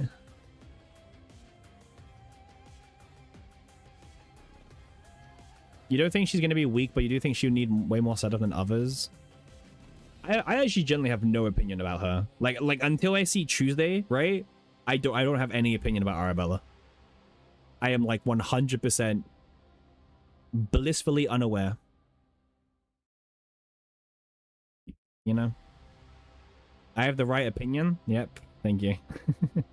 Like I am very unaware of what's going on right now, and I will wait for the patch notes on Tuesday, and then I will stream on Tuesday when the patch notes come out. Well, it'll be like after I finish my shift at work, but then we can discuss on Tuesday the kit, and then we will even compare the leaks. By the way, we will compare how accurate or how wrong the leaks were. No mention of Serenial. Yep. She got some big ass titties and red hair. True. That's all we need. Damage calc needs a gear optimizer to be truly useful. Yep. We should be good at chaos runs. Sure. Where does her damage come from? No one knows, apparently. Should I drop my 2 Omega codes onto Arabella?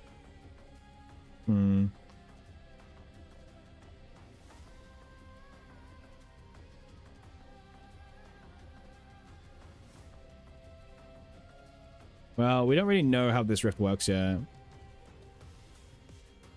So, yeah. Interesting thread.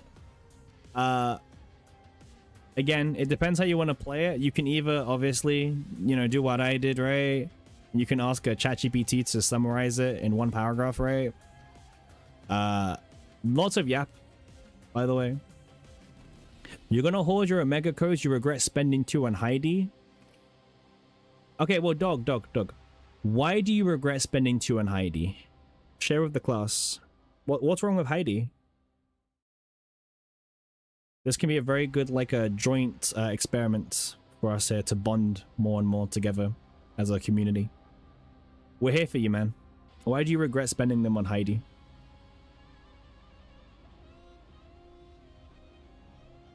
That's my main question.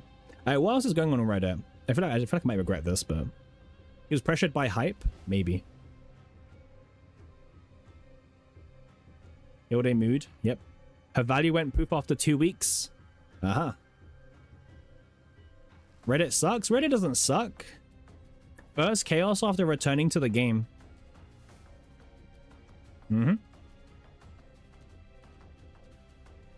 Damn, bro got chefed by a Formica.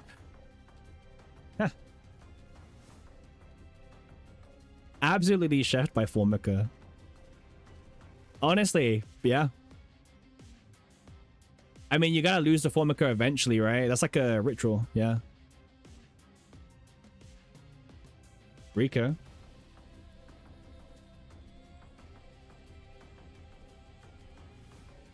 Yuki Naja, yeah, I saw that. Oh yeah, this is one of the Arabella breakdowns for anyone who saw. They've kind of been showing off the breakdown artwork, actually. And this is one of them. It's very boring, but, you know.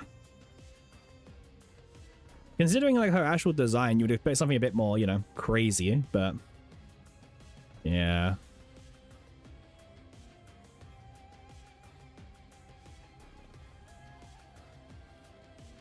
Like Rin or Yuki? Maybe.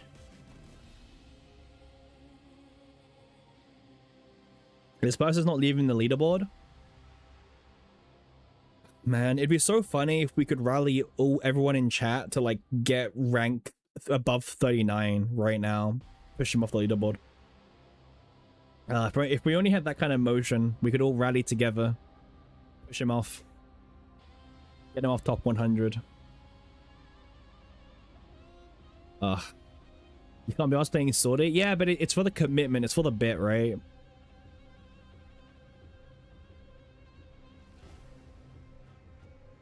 Mei Lin Clara solo DPS. Huh? You'd love to push horror out? Yeah, that's fair. I have to dangle something in front of us. Like, nah, I don't need to. I can just ask. Damn, Ren is kind of dead nowadays. Faye solo DPS. We're doing this now? I should put Khalipe solo DPS tower clear. I should do that. Apparently that's the thing to do now on Reddit. You post your solo DPS tower clears. Right? I should do that. I should do that right now. I should do, like, look, Khalipe solo DPS tower clear.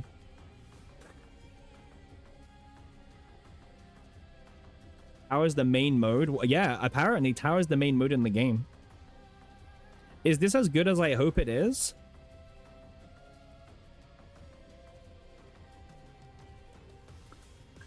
Man.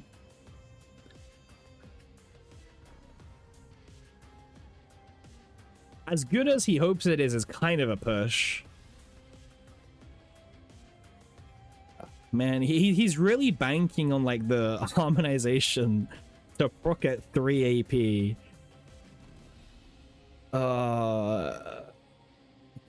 AP Khalipe. Has he heard of Mika?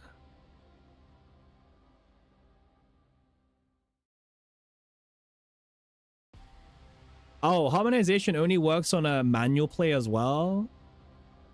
Oh, man. All right. So the idea is dead, then. Okay. All right.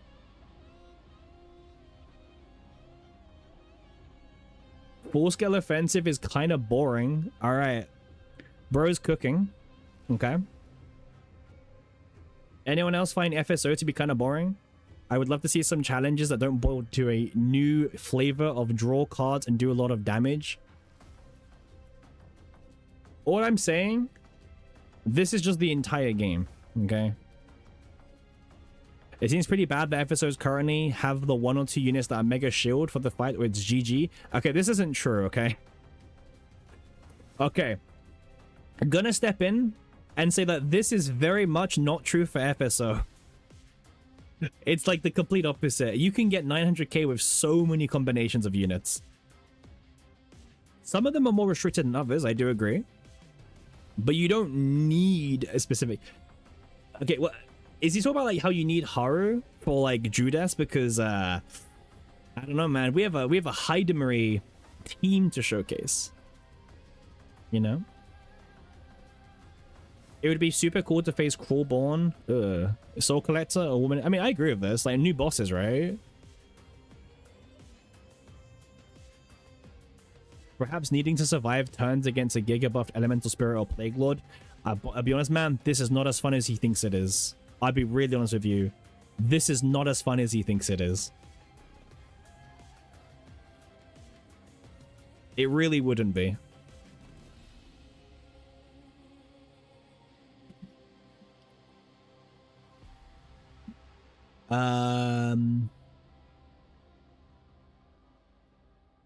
The only change I'd make is make it weekly.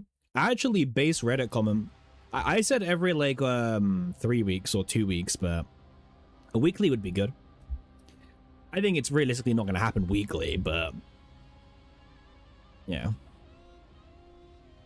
If they actually did the things you've wanted, someone else is going to complain in your place. Let's face it, all you guys do is complain and complain. Might as well, yeah, true based. Actually, like, the biggest base Reddit comment I've ever read in my life. Easy, and like, the community is like, whew, they don't know what they want.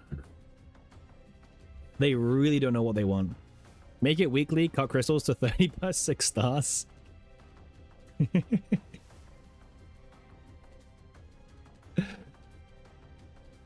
Not sure where this attitude is coming from, not gonna lie. I phrased this as offering ideas, not giving a mandate from on high.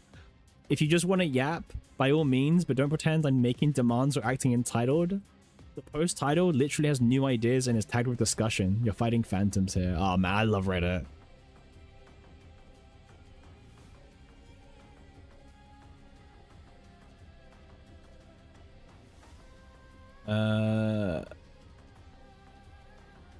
W reply? Yeah, the reply was actually really good. I like FSO. I wish it reset more often. Yep. It's boring. I can't do it with Serenial, Heidi, and Chizuru. Huh?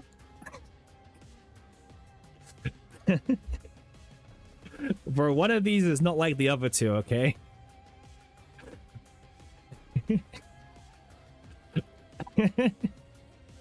Also, wait, Serenial. Wait, what boss are we using Serenial on? Does he think because she's limited, she's like really good? Hey, Tiamat, thanks for the follow. You are now officially the best person today. Thank you. Every new follower becomes the best person by default, so thank you very much. I'm actually really confused. Does he think because like limited character means they have to be like the best team out there? Is that what's happening? Chizuru. Bro, wait. The funny part is Chizuru got 2 stars. Everyone else got 1 star. So the Chizuru team is actually his best team. I don't know what's happening. I need to see the decks, man. I really want to help the guy. I need to see this.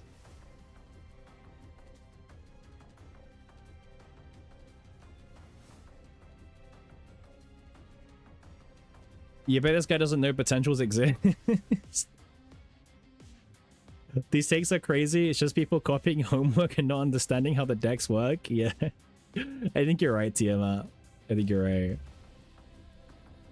It's extremely fun. It's extremely play to the gimmick. True. The game suffers from lack of content.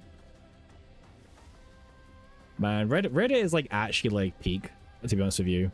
I genuinely think it's peak. He's a Timmy? Yeah, bro. He's the Timmy we're talking about. That guy in the comment, he's the Timmy. He doesn't know what's going on.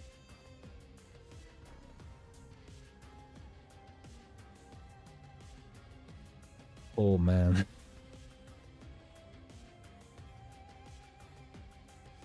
Wait, what's he playing on? Is that just like a... Is that like just stove? My stove ain't blue, but I'm guessing it's like stove player.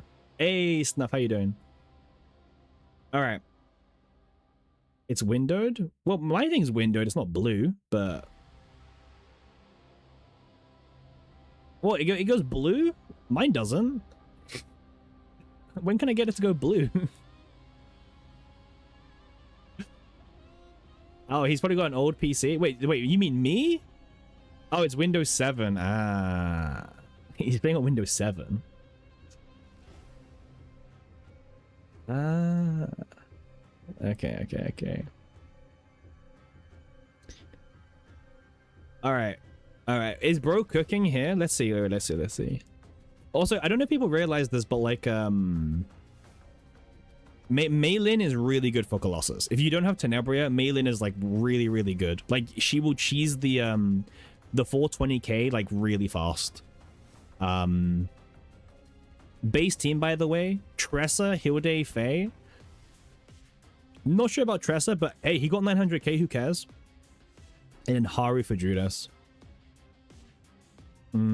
He could just put the Heidi nuke comp in this one, to be honest, but yeah. I guess 600k is all you need, right?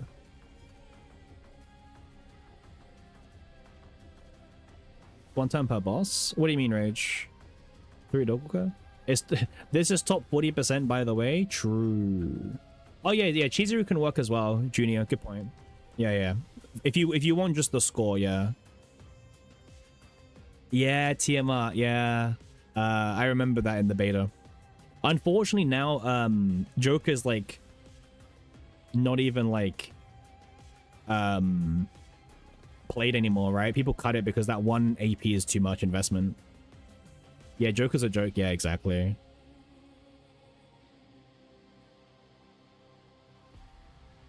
Yo, min-maxer.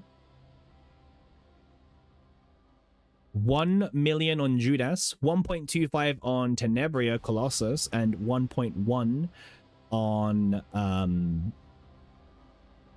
yeah, Magna punch with Rita. Yeah, I imagine this is DPS Rita and Magna's a vulnerable bot, but let's how they have to make Maribel work. Pulverized card is buffed. Oh, the pulverized mechanic. See, bro is cooking. Bro is like purely chefing up stuff. He's like taking advantage of pulverize being increased by 50%. This is a true gamer.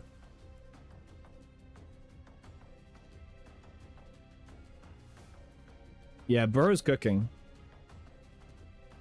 Tenebria's underrated broken. What? Underrated? Huh? I don't know if she's underrated.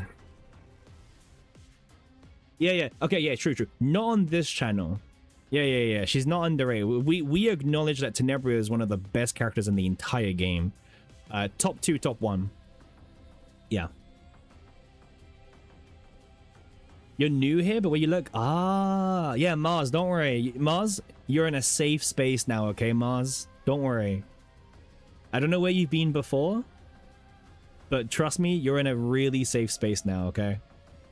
Well, welcome to the good side.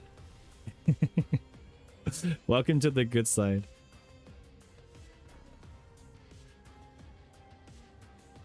Yeah, welcome home, man. You are where you need to be, okay? You most definitely use her as much as possible. Yeah, she's insane. She's insane, man. We said day one, like unironically, Day one, we said she was broken. So we took a bit of a risk by saying that, but it paid off at least. Oh, by the way, this guy is so based, by the way. This is like my favorite thing so far.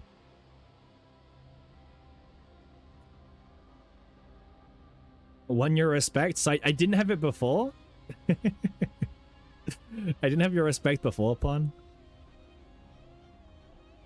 Nope. Okay, lovely. Oh. Oh, man.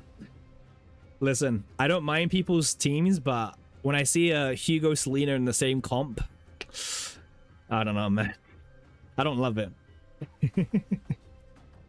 It's not my favorite comp to see.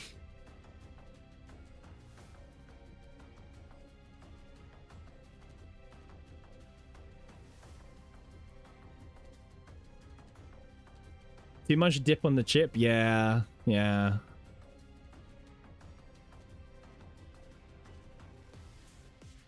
I've just realized, like, bro does not play healer. See, okay. This is my problem with FSO. Okay? I think this screenshot is, like, my literal definition of what is wrong with FSO right now. Like, look at how many healers he's playing in his 3 teams, okay? Like, please just look at how many healers he's playing. And it sums up my exact problem. And the Naja's probably not even healing, by the way. The Naja's probably here for the Haru loop, right? The FSO bosses were nerfed so much they don't even hurt anymore. And I think that's my biggest problem with the mode. Damn, man.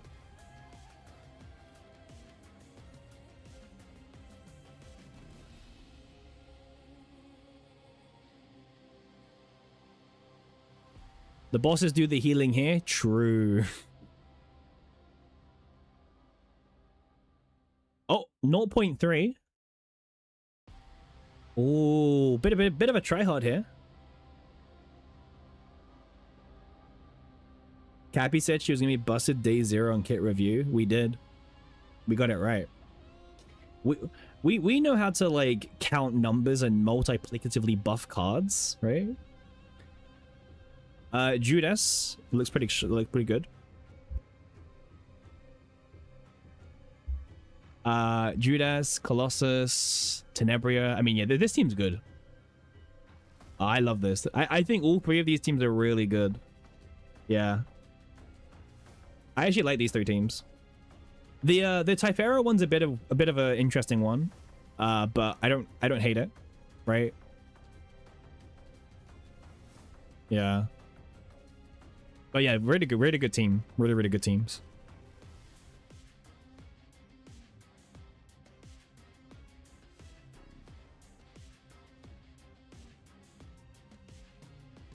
Oh, he has all the builds as well. Yeah, this is nice. This is bro. People are sharing their scores. Yo, this is like a thingy score. Nice.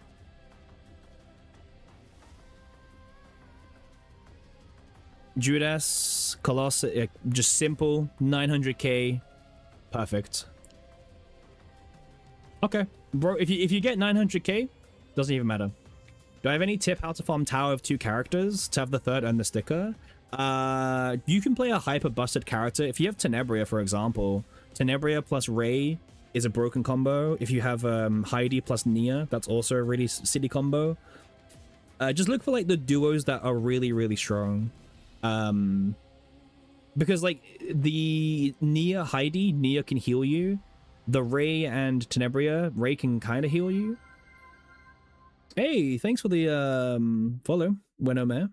You are now my favorite person today. Every new follow is a new favorite person. Super appreciative, thank you. But yeah, this is kind of clean. I'm more interested in the people that didn't get. Damn, this is also a pretty clean team as well. Good score. Like, Red has got some good scorers, you know? 1.2, 1.2, 1.2. Pretty good. Yeah. Very good scores. 3-star, 3-star. Ooh, 0.2 top 0.1% by the way, top 0.11%. Yeah, super clean. Super clean.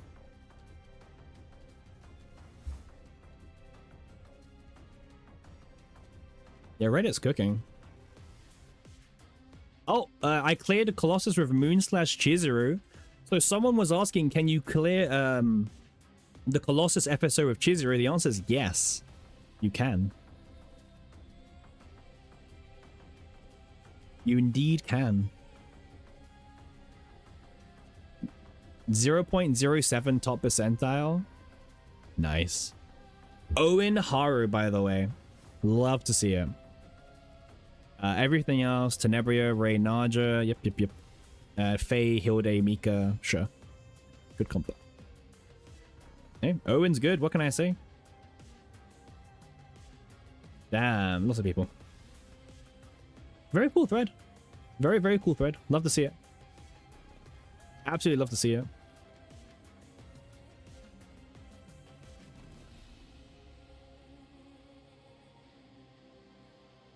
Hugo will be sustained. You've been looking for a while and you realize you never followed. No worries. Without Haru and Tenebria, what should you for 1 and 2? Melee on Colossus is the way. Let's go back to the game. Everyone's favorite part. Let's go back to the game.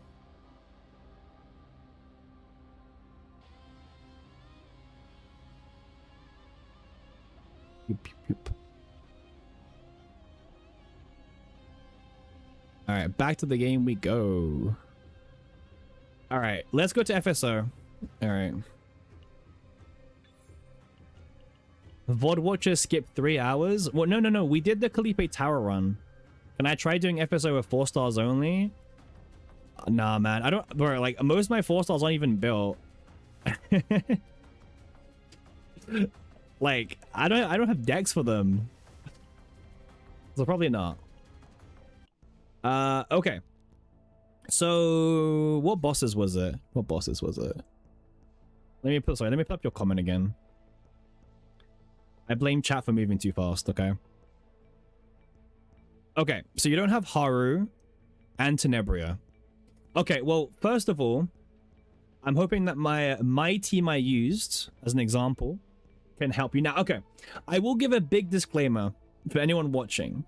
The team on the left can no longer get that score because this was before Olea got nerfed. You can still get over 900k, okay? You can still get it with Nuke Heidi, but you can't get 1.4 million, okay? That's like the first disclaimer, right? Number 2, yeah. If you have Meilin, you can use Meilin on Colossus, right? Because you're going to get 8,400 score for every basic card you use. And not only that, basic cards and passion cards are even amplified further. Yeah. You can get the max score of Meilin on this one. Or, well, the 900k that you probably want, right? I'm assuming you want 900k. Yeah, Meilin can easily help you with this one. Like, I'll be honest, FSO Colossus is kind of a bit of a joke as well, which is, I guess, good for players. Like, he's not as challenging as maybe, like, what he once was, right? Definitely a shadow of his former self. Definitely a shadow. But yeah, the first one, I would just do Heidi Nuke, like, personally. You farm for some build that's not an issue, just wasn't sure. Okay. Should we do Heidi Nuke again and see, like, what we can actually get post-nerf on Olea? Like, should we just run it back? Because the 1.415 is, like, obviously pre-nerf. But we can run it back post-nerf and see, like, what we can get. Content? True. Okay, we can run it back. All right. Let me make sure the builds are correct, obviously. When you say nuke, is it something similar to Pridwin Nuke Guide? Well, I'm about to do a whole run of the nuke team, actually. So, yeah. I guess just buckle in, wait a few minutes, and I'll show you the... Well, this is the team. Now, this team is... Look how bad this deck is. But even this deck got 1.4 million before. Okay? It is the most simplistic, just put blades in your discard pile, which is now capped at 200, by the way, but whatever. And then my half persona card, which is very lovely, by the way.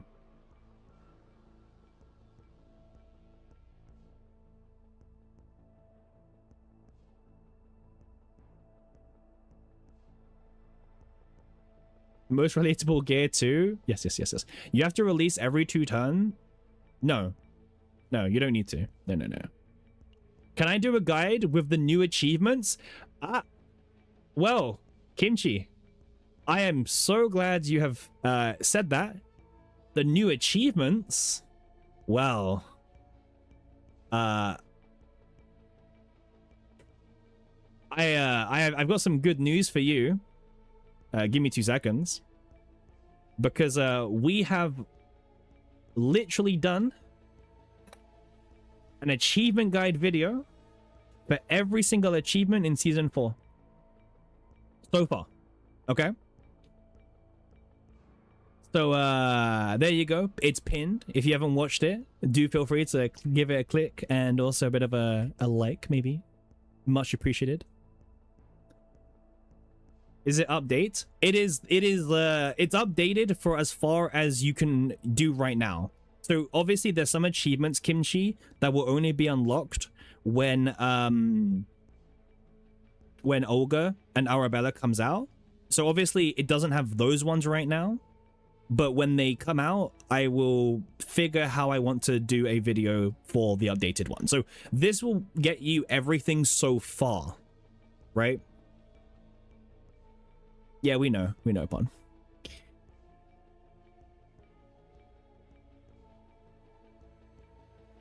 Yeah, hopefully the medals, right? Hopefully the medals. Anyway, sorry.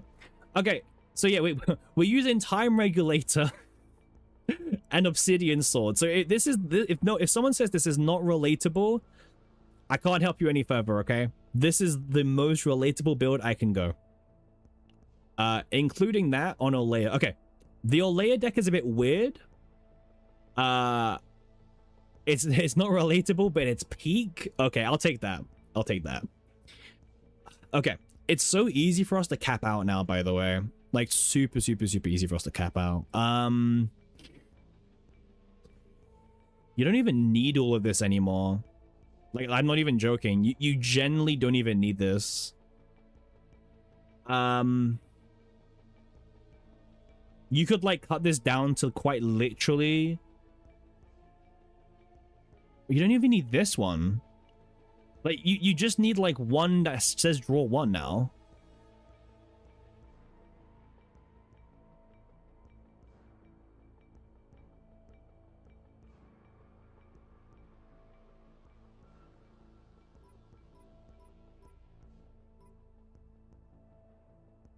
The only one that's not in there, Kimchi, because the video came out last week, is the brand new one.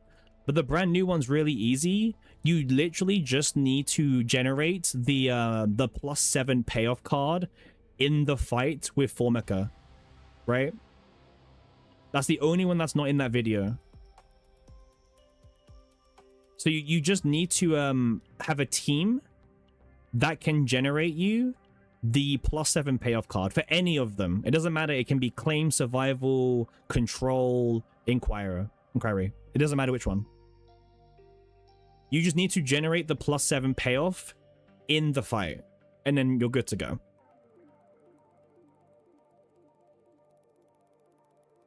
Would the Heidi Great Rift nuke with Cassius work here? You're probably not getting to breakdown, Mel. That's the problem. You need breakdown for that team to work.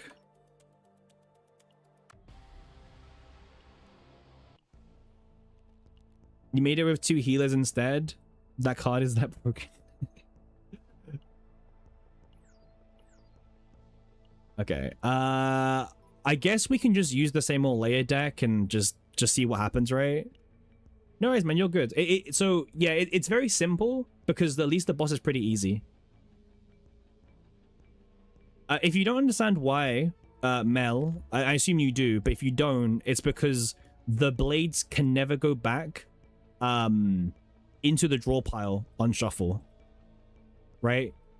They kind of just sit there.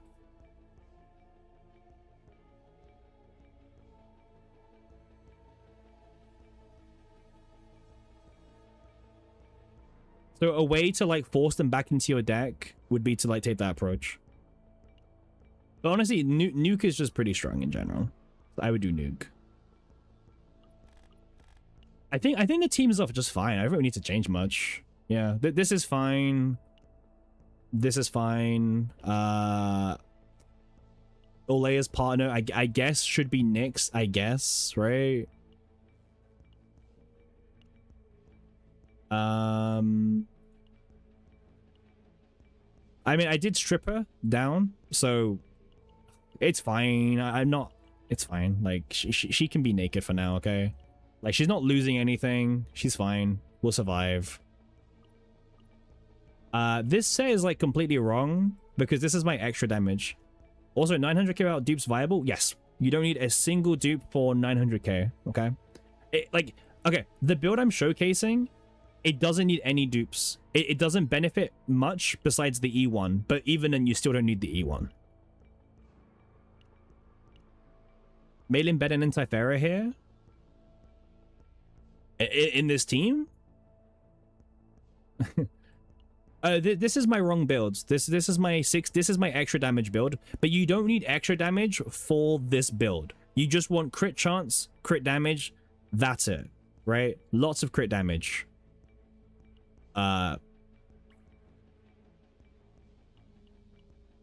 Malin, Bennett never.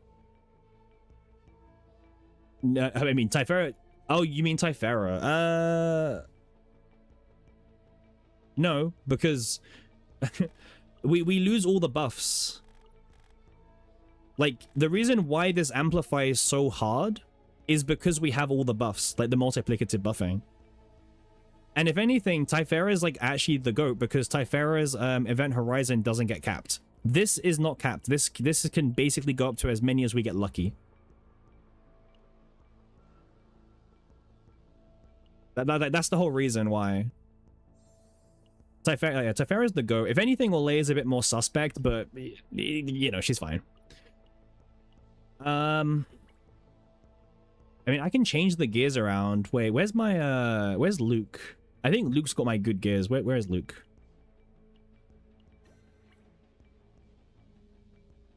We're gonna like just borrow some of Luke's gear right now. Give me a second.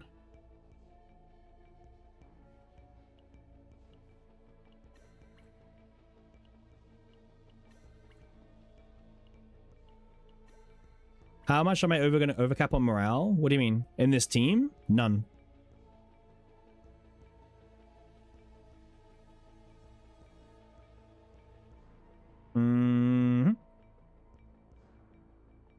I guess I'm blind as a bat?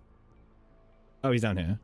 Oh, wait, that's not the right one. Wait, where's my... Oh, I'm missing someone has my executioners. Who is it? It's not you. Maybe it's you? Ah, it's you.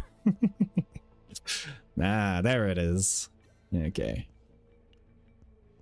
Alright, so we're rocking 62 crit chance, 218 crit damage. I mean, you can push the crit damage even higher.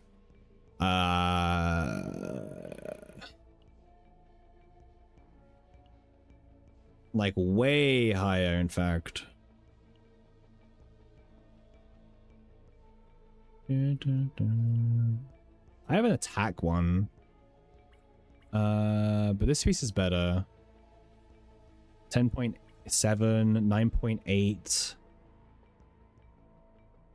Morale. I don't know the morale because the morale is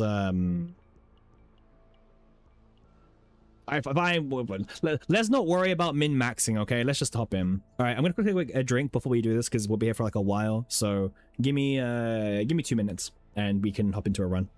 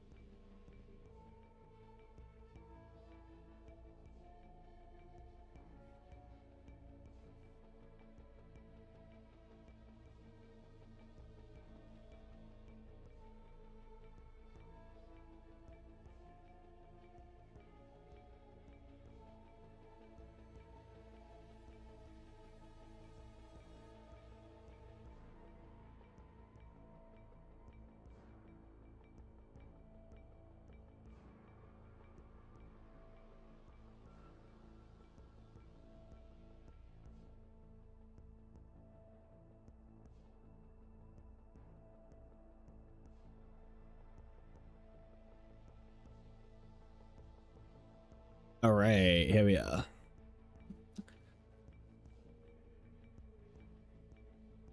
One hit effectively doubles Typhera's buffs. You know that Typhera's buffs only last for one hit, right?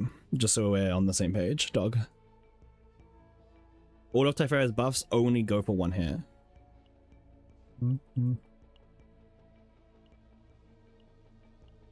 They made sure that Typhera was only for the first hit of an attack card.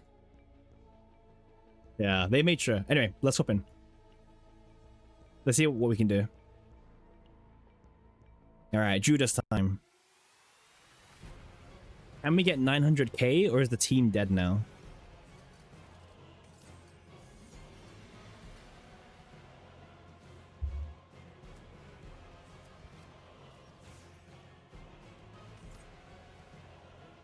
Also, let me get rid of this now. It's fine.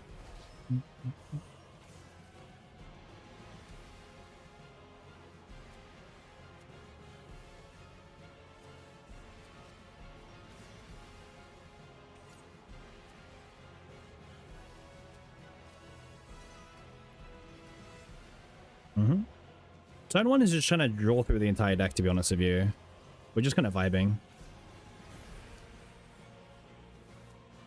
Reduce costs, create, draw 1. This could also say draw 1, I'll be honest with you. Draw. We have a draw 2. Okay.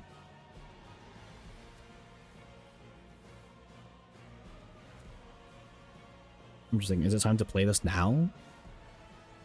I think so. We can see what we draw.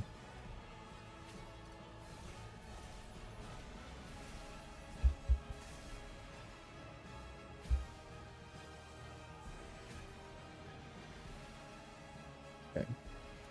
Just keep drawing cards. That's kind of our whole thing.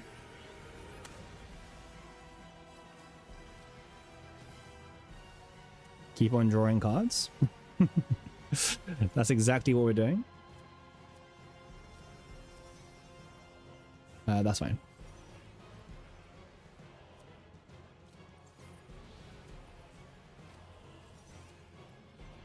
Okay, so we've got 3. Do we have any more? We don't have any more. That's okay.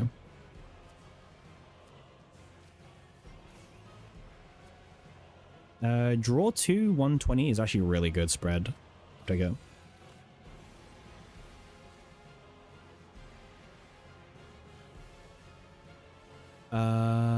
Okay, so we got the growing creature. Okay, so we've drawn out the whole deck. Okay, there we go. So whole deck has now been drawn out. And yeah. We can just now do what we're meant to do, which is just buff up the softie, which is now capped at 350, unfortunately. But yeah. You can also play a variation where you actually just have multiple softies and no growth acceleration instead. And then you just hold, and then on turn 10 you play all the softies, and then you get the 35% buff, because that one actually doesn't, like, it's not capped, right?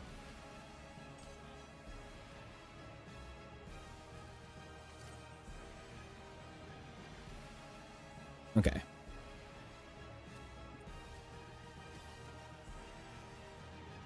Okay, we drew another softie. That's kind of nice, actually.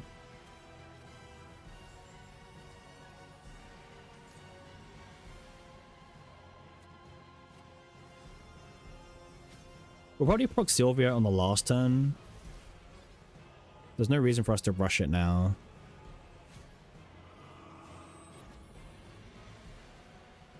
That's fine.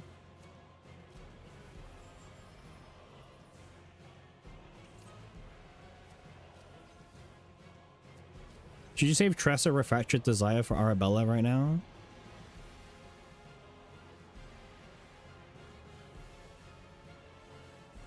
Wait, what do you mean?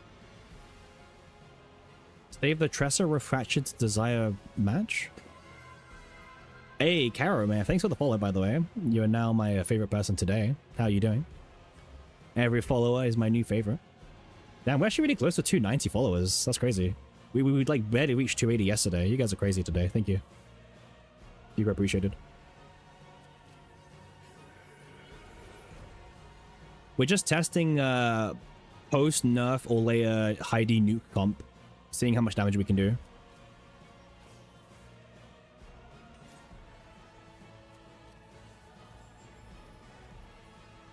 Bring Tressa to a moment of misfortune for the prison pause. The prison pause? Well, I think I'm lost here.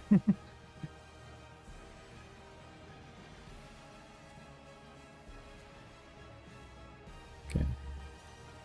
The triangle doesn't matter because we can stack 10 quite easily, to be honest with you, so... Yeah, as you can see, this team is like really smooth. Like, it's pretty consistent for the most part. Just get all your archetypes and play them. Oh, you mean that? Right. So I got you now. I got you what you mean. I guess, right?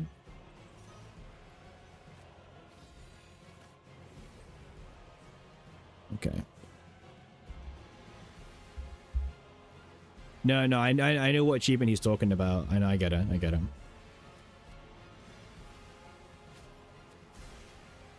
Yeah, so yeah, right now you can see that our release is at 71,000 multiplier, right? Because we've got 48 in the blades in the graveyard, and the 120 blades are being added into the base, but then that base is being multiplied right now by 15%, 210, 350, we've already reached the cap, and 240, right? So we've still got quite a few more turns to buff up, but yeah.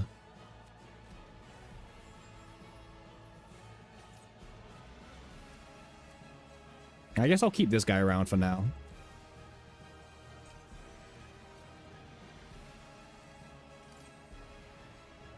Swifties are kind of bad because we cannot play one Swifty. The moment you play one attack card, you're going to lose all of Typhara's buffs and everything, okay? So keep that in mind.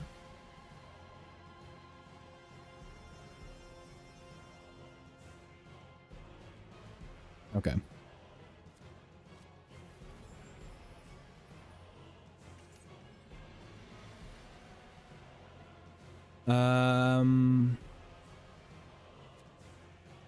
Do you want to half to hard play this? No. Hand size reasons, unfortunately. I'll play one. I didn't want to play it, but hand size reasons. Yeah, fine. We want to be stacking Event Horizon every single turn, by the way.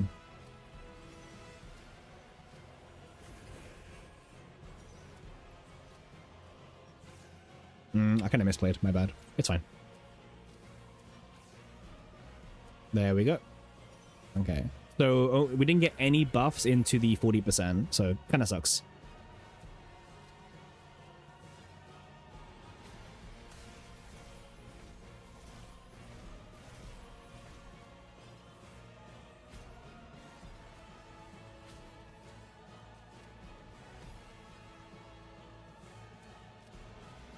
Yeah, I guess I should play this actually. That's my bad. It's fine. I can guarantee get a circle by just like manipulating the RNG. Remember, if you're playing Predict Seed, you can it doesn't change, so you can just change your pick and get it right every time. Cool. Like that.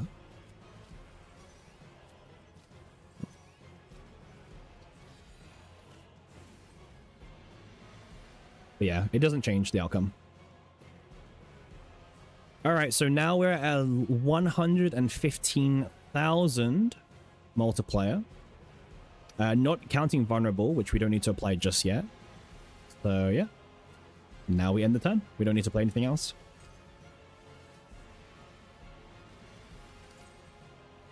Okay, we've got another softie. I want to keep the softies if possible. But my hand size is kind of screwed because of the Swifty, for example. The Swifty sucks. If only there was a way to get rid of it. I would in a heartbeat.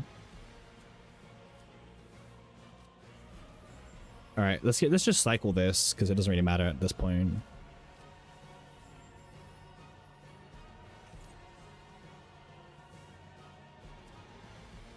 Get rid of this out the hand as well.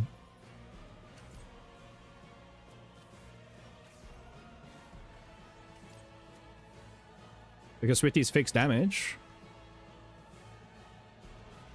I'm not seeing fixed damage. I'm seeing damage. That's why it's getting buffed up.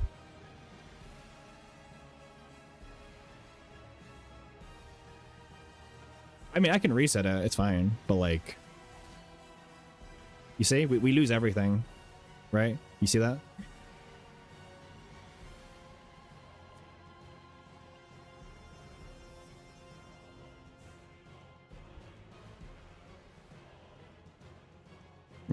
Yeah, you can't play a single attack card. That's why we're playing this Sword Rain, because we can hold it in the hand for the entire fight. But yeah.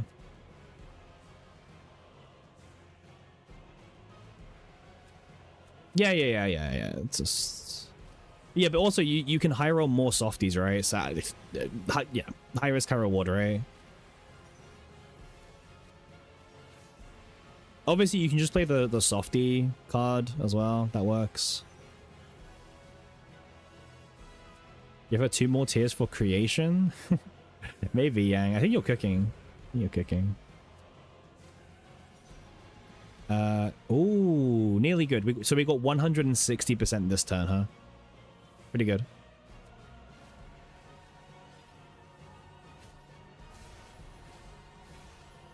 $160 is a good multiplier turn. I'll take that.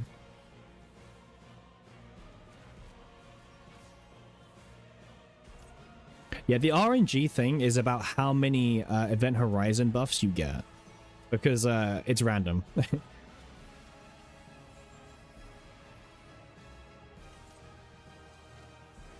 So we're trying to see, can you still get 900k with this team?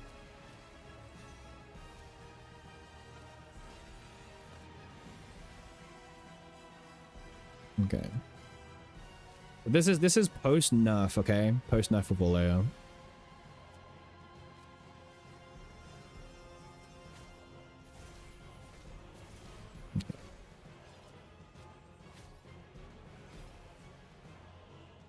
Okay, so right now we're at 168,000 multiplier on release, okay?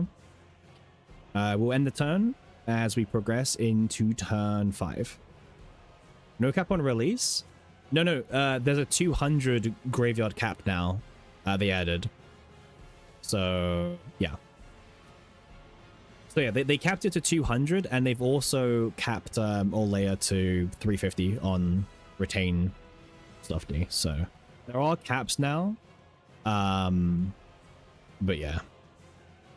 We'll see how high we can go, like damage-wise, yeah? We'll see. My hand's full. Okay, that was going to be a sturdy then. That's fine. I think this is fine. 96 blades. How many blades am I generating per turn? 6 times 4. So 24 blades a turn. Is how many we're generating. All right, let me just play these cards. These aren't doing anything anymore, but yeah, I guess I could be buffing up Swifty just for fun, right?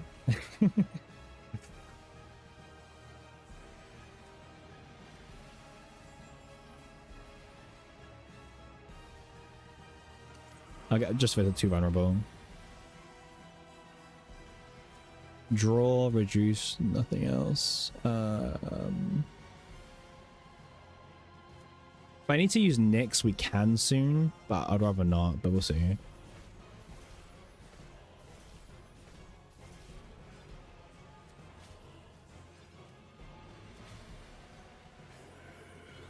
There's so much draw. There we go. Am I winning that yet? Not yet, Pon. We're getting there. We're getting there, yeah.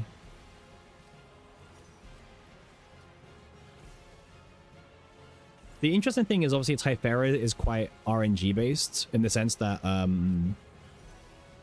you want obviously every single you in a perfect world every single roll would hit the last effect, right? Because that doesn't have a cap yet. They didn't cap that one. But obviously RNG is RNG. Yeah, draw 4, for example. Yeah, you're good. RNG character do be RNG.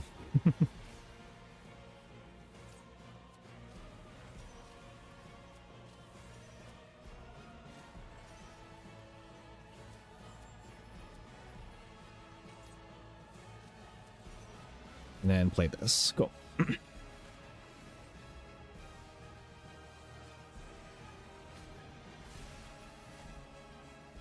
So we're now at 219,000 on turn 5. Yep.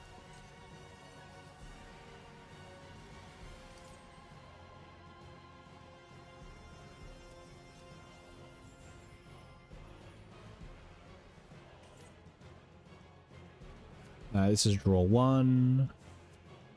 I will use this now to get the vulnerable. Okay, I'm also going to use Sylvia now so I don't forget, by the way, because I've been forgetting this whole time.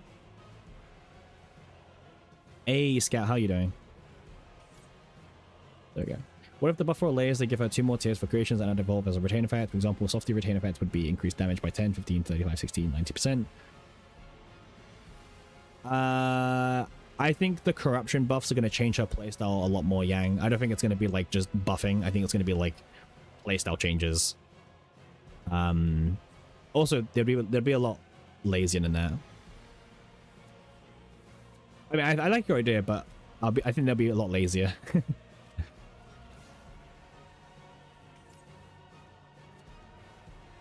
That's what they're hinting at, but you know, the devs hinting at something is very different from like what we think. Pretty good, me. I'm good, thank you. I'm doing good, thank you. We're just testing a post nerf or layer in the nuke comp still.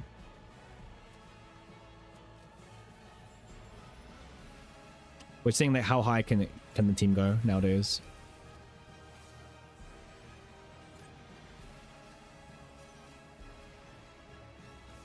Nah, I whiff one by accident. That's fine. We don't need all of them. That's fine.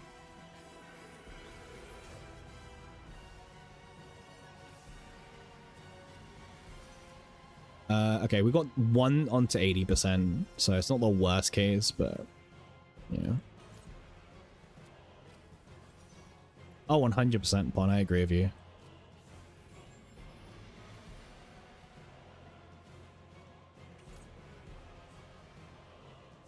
Okay, so this gives him back enough AP as well.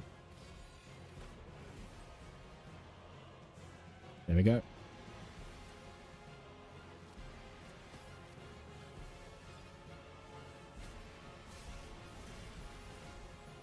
All right, ending turn 6. We are now nearly at the cap. We're at 275,000 damage on release. Currently, we've already capped out Typhera's triangles. We have capped out Softy, obviously, ages ago. Event Horizon is uncappable right now. There's no cap to it, so it's going to keep going up. And right now, it's at 600% of value, so... Yep. And all these other buffs. Yep.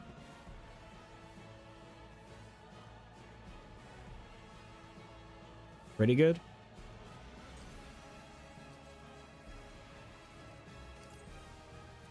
Pretty good indeed.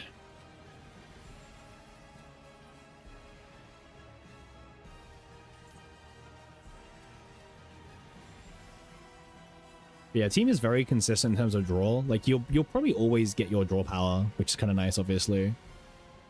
Now the order in which you get it is a bit different.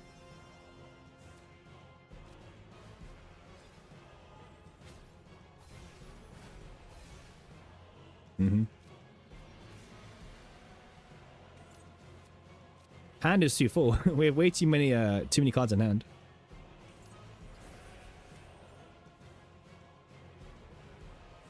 I might play a softy here. It's like 10%. It's fine. Because I really want to draw with this. Okay.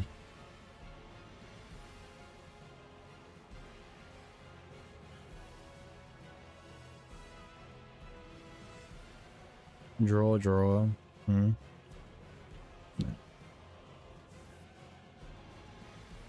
Wrong ordering. It's fine.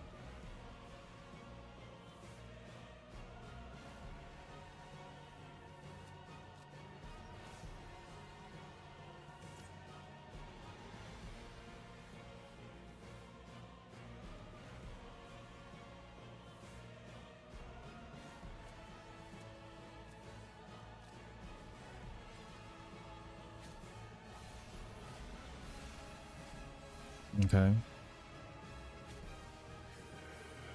Okay, Event Horizon's now here. Nice, nice, nice. Okay, cool. I was just waiting for Event Horizon to appear. Do I have any archetypes? I have a circle. Okay.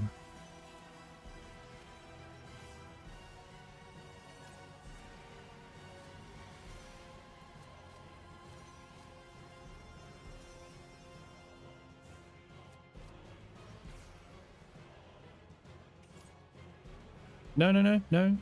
No, no, no. This is E0. E0, so the bottom line, it doesn't have a cap. This is E0. It works on E0, but I have E2, so I get so I have E1, so I get 4 out of 4 form upgrade. But yeah, that last effect is bottom. So you see how this turn, I didn't get a single RNG into that buff. So this would be like a bad turn, for example.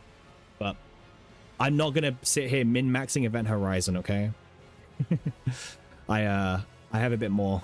I don't have that much time on my hand, right? But yeah, like, so it's pure RNG. You have no control over it, which is kind of ass. I'll be real with you. He knows his worth? Exactly. You better use this card. This card is like one of the best cards for the noob comp.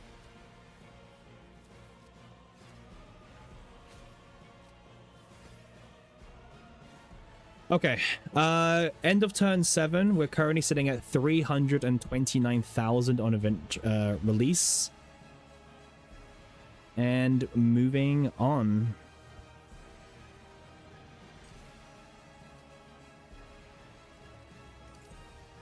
Thirty can get played, create up the hand size.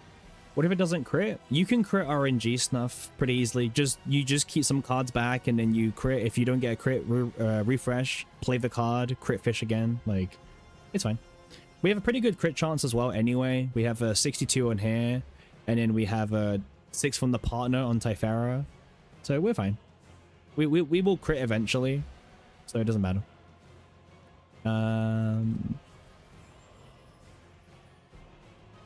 Yep.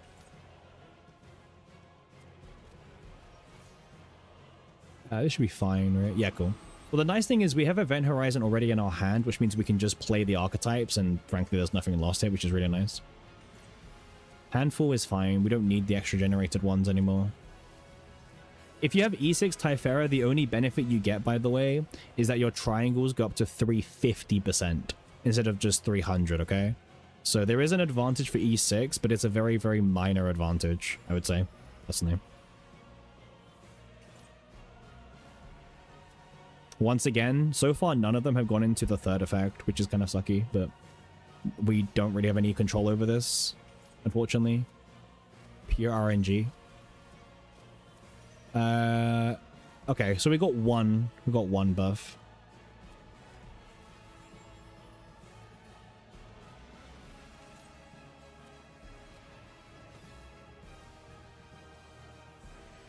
Uh-huh.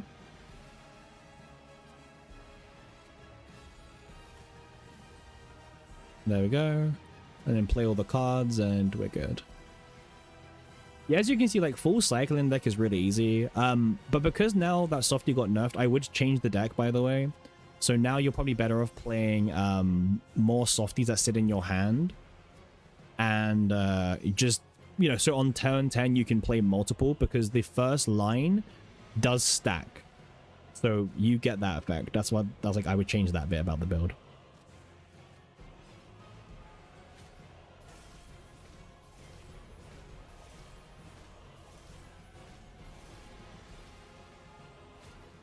Yeah, I'm very curious on how the cap's going to look in a second. We'll see it. Okay. Well, I can't check now because I didn't link 2 cards more, so it's whatever, but that's fine.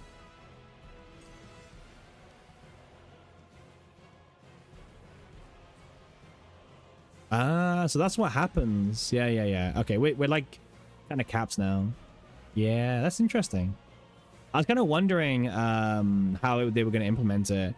Okay, so we're basically at the damage cap, right? Kind of cringe. I mean, we should still go to exhaust pile. Yeah, they're here. I mean, we still should go for more turns because we need more Event Horizon anyway. But we're basically done doing blades, basically, for now. But there's no reason not to keep playing, basically. So, like, obviously we can still cheese it a little bit, right?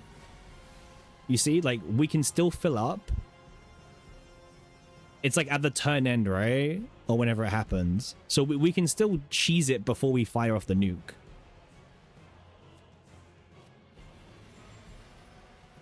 So just note to self on turn 10 on how we play it.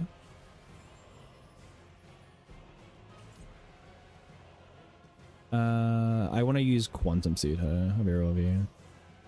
I just want circle. Triangles are fine, but I want circle. I'm not that picky, but like, come on. Give me some circles. This is fine. This works. Okay. Can we get one more, please?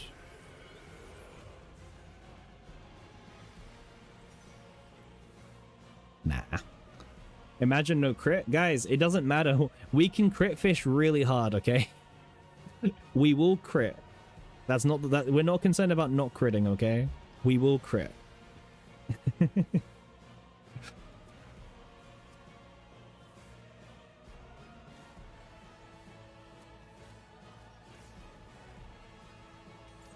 Critting is very simple to do, and I'll show you guys what happens if we don't crit, okay?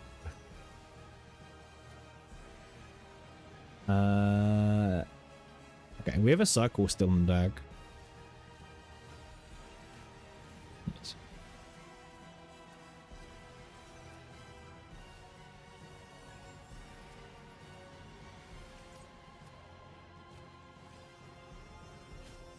Simple, just crit. No, like it's actually, you have so many chances to crit. It's insane.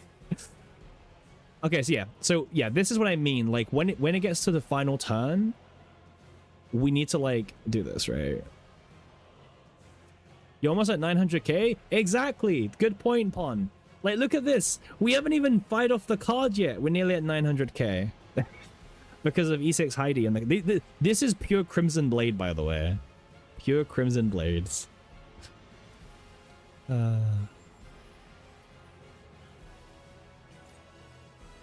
Yeah, no vulnerable yet either, yeah. If we did fire it off, we're doing 633k right now. So it's definitely enough from like last time. Oh, next turn's the last turn anyway. Okay, cool. All right, looks good to me. And let's go to the last turn.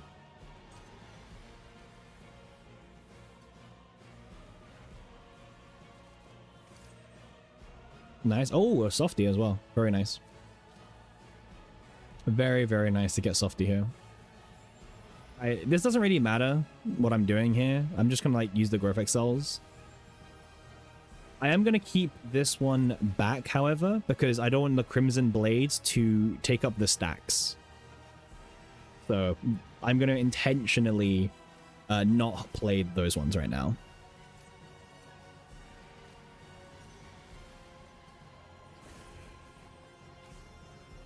Okay.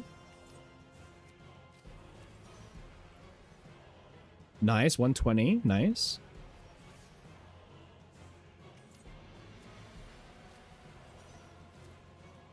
$160, come on, one more.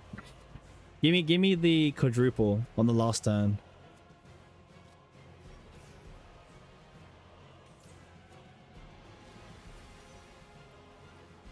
Asking you receives. So if you can get this 10 turns in a row, that's what you're looking for. The 1-1-200. You gotta manifest it exactly, Pun. You gotta manifest it. We can just play it. Nice.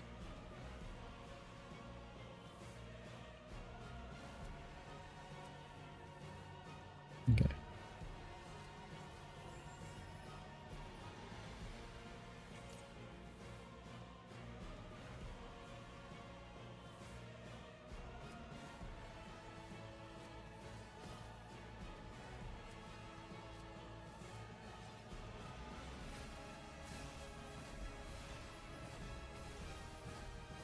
Mm-hmm.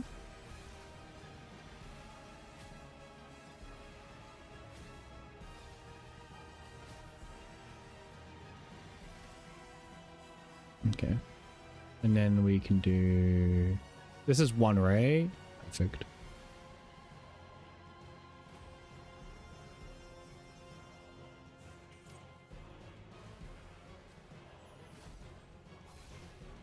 There we go. All right. I'm just leave. All right. I'm actually gonna quickly go and get a drink because I forgot to. I left my drink downstairs. So let me quickly go get it, and I'll be back in 2 minutes. So, not leaving for dramatic effect. Let me get my drink, okay? Memory reminds me of someone else.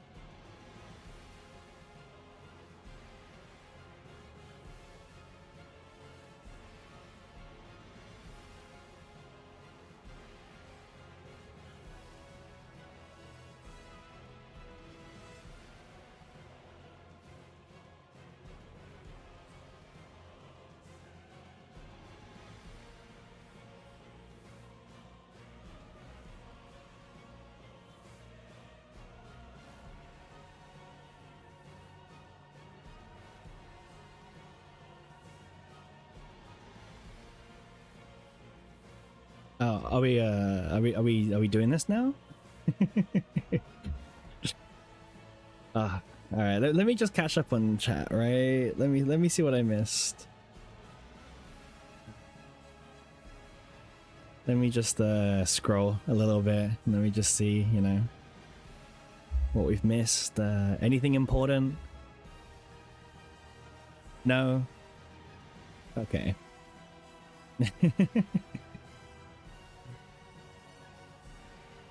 Okay. So, okay. 477, 537. Okay, so what did we get in the end? We managed to get the 300 triangle, bang on 1,000 from Event Horizon. That's kind of a nice number as well. The softies obviously here. Pretty much everything is here. Yep. We have one chance to, like, hit this, by the way. So, we only have one crit fish attempt. So I might just swing it without the release and see what happens, and you know, we might need to fish anyway, so I'm gonna probably keep this softie and just so we can see like the RNG, right?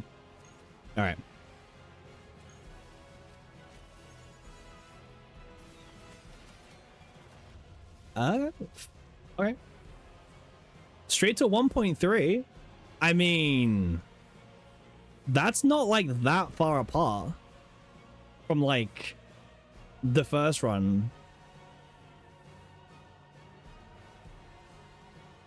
Like if this team is now getting like 1.3 compared to like my 1.4 run, it was like 1.2 1.1, like it is quite a big loss. So 1.41 1.42, yeah, it is like a big damage difference, because that was a 700,000 release. Let me see if I can find it. Yeah, still can get more damage, barely, Vader, barely. Like so this was my release last time, so you see how my multiplier was 1.2 mil, right? Like this time, like what? So from 1.2 million last time, I think it was like 700k, right?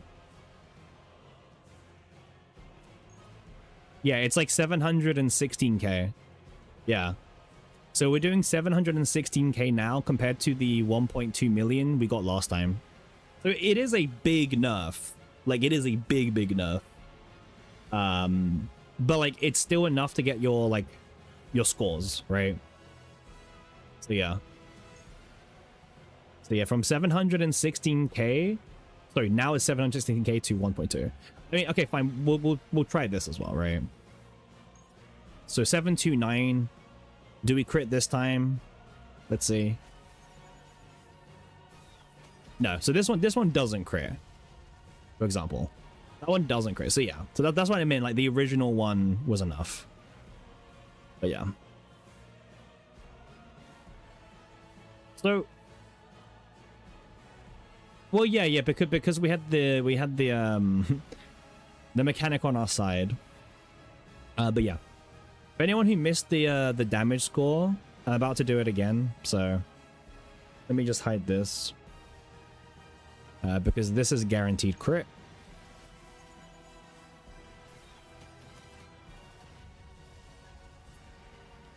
$4.3 million. Compared to like 9 million last time. So yeah. Can I show the deck after? Yeah, I can show the decks after. Yep. Now, time for the ultimate attack. Swifty. Yep. Yep. 1.3.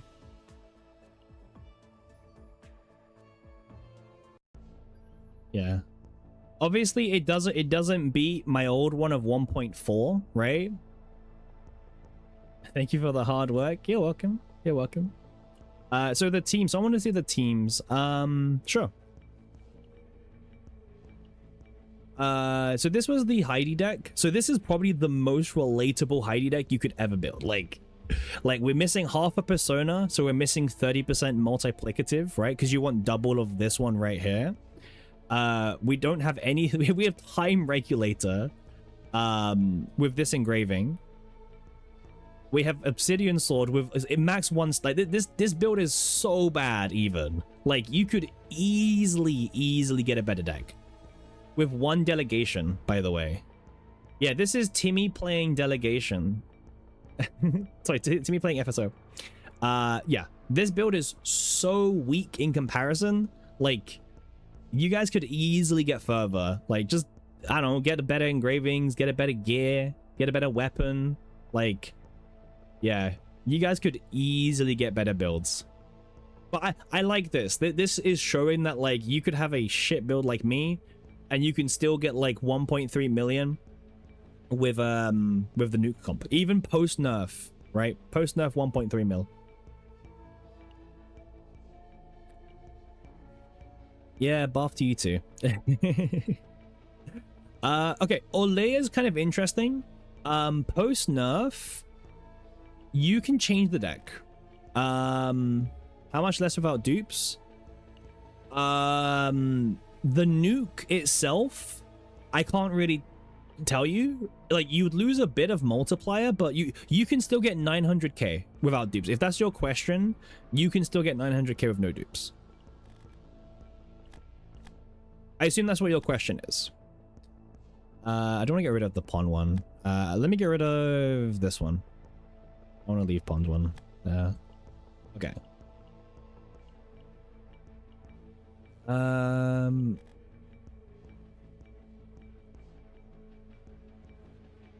Yeah, you can build it.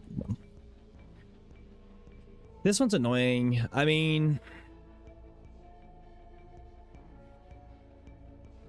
yeah, if I could disable dupes to show you, I would, man. I really would.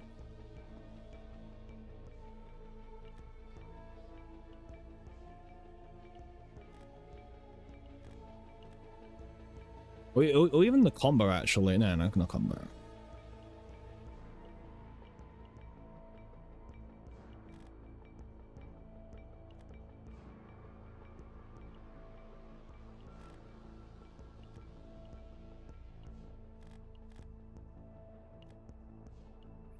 Honestly, that's all you need. Like, post nerf, it's kind of all you need. Like, you generally don't need anything else.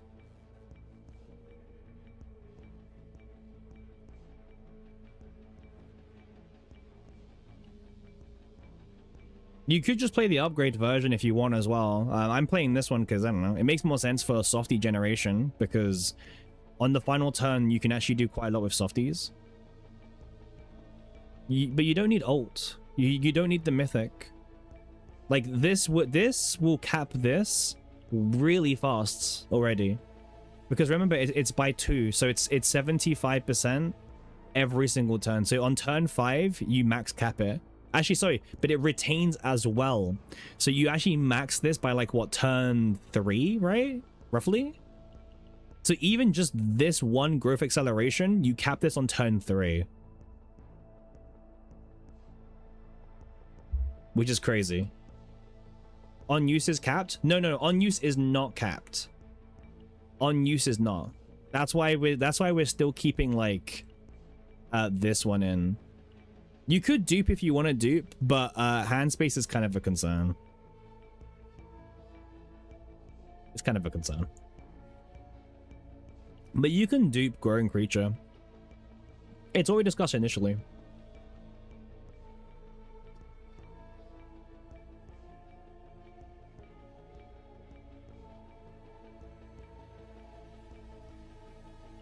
Yeah, you can hold as many softies as you want. Yeah, that's like the strat. Oh, you mean so it's got retain? Yeah, maybe. Or obviously just play the upgrades sensor if we're doing that right. But yeah. But yeah, Olay is really easy to build now. Like really easy. Typhara never changed. Oh, I guess if you've got spare faint memory, just put gear bags in your deck. Actually. Yeah. Just put gear bags if you've got spare memory, just because, you know, consistency, right? This was my Typhara deck. Just draw, double gear bag for consistency on turn 1. I do have an AP build, but honestly, it's pretty pointless because you rather just have the consistency on turn 1. So that's why I went for no divines and just, you know, pure gear bag plussing, right? Yep. Very simple Typhara deck. As well. But yeah. Very simple build. Anyone can kind of make this deck and you can get a good score. How do I build Adelheid this season? Yeah, this whole team is super easy. I'll be honest with you. You can probably just delegate the entire team like in like 1 or 2 runs each character. Like it is very easy to build this deck. This whole team, in fact. And this, by the way, you saw this run. This was against a Justice boss. Like we weren't even attacking with elemental weakness. So yeah, this team has so far been used in every single FSO for 900k. So very good team to invest into or build. I'm probably going to use it every single FSO because why not? Very strong team. It is nerfed. Maybe we'll rebuild it if we get bored because, you know, no content. How do you build Adelheid this season? That's kind of like impossible to answer. Because Adelheid is like she's got like 20 million different builds. I think this is like a very simple basic Adelheid where, like, you know, you've got some blessing for exhaust, you've got your typical draw, gain APs, right? This is like one example. This is like the very basic Adelheid deck that you can make. But for example, with the Khalipe build earlier, I was running the draw 3 version for Khalipe DPS, right? Just because draw 3 is really powerful. The book is also very powerful for additive characters, but not multiplicative characters. So again, you know, 1 mana for 5 morale is pretty good. Highly recommend it. I also have the blessing build, right? The build where you choose what cards you want to have blessing and you will specifically draw them. So, like, Adelheid has so many specific builds. It's kind of tough, but like, if you want like a really, like, you know, your first, you know, like someone's first Adelheid deck ever, honestly, you can't go wrong with the just basic draw 1. If it's blessing, gain 1 AP, you know? This is like the very baby's first Adelheid deck, I would say. And then go from here to like something else as well. For Hilde, I don't really like her with Hilde, but you could do the blessing upgrade, right?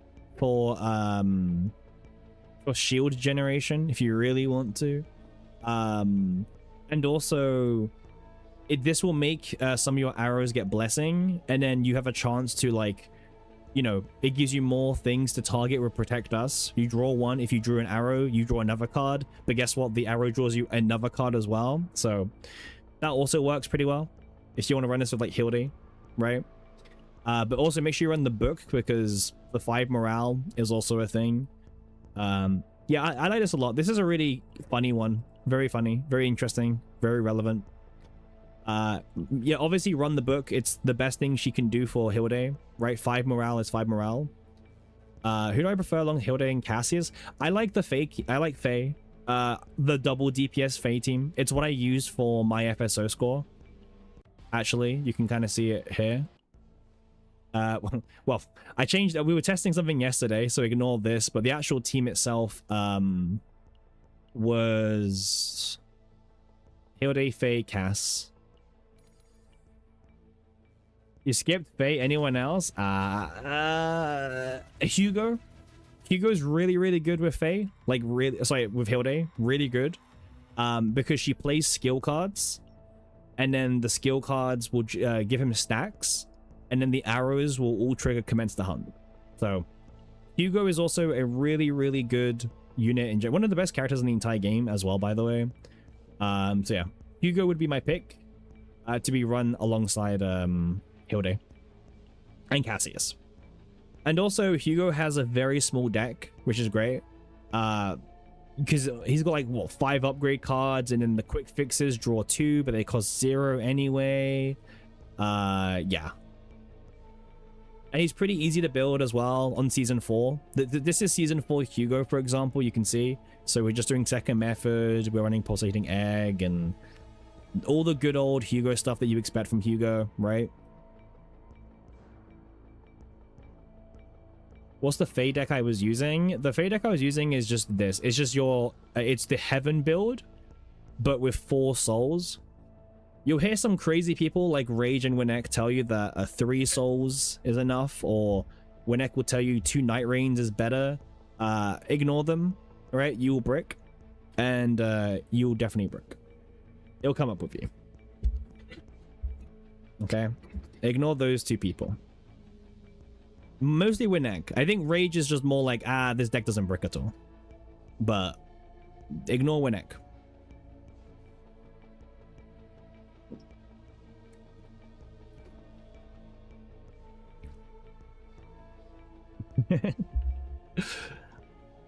5 survive and 3 claim. Yes. Yeah.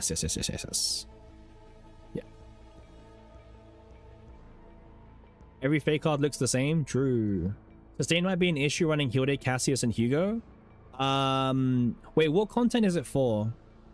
Marts. Like, what content do you want this for? Oh yeah, okay, I agree with you. I agree with your age. Yeah. If you want something with healing, I mean, Cassius has healing. Cassius can heal pretty well. He's also got morale debuffing, which is pretty good as well. He's not a Typhera or a Mika, don't get me wrong, but yeah.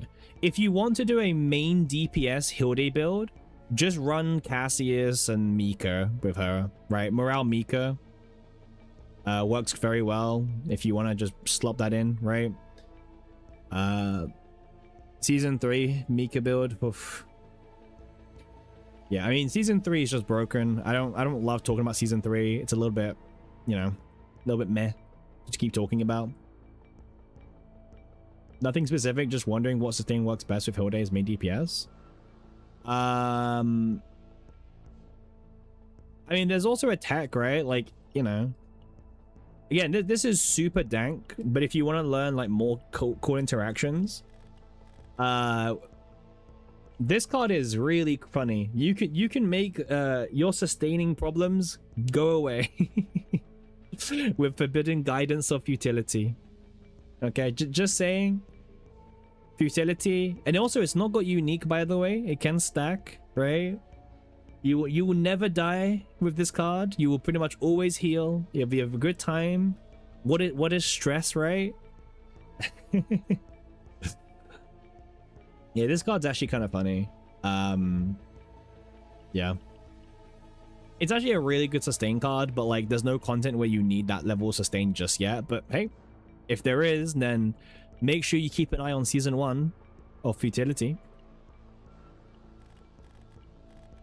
But you can just run like Mika, Cassius, Hilde if you want Hilde as the main DPS. But I think Hilde is way better off having like a sub DPS. Like that's why I would highly recommend the Hugo comp. Heal Hugo out to pop off. Yeah, exactly. But yeah, Hilde Hugo is like one of the top teams to use for Hilde for sure. I would play Cassius in that. I mean, Cassius can heal, man. Like I don't know. I don't doubt he's tanking abilities. It's not like he's not Mika or Typhera, but like I don't know what content you're gonna die to. Like what save data content will you die to on Nebula Distortion? Yeah. What's my Hugo? E1? Okay, it's E1 Hugo. Nice.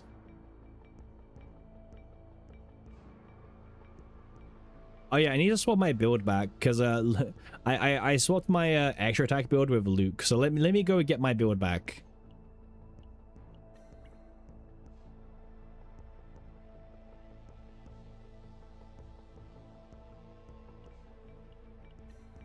All right, come here, Luke.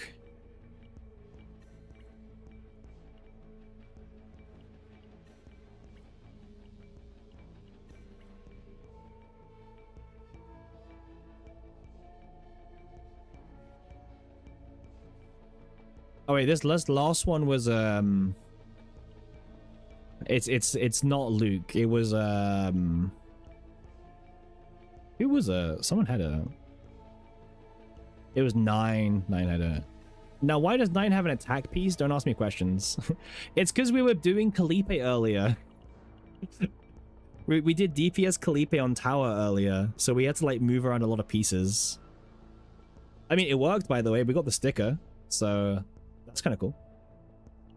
Yeah, this was one delegation yesterday. Actually, okay, technically it was 2 delegations. But yeah, I don't know. When I saw Shackles, I was like, damn. I guess we're doing Shackles Swamp Khalipe DPS. It was peak? Yeah, it was peak, wasn't it? Yeah. It was off stream as well. It was like, oh, we lost gallons. True. It was kind of funny because it was like, oh, off stream, we didn't really play any CZN. It's like do 2 delegations, and then we got it on the second one. So that was kind of funny because the first run was really bad in comparison, but the second run was actually pretty good. So yeah, I got lucky with one. Actually, I don't know. The last one took a long time, Pon, to get. It took like 30 rolls to get the vulnerable divine. The last one. Oh no, okay, not 30. Sorry, it wasn't 30. It was like what, 10, 15. Needs mutation change? No, we did a few mutation changes already. This one's good. It's like 8% damage. It's like okay. It's not like broken, but yeah, pretty cheap. Yeah. You missed season 2 master stickers. Your account's forever bricked. Might as well delete it, Bubek. Might as well pack it up. Why does it look so low res? What the fuck? Why is it so low res?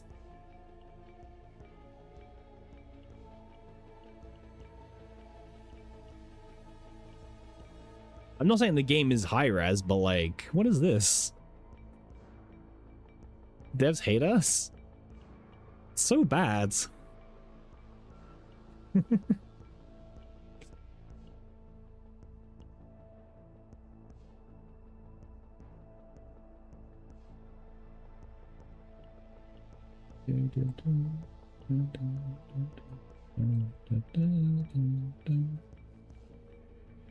We should use our season 2 master stickers, right?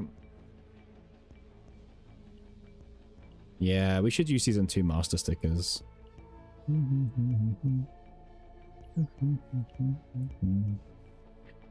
There's a more focus on the character assets. True. 100% agree. By the way, season 2 was the rifts I barely played the most. Like, I barely played. I did 2 attempts on Golden Mane and like 5 on Colossus. I did Typhera Bonk day 2 and I was like on Golden Mane and I was like, eh, that should be enough. And it was just about enough as well. But it was kind of peak.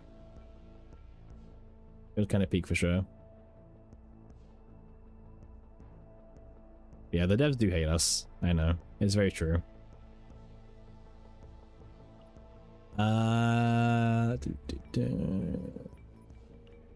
Wait, so who do I have to still do in tower? Let's go take a look. Spiral Tower Exploration. Will they ever rerun older seasons? I don't think they will, Bubek. I feel like they wouldn't do that personally, unfortunately. Like, there's no reason for them to do it because you can just farm them in the Zero system. So yeah, I think you're all kind of locked out of the stickers.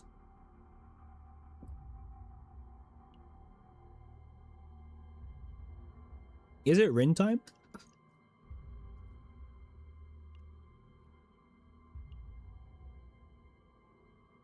It might be Rin time.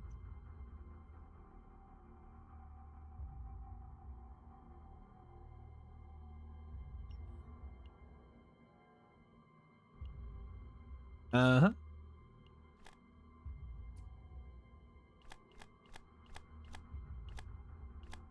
What does the Rin decks even look like nowadays? Does anyone have a Rin deck for me? Do they even keep in R anymore? Like, bro.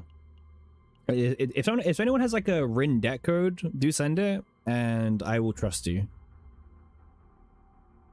Or post it on the Discord and tag me. Anything works, really.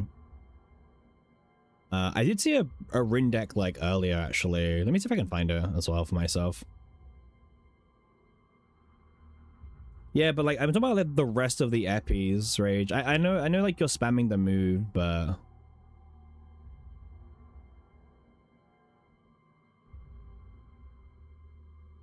that's what I mean. Like that's why I'm looking at the list. Okay, I've got a list here. Let me build it and let's see. So it got rid of all of these.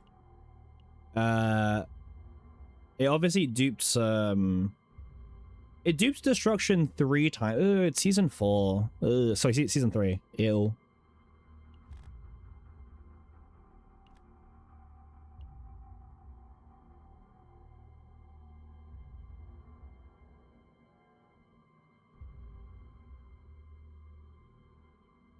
Are we doing that? Wait, are we doing season 4, season 3? Because like, if I do season 4, I can play 4 of this. If we do season 3 of the Persona, I cannot play. You know what? Fuck season 3. I'm not farming season 3. All right, I made up my mind. Good discussion, guys. Good discussion.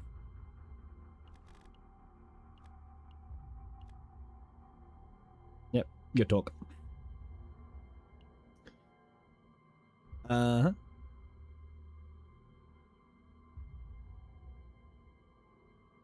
Actually, wait, no.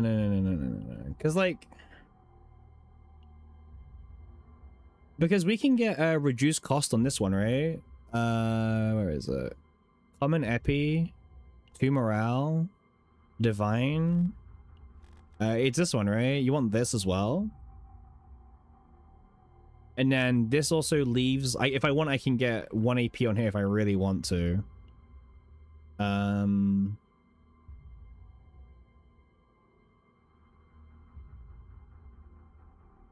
Yeah. Because this gives me 1 AP back. And then I get this and I get this back. I can copy of our divine. That is true. This was also meant to be the upgrade apparently.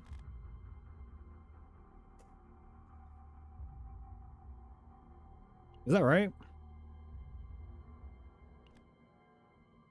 I mean, upgrade is upgrade. You know, you get rid of it, right? It's just, you know, you play it one time and that's it.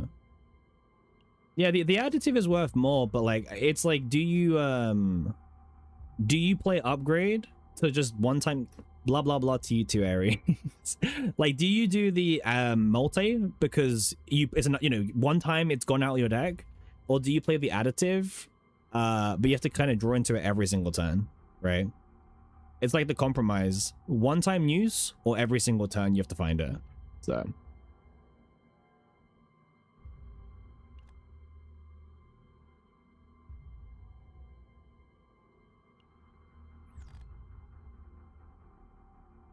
I can dupe this, right? Dupe this, but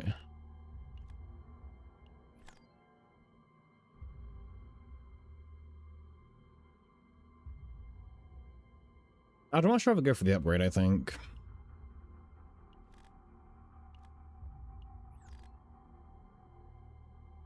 Is it like this? Is it something like this? Wait, drawing slash is wrong. Drawing slash should be add one in it.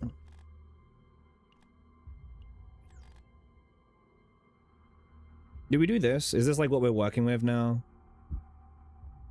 So AP, but then move on the 4th one. Common drawing slash. What, you mean for morale? I think the 1 hit might be better. You can get 1 morale. I mean, we can just slam it, right? I don't know if drawing matters. Right? And the good thing is, because we're not going to farm season 3, because we're not crazy people, we can kind of get away with whatever deck we want to, right? The one thing I'll say is this is looking like a swamp angle. Correct me if I'm wrong, but this is looking like a very, very strong swamp angle.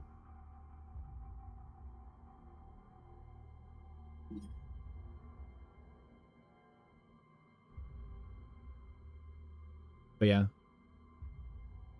Seems good to me. Yeah.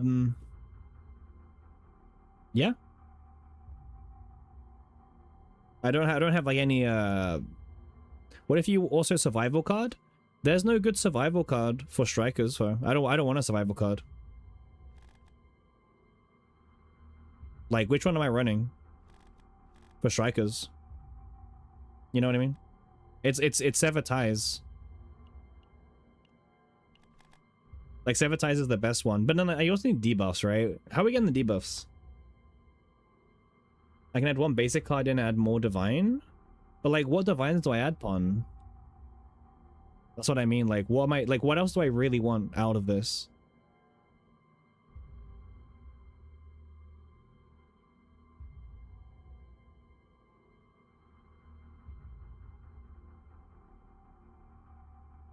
Like, yeah, I can get myself 20 faint memory back, but like, Hilde sub DPS equals debuff. Claim itself applies to debuffs. But what do you mean?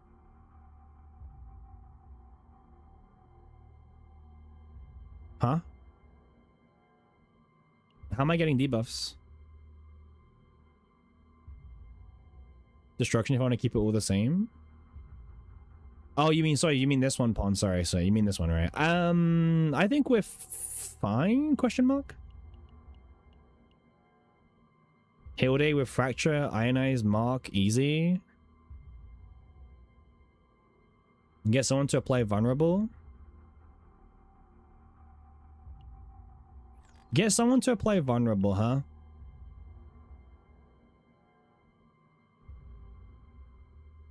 It's gonna be a fun time maintaining stance. I think we're fine. I think we're fine. We played Destruction, we get back our stance every single time. Right? So I think we're good. I think we're good.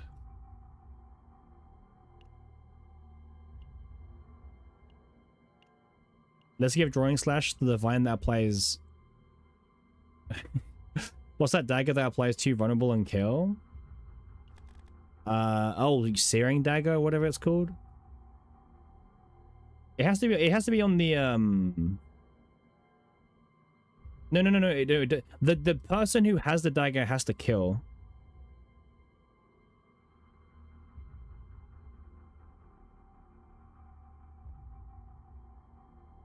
Yeah. Otherwise, Sneering would like be the one of the best in slots for every single supporter. You would be seeing it everywhere.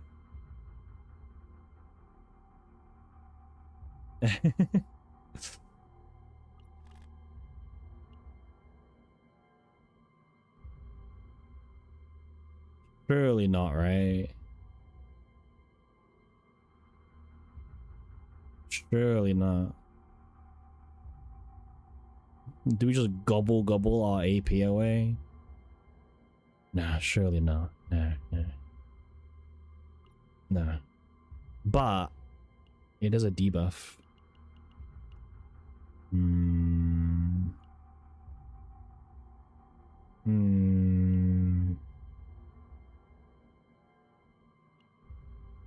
We also have Inquiry 3 as well. Oh, you know what? It actually might be the Haru. It might be the Haru. Just add Inquiry 3. It's on my screen. Inquiry 3 is on my screen. The Foresight. I did see your comment, Pon. I did see it.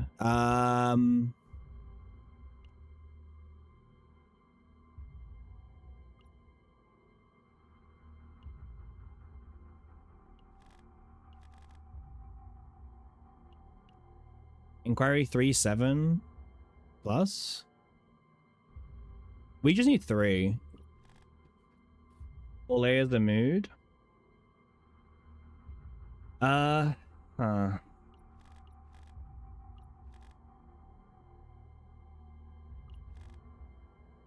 Yeah, but it doesn't need, guys, like, wait, where's my Haru deck? The Haru deck is also drawing itself, right? It has draw, okay? It has draw. E6 Veronica might be Biss. For the 1 mark, right? Yeah. If we can cap morale, right? Cassius is the answer? No, we're not doing Cassius. Cassius is too boring. Inquiry 3, claim 1 plus survival. 5 survival.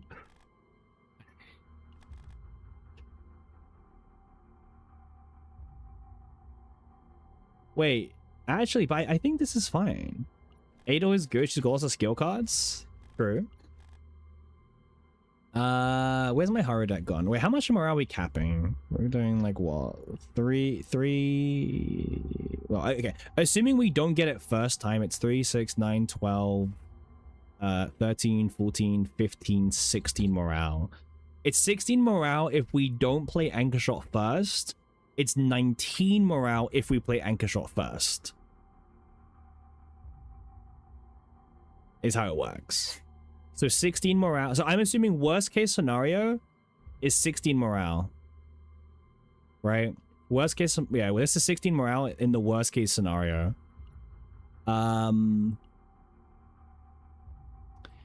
Yeah. Laugh it up, Aries.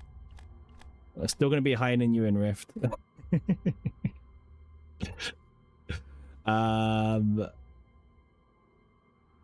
Okay. 1 morale, reduce 1 cost by 1. I mean, we still need some morale, but like, wait, can we get greedier? Like, I don't know, adding more hits, right?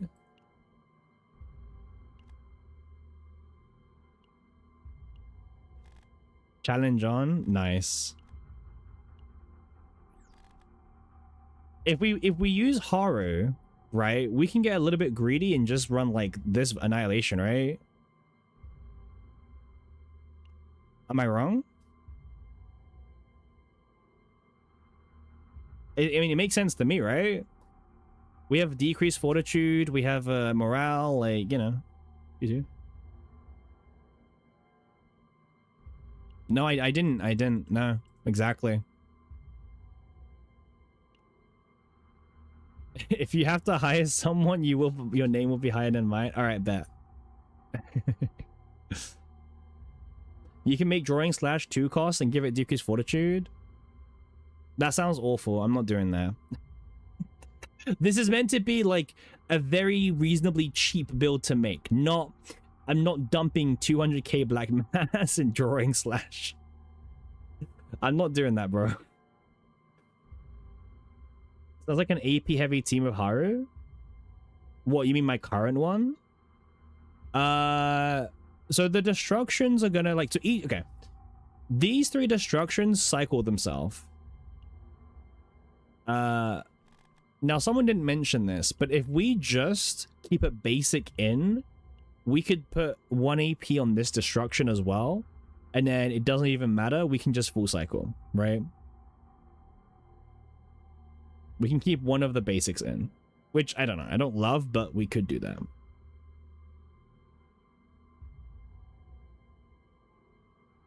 I hate you. Kill yourself. Love you too. Keep first form.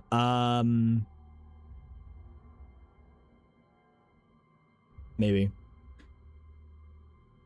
So you do have Adelheid? It's season 2 Adel with Spores Angle? Hell no.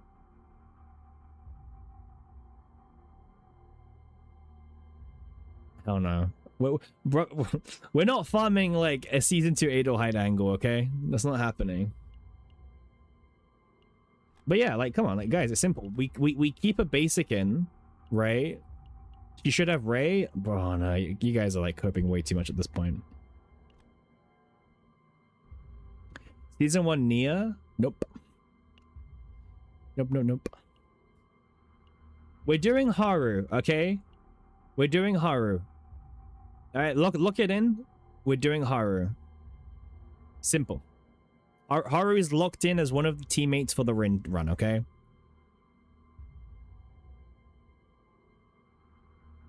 Everyone's saying different stuff. You don't think Sevatai is worth it? I kind of agree with you, Pon. But like, we kind of like the claim 3, but I do agree with you.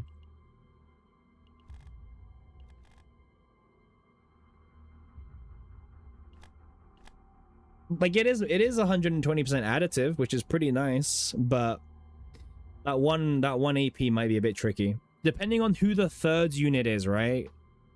Because like Haru is like relatively pretty cheap besides the 1 mana sample collection, right? I mean, besides that, she's pretty free. I'm taking Inquiry. Yeah.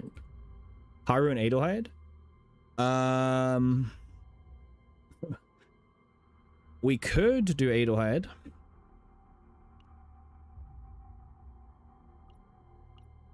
But like, it's gonna probably have to be a new farm for Adelheid.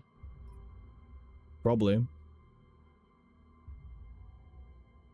Or, alright. I don't want to hear you out. It's never a good take. Keep basic defense for 1 hit of Black Dance and freeze 20 save point is a good idea. We can do that. Naja. Morale Mika. Man, I'm just getting like, everyone's just like spitting random crap at me now at this point. Okay, so we've locked in Haru as a teammate. That's locked in. So now I'm taking suggestions on the 3rd slot. If I run Naja, I can change my divine. Tenebria? Nope. Season 2 Adelheid double hunger hitting up. Nope. How are we drawing our deck exactly? Well, that's what we're talking about now. Like, the 3rd unit should help us draw our deck out.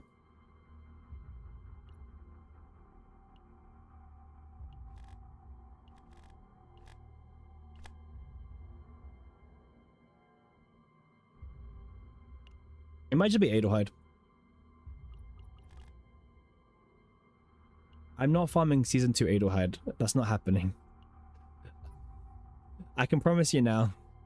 Season 2 Adelheid is not happening. Now, Adelheid in general, okay, sure. Run Cassius. Cassius is probably like the worst take because it doesn't fix our skill card problem.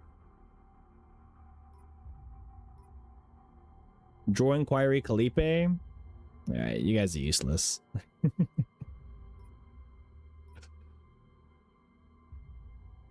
Sporin? Nope.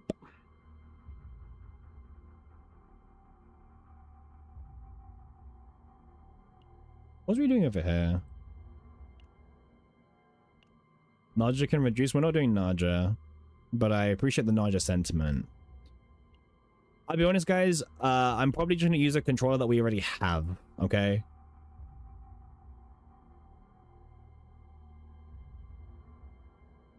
Like I like it's one thing farming for Rin, it's another farming for a random supporter.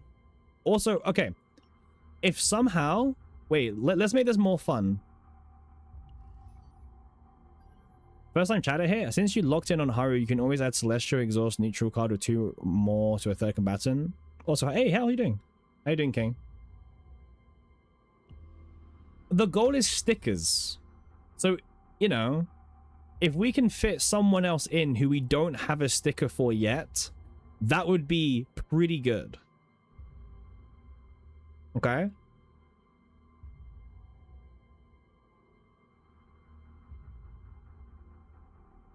But they need to make sense with Rin. Because I've just seen Owen, Magna, Rita, Renoa listed in a row. Okay? So that's not helpful.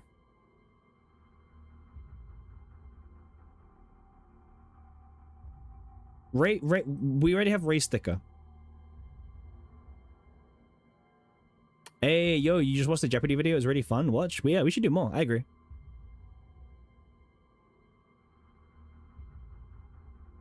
Sorry upon that I didn't want to do a carry team like you did. Sorry. You have a perfect deck build for Morale Rita if you wanna. Oh, I know Morale Rita. Yeah. Yeah. I don't know if I love it, but if we have to do it, we have to do it. Can't the two just carry the last slot? No, because if we're doing Haru and Rita, Haru and Rin, we don't have draw power. Is there any, like, draw engine here? Any draw engine? Yes, I know Renoa. Do we have any draw engine unit here?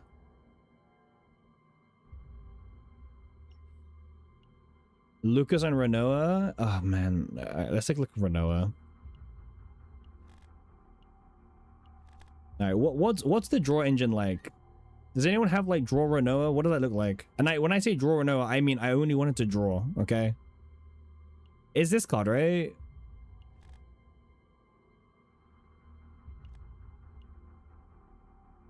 Wow. This is, like, kind of like...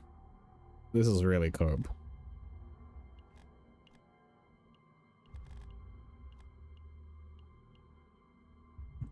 Well, what other cards are we getting rid of or keeping, guys? Because we can't remove every other card, unfortunately.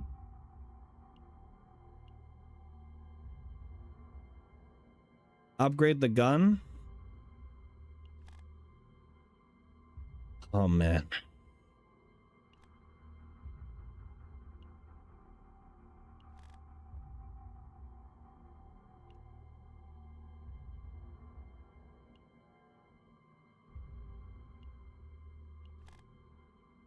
You know what? I actually think Bubek actually has a better take in some... Yeah.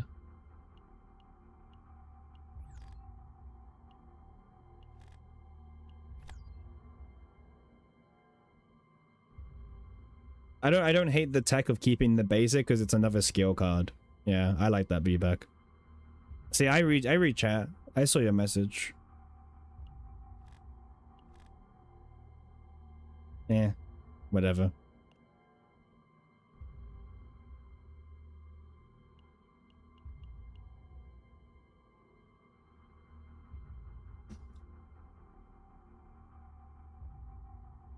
Slap inquiry done. Do we need inquiry?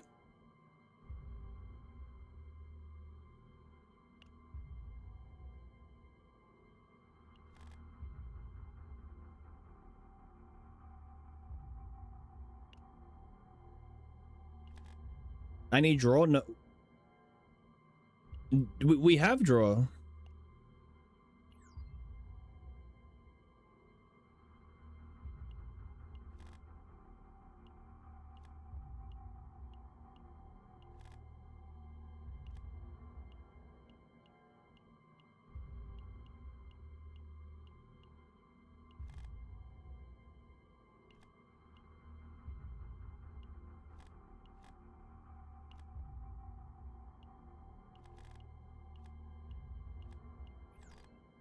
This is better.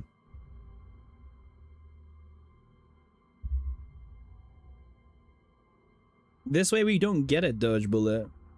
We don't need to draw too many cards. You need it for the +1 draw? I don't think we do. I don't think we need the draw 3 in this build. The Haru deck is like very small as well, and the Rin deck is very small as well. I think the draw 2s would be enough.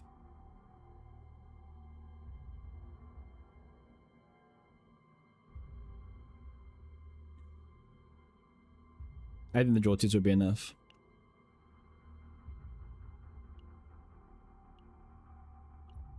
But regardless of the teammates, I think we're settled on the Rin deck, right?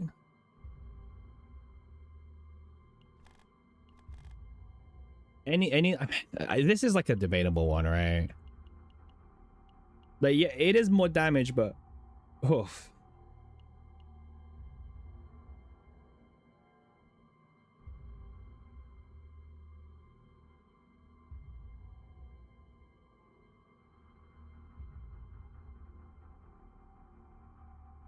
Reduce the snack times. Yep.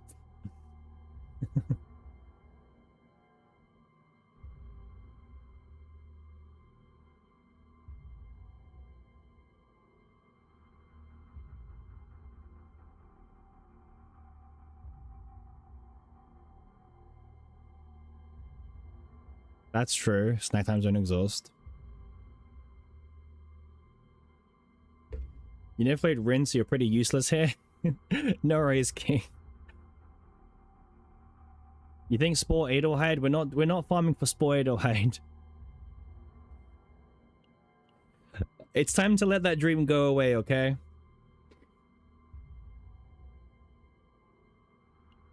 Something like this. I don't know, man.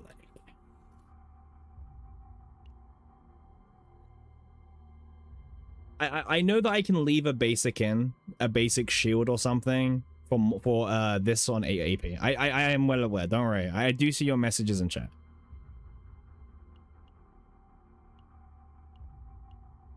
Call it sticker? Sure.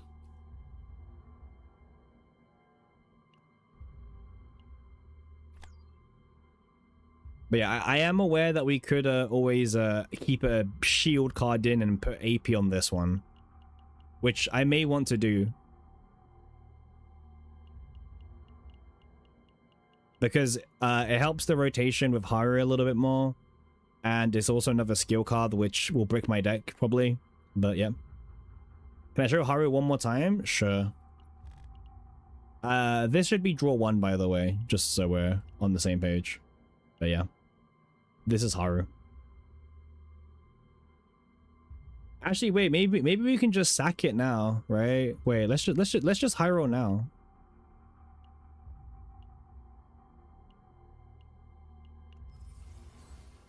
Shit. Okay, well.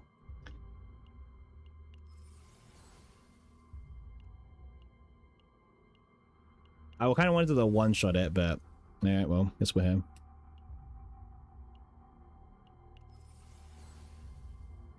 Initiation? That's a scam. That's also a scam. I mean, it's kind of funny if the other ones had it, but they don't. So it's a scam? Well, it's only a scam if we don't get it, yeah. Caligo. Last one, by the way. The goat. All right, thank you, Caligo.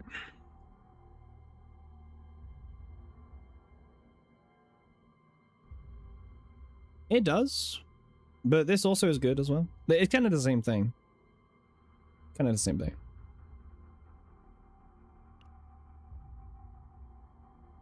Caligo's the goat. My goat.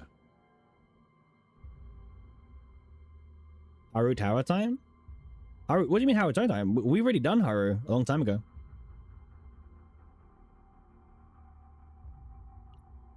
Anyway, we need to do delegate with Ren, okay? So... Wait, what happened here?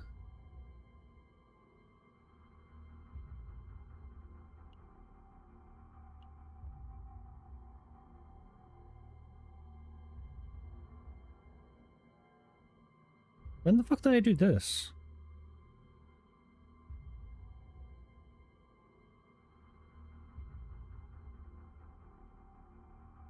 When did I do this? What the fuck? 14th of June. I don't remember doing this deck. 14th of July? Well, no, it wasn't July. It was June, but... Huh.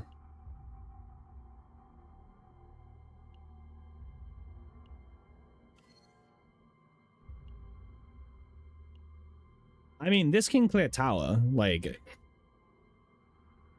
Yeah. I mean, I just slap divines, but... It's so strange. I didn't take the Persona card.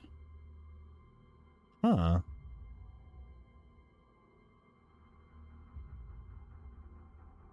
Damn. I guess I had the hindsight to be like, fuck the Persona card, huh?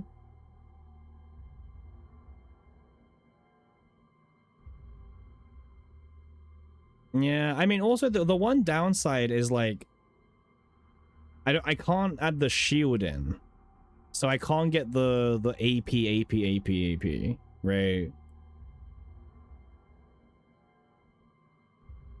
But this deck is pretty much it, right? Kind of.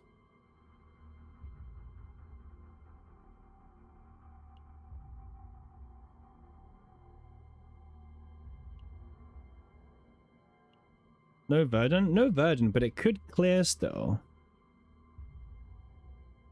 Hmm.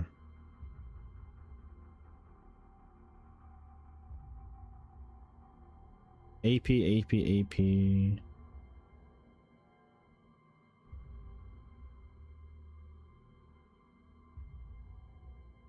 Hmm. I'm just pondering. I'm just pondering a little bit. Yeah, no Verdant's like, sure. But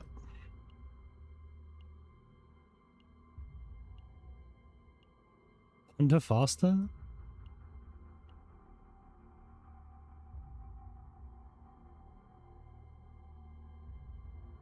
The problem is, because we're playing Haru, we kind of do really want the 1 AP on destruction. Like, on all 4 of them, to be exact. Because Haru is a bit of a greedy person. And she's gonna eat the AP. And she's gonna leave nothing left.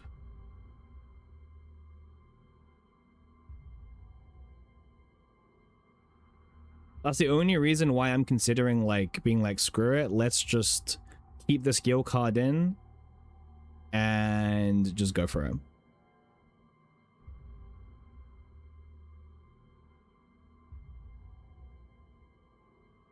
And also remember, we can get away with not playing the morale version because we can cap our morale. So yeah. Well, alleged we can. Allegedly we can. But we can pretty easy with Haru.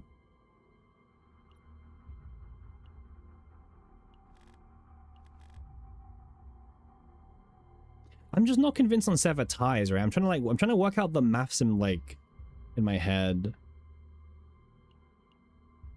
Sever Ties is like 1. This is always, I mean, this will always be like 3 technically besides the first usage because of these. So, like, I like the Rin deck. I do like the Rin deck. Like, I like the economy that we have. But it's just the Sever Ties I'm not 100% sold on. It's not a draw card. No worries, Mel. Have a good one and see you around.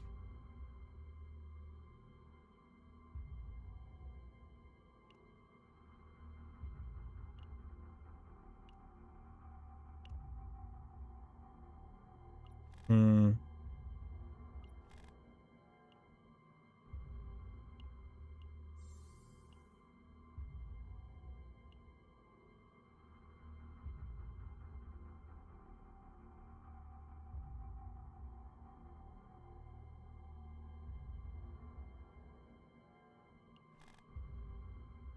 The Haru deck is nice. I like the Haru deck. But it does cost 1. Like it has like a 1 tax, right?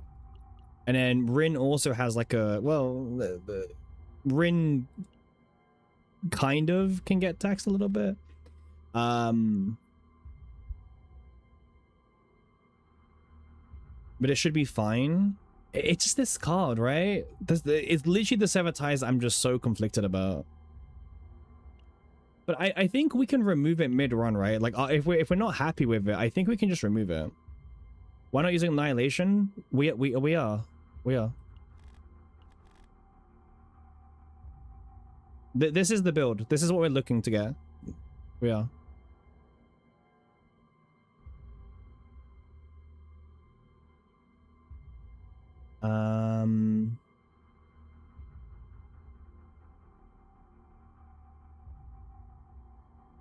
Okay. But yes, I'm sorry, just Sever Ties maths in my head a little bit. The problem with I guess Renoa is that she doesn't give you AP, right? So it's kind of just more like a, oh, I can draw you cards, but I'm not going to give you any AP because fuck you, I guess, right? That's how I'm imagining she's going to sound like. It's like, oh, fuck you. It's like, okay, sure, whatever.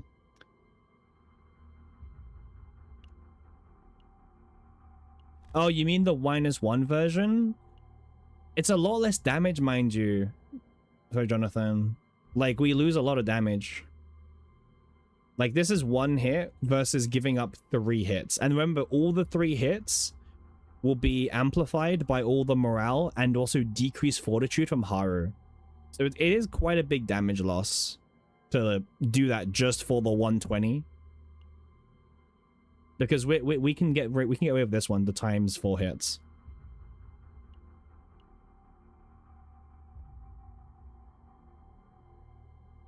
Okay, for anyone who wants to see the full build, I think we're doing this, right? This doesn't matter really. I guess 1 morale.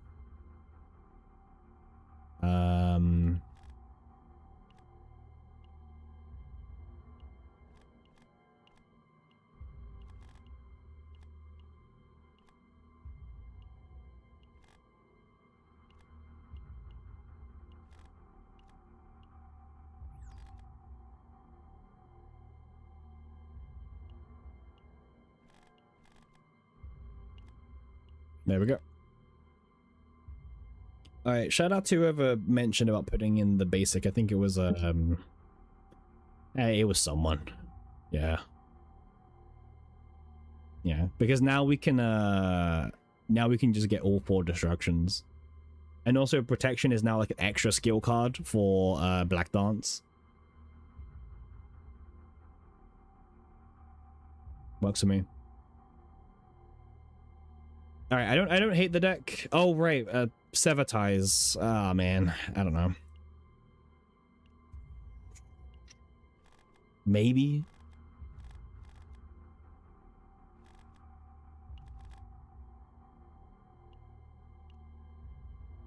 I mean, this doesn't need morale if we do this.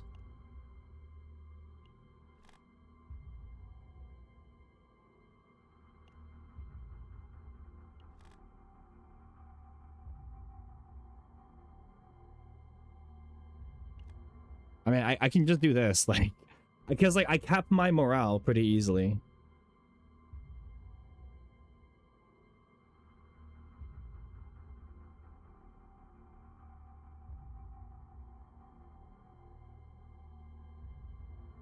All right. All right, let's go do some farming. We'll probably end stream after the delegations, mind you, however, so we probably won't do the tower today. Tower will be Tuesday, maybe. We'll see.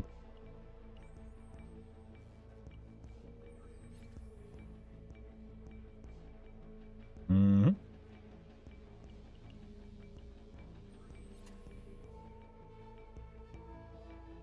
This is fine.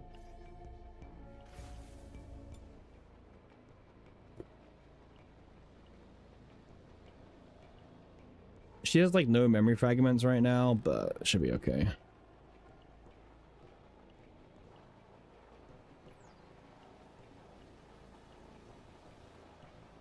We're doing Inquiry 5?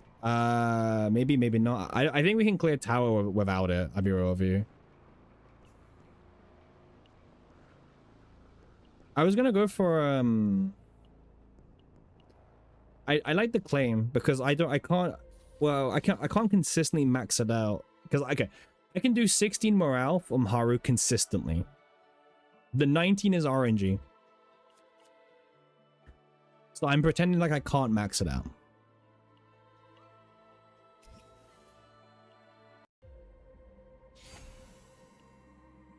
So I still need 4 morale from somewhere, basically.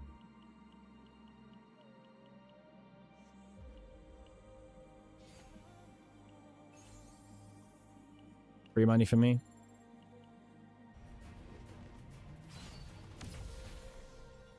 Why not the attack cards for the Dark Mist stance? I have E4, Jonathan, so I get my stance back whenever I play any Rin card. So when I play Destruction, I will automatically get back my stance, basically. But also for the second reason, yes. So that's why we kept the shield in to be another skill card. But also because I have E4, so I get to get away with it a bit more, right?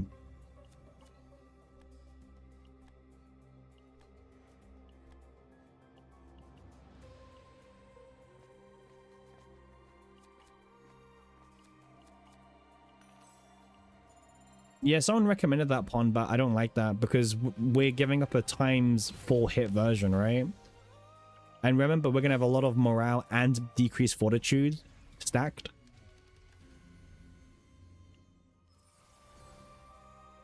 That's like my only problem with that one. What does her E6 do again? I don't know what her E6 does, but I don't have E6 Rin.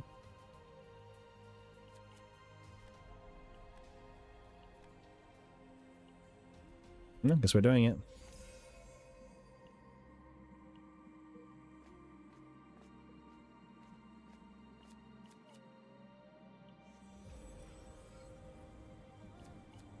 You can do ties, claim 1, inquiry 2 for Rin, sample, claim 2. Oh, I see what you mean, sample. I mean, I can also just do...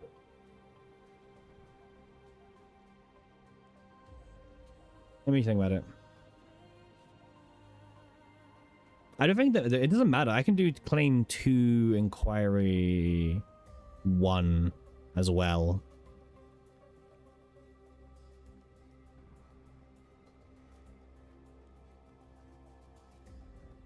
It shouldn't matter, should it? Yeah, I can do the same thing. Fine. But obviously, if I'm using Rin plus Haru independently, it would have to be either the 3-3 or the 1-2. Okay, I'll do the 1-2 split. I'm a believer of the 1-2 split.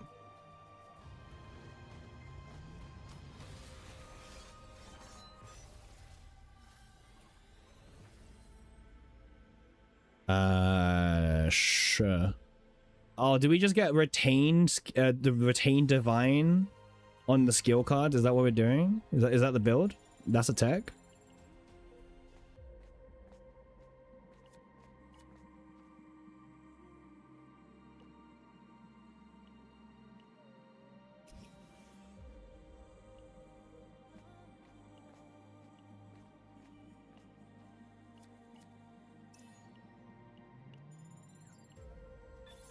Mm-hmm.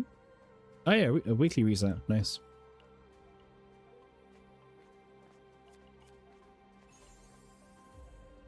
Ooh, surprise.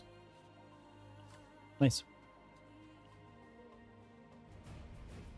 Very welcome surprise. Veronica retrieve. Yeah, but I'm trying to get as many stickers as possible, Ares, which would mean kind of like using Renoa. Like it's worse, but like, you know, she can be there.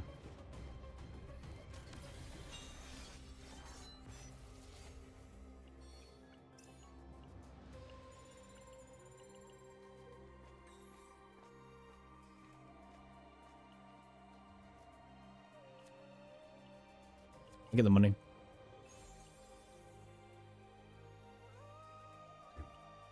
Yeah, I mean, obviously we're not going to spend that much mess on a build, but yeah.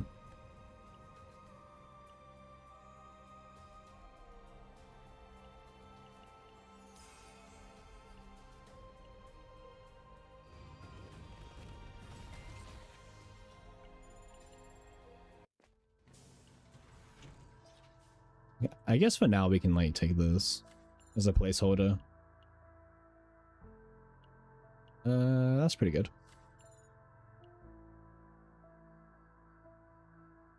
These are all fine for now. Do I take out... I think I take out... I probably take out Drawing Slash for now. Because by leaving Drawing Slash in, I actually risk the chance of not getting Destruction on the boss event, right? Correct me if I'm wrong. But right now, if I don't take out one card... Yeah, I think Drawing Slash is like the easiest one to take out. Because I can common epi it anyway, and it's like fine. The other ones kind of want a specific epiphany, so I am going to take out Drawing Slash. Remove Annihilate? No. Because for Annihilate, we're not doing the common epi. Right? Ah, it does cost 20. That's a good point. Actually, no, it doesn't matter. It doesn't matter because we're not going to get the Divines anyway. No, it doesn't matter. We can add it back after, and it's the same thing. We're good. Because we're running on tier 15 anyway, not tier 16.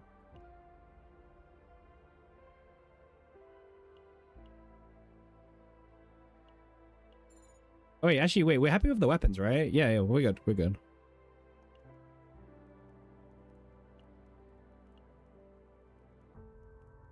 No pun, no. A good point, Glaive, good point.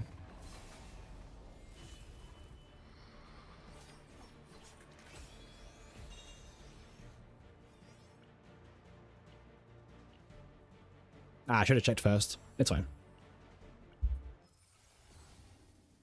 Okay, well, we wouldn't have gone it anyway, so actually a good pick first. We sniped it. Nice.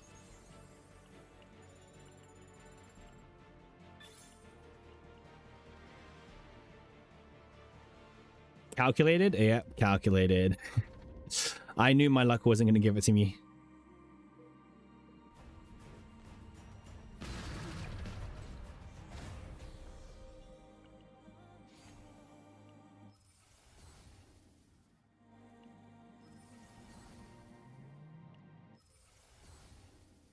Arpeggio, nice.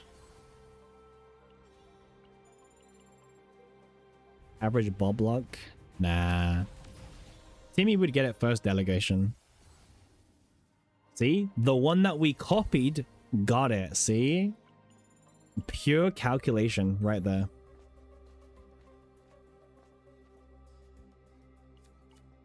That's the money.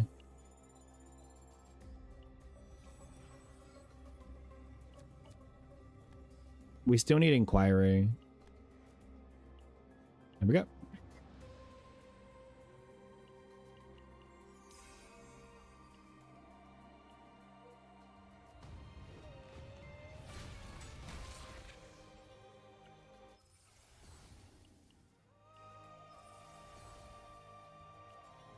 Here we go, back in Swamp. I'll be honest, I'm not a huge fan of desire cards always costing 1. I don't know. I guess I get why, but it's just annoying. Like some characters I just don't want to play in Season 4 because the fact desire cards always cost 1, you know? It's fine. We gotta fix this one anyway.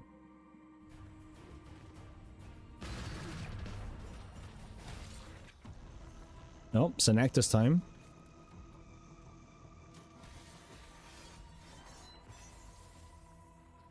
Stupid sword. It's always the stupid sword, man.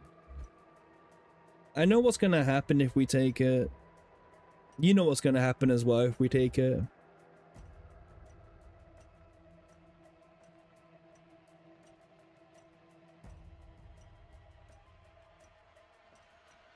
Can't even get egg, but yes, yep, definitely.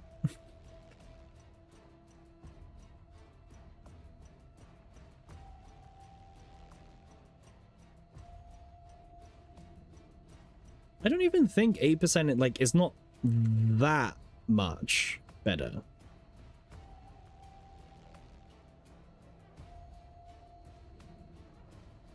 Like it's better, but I don't know if it's that much better.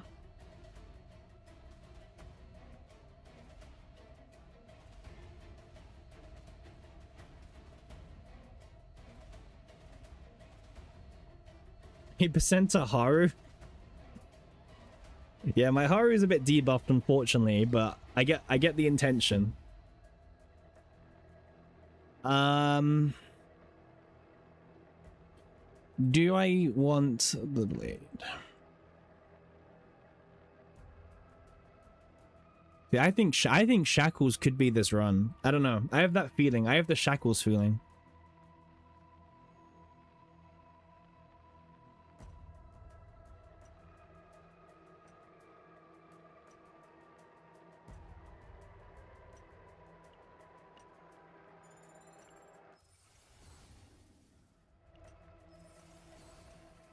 I have that like feeling. The game's easy, yeah, but the point is at least farming's the content, right? Upgrade, nice. It's not like the best one, but like I'll take one for now. We can fix it later, okay? There's a lot of epiphanies we need to fix, by the way, so yeah. Yeah, no, I know. I literally said we'll fix it later, don't worry.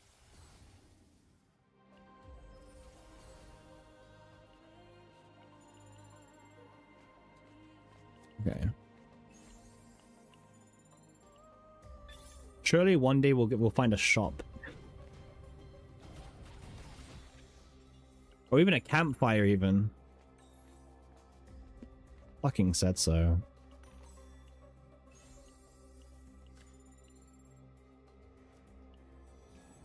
Don't fucking like doubt my fucking gut instinct. Never doubt it, man. Nice.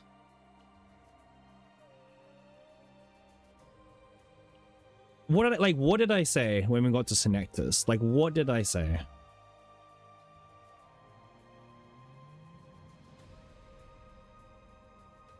Okay, well, this is the deck we're keeping, I guess. I mean, Pon, if you think about it, that's back-to-back delegations on Swamp, back-to-back shackles on different characters, right? I had to fix a bunch of cards? No you.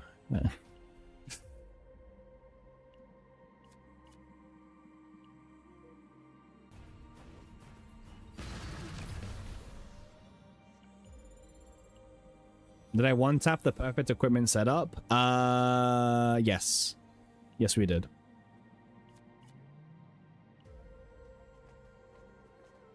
Stupid funeral.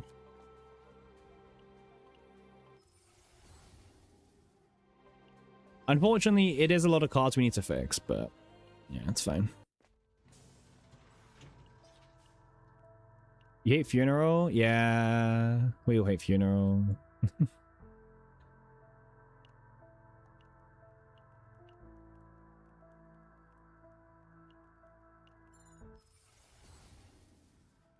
That's annoying.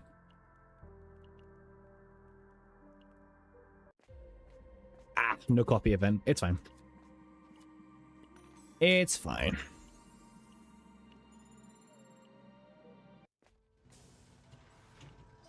Just give me this, like, at the very least.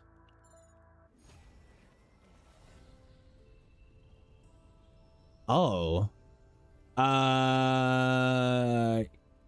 Yeah? Yeah, that works.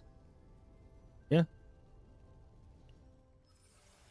Yeah, I mean, thank you, Sacred. That works, yeah.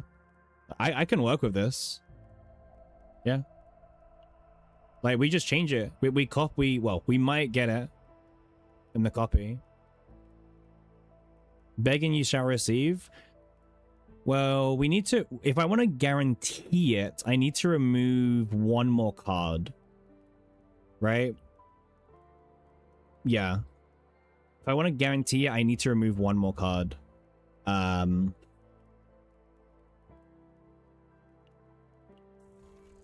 Yeah. It doesn't really matter which one I remove.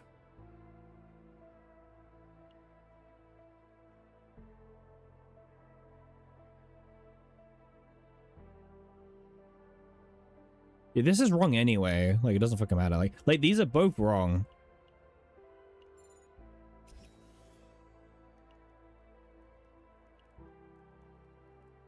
Cool. Why? I don't even need the shop anymore. It's fine.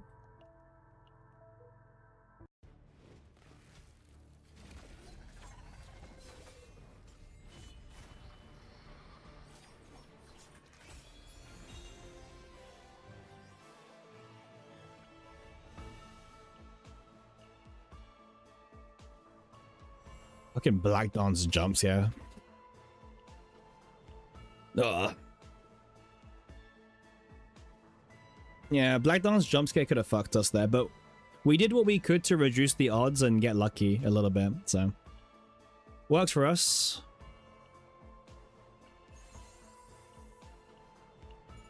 Are we happy with everything? Happy with this. This is editable, it's fine. Alright, cool. I won't be using this. Alright, I mean, I'm happy to edit the Rin deck, personally. I have no intention of really farming again. So, yeah. Now, I could end stream here, but I could also edit. I could edit the deck on stream, because I think a lot of you guys like to see me waste my black mass, so.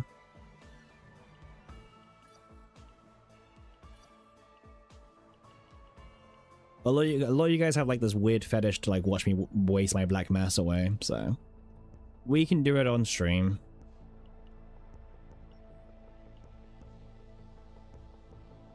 Yep.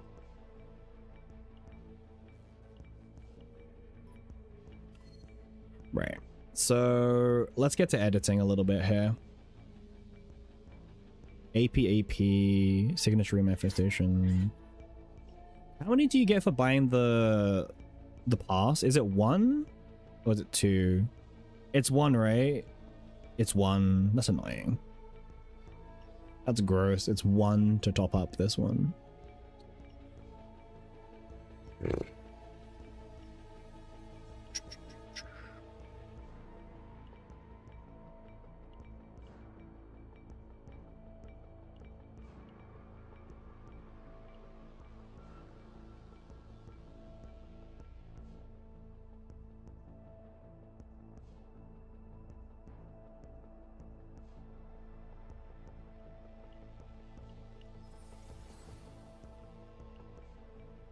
One and it can expire?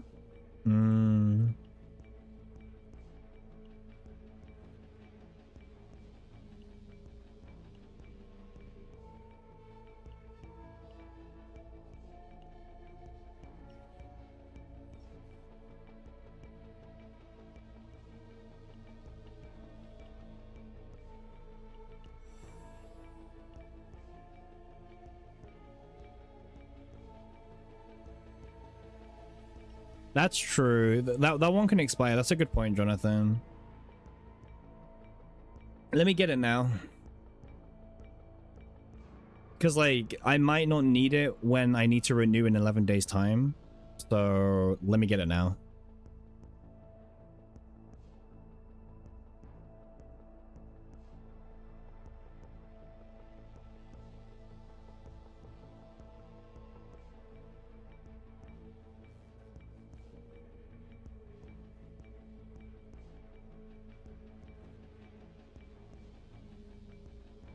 Oh yeah, by the way, we finally fixed it so it's way faster topping up now.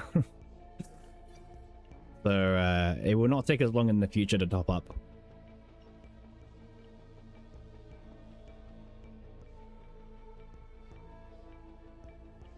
Okay.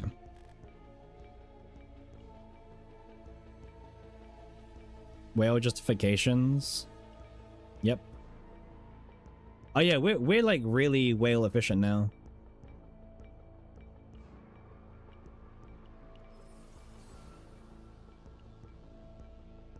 Oh, I just realized they're all nice. So far all sacred. Okay, and then I guess let me go get my divine, right? You guys want to see me like how long it takes me to get my divine? In typical fashion, if you guys know my lucky number, we always buy it. We only buy it in lucky number batches. 1? Nope. Oh, you mean it'll take me 1 time? I hope it's Caligo. If it's Caligo, I'll be really happy. Oh, I mean, wrong Caligo, but, you know, pretty soon. You finally obtained common sense and finally found the brainstorm needed to understand Rin efficiency or Rin sanity. Yeah, it's Caligo. I am actually happy. I am actually very happy it's Caligo. Not Caligo. It's fine. All right. So now we need to add back the 2 cards we destroyed earlier into the deck. How you doing, man, by the way? How's the JoJo game treating you? Okay.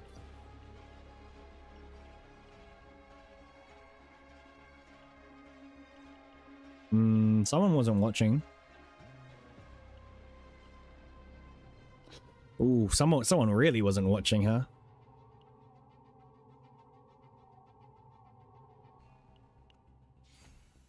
Time gone reward tiny. Just saying, pun. Just saying. Okay. I mean, I'm not really wasting much more black mass, but I guess I'll commit to the whole deck, right?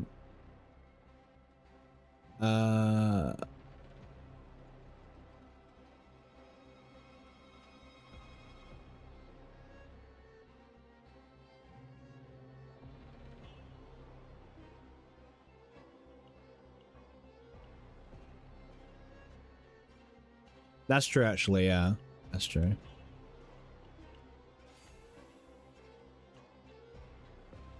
That was a weird bug. It said that so we're just gonna stay at 180. Alright, so now I need to get the reduced cost and annihilation, right? I think this is the main black mass sync that most of you guys are waiting for. Because this is the one that actually could like be a while, right? it could take me 1, 10, whatever, right? So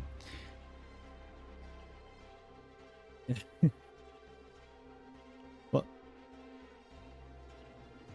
Oh, I need to get it needs to get an epiphany. Right. We're doing this one for now. You think it's gonna take 4? 5?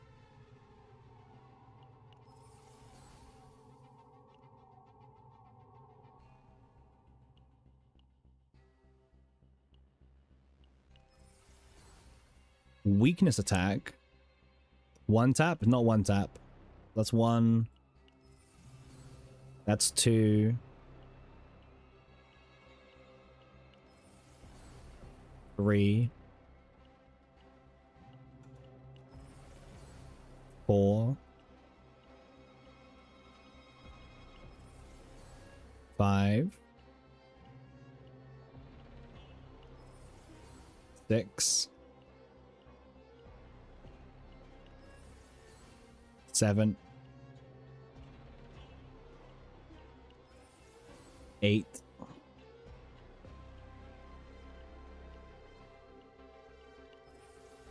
9. That's kind of funny.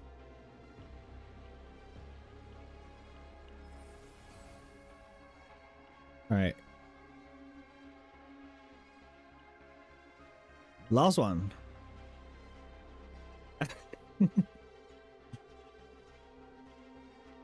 Last one. So for Pon to win, this needs to hit it, right? Ah. No one wins. We go back him. I guess it's 13 again. Oh, true. I need 2. True.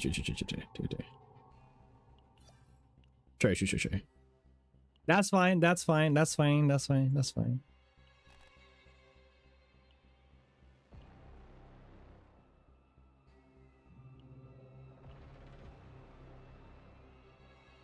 You can't. We've been through this.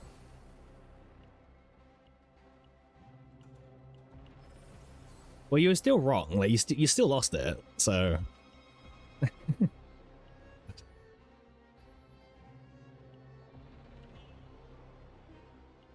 All right, Arabella funds down the drain.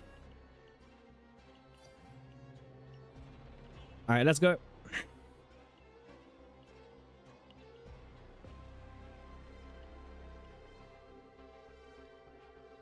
I'm taking bets again. We got 13. Oh, no. That upgrade's getting changed. Don't get baited.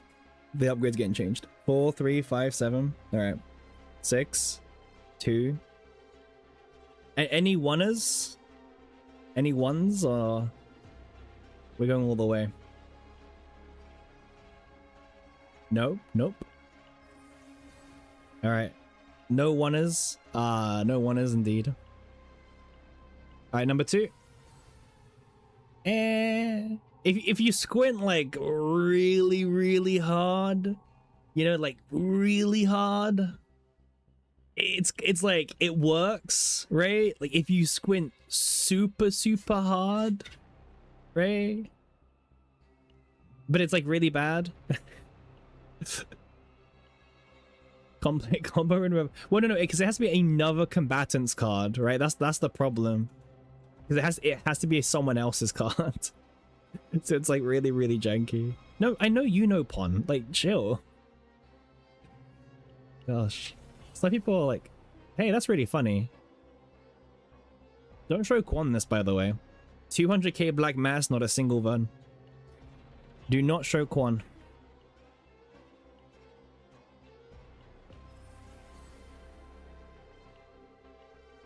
It's really funny, to be fair. I mean, I'm getting like absolute killed over here. Oh, there we go. All right. That was 6. That was number 6. Let's see who said 6. Vader. Congrats. Congrats, Vader. On 6.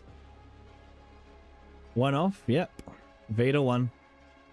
Congrats to Vader. I'm broke on these. Wait, what do we need to change still? We need to change the upgrade card, right? VIP him. We don't give out free VIPs. Yeah, we want this one. We want this one. We want this one here. And then this is like debatable, this one here as well. I guess this could be a common epi. This one doesn't have to be anything. Yeah, we can give this common epi, it's fine.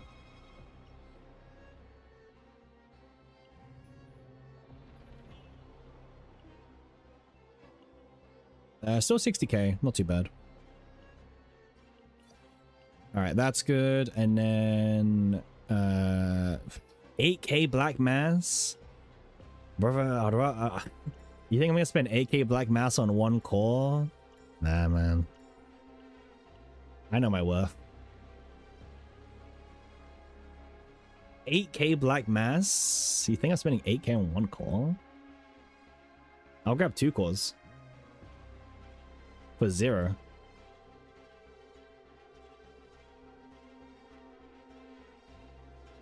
Mm-hmm.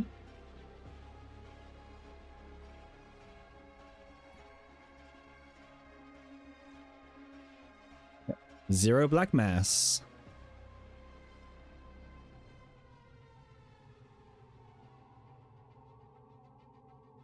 All right. Ah, look at that.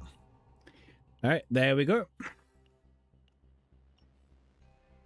Whale economics. Yep. I mean, it didn't cost me any black mass. Like, that is actually a win. I just purchased 16,000 black mass just like that. That is a value if you ever asked me. We're gonna one-shot morale. I don't know. I mean, I'll take vulnerable. Sure.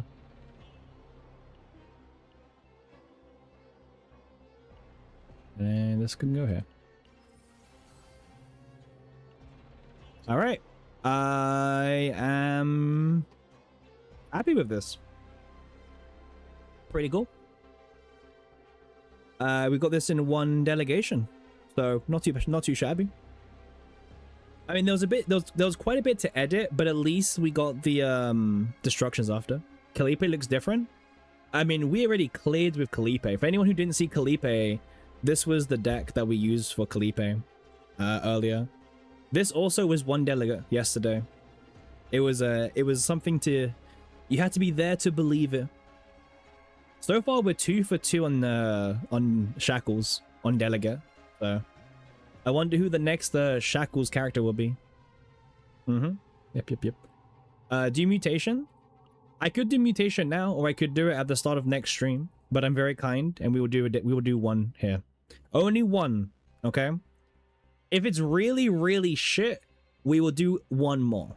But that's it, okay? It's one, and if it's really shit, we'll do another one. But that's it.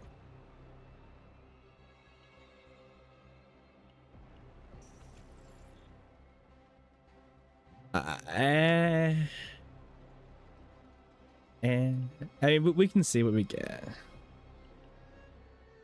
All right. Well, she's gonna keep hand enhanced damage for now. Okay. That's the delegation. Not delegate. That's the mutation she's gonna keep. Lock it in. It is mutated for us. Yeah. Awesome. Pretty good if you ask me. Yeah. Lots of resources.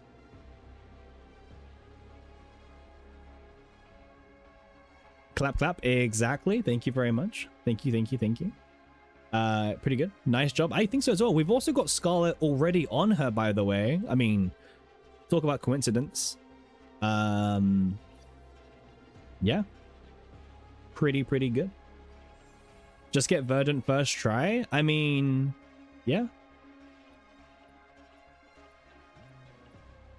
On a delegation? Yeah, on a delegate. I mean, I've still got one more delegate to do. But, I don't know who to do it on.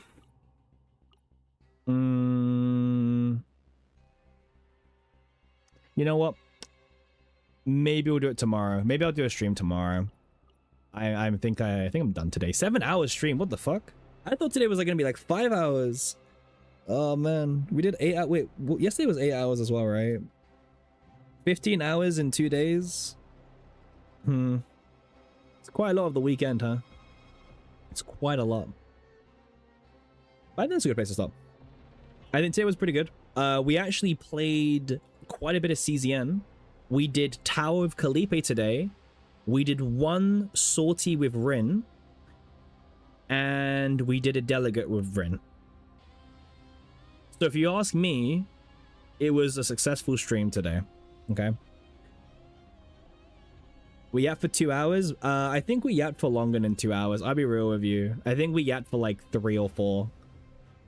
Yeah, thank you for the stream. No worries. Everyone's welcome. Thank you everyone for the follows as well. Really appreciated. We're climbing to that 300 goal very soon. Yeah, we'll be there very soon. You need to go back and watch the VOD. Yeah, you actually missed part of the VOD. So, yeah. Imagine missing part of the stream.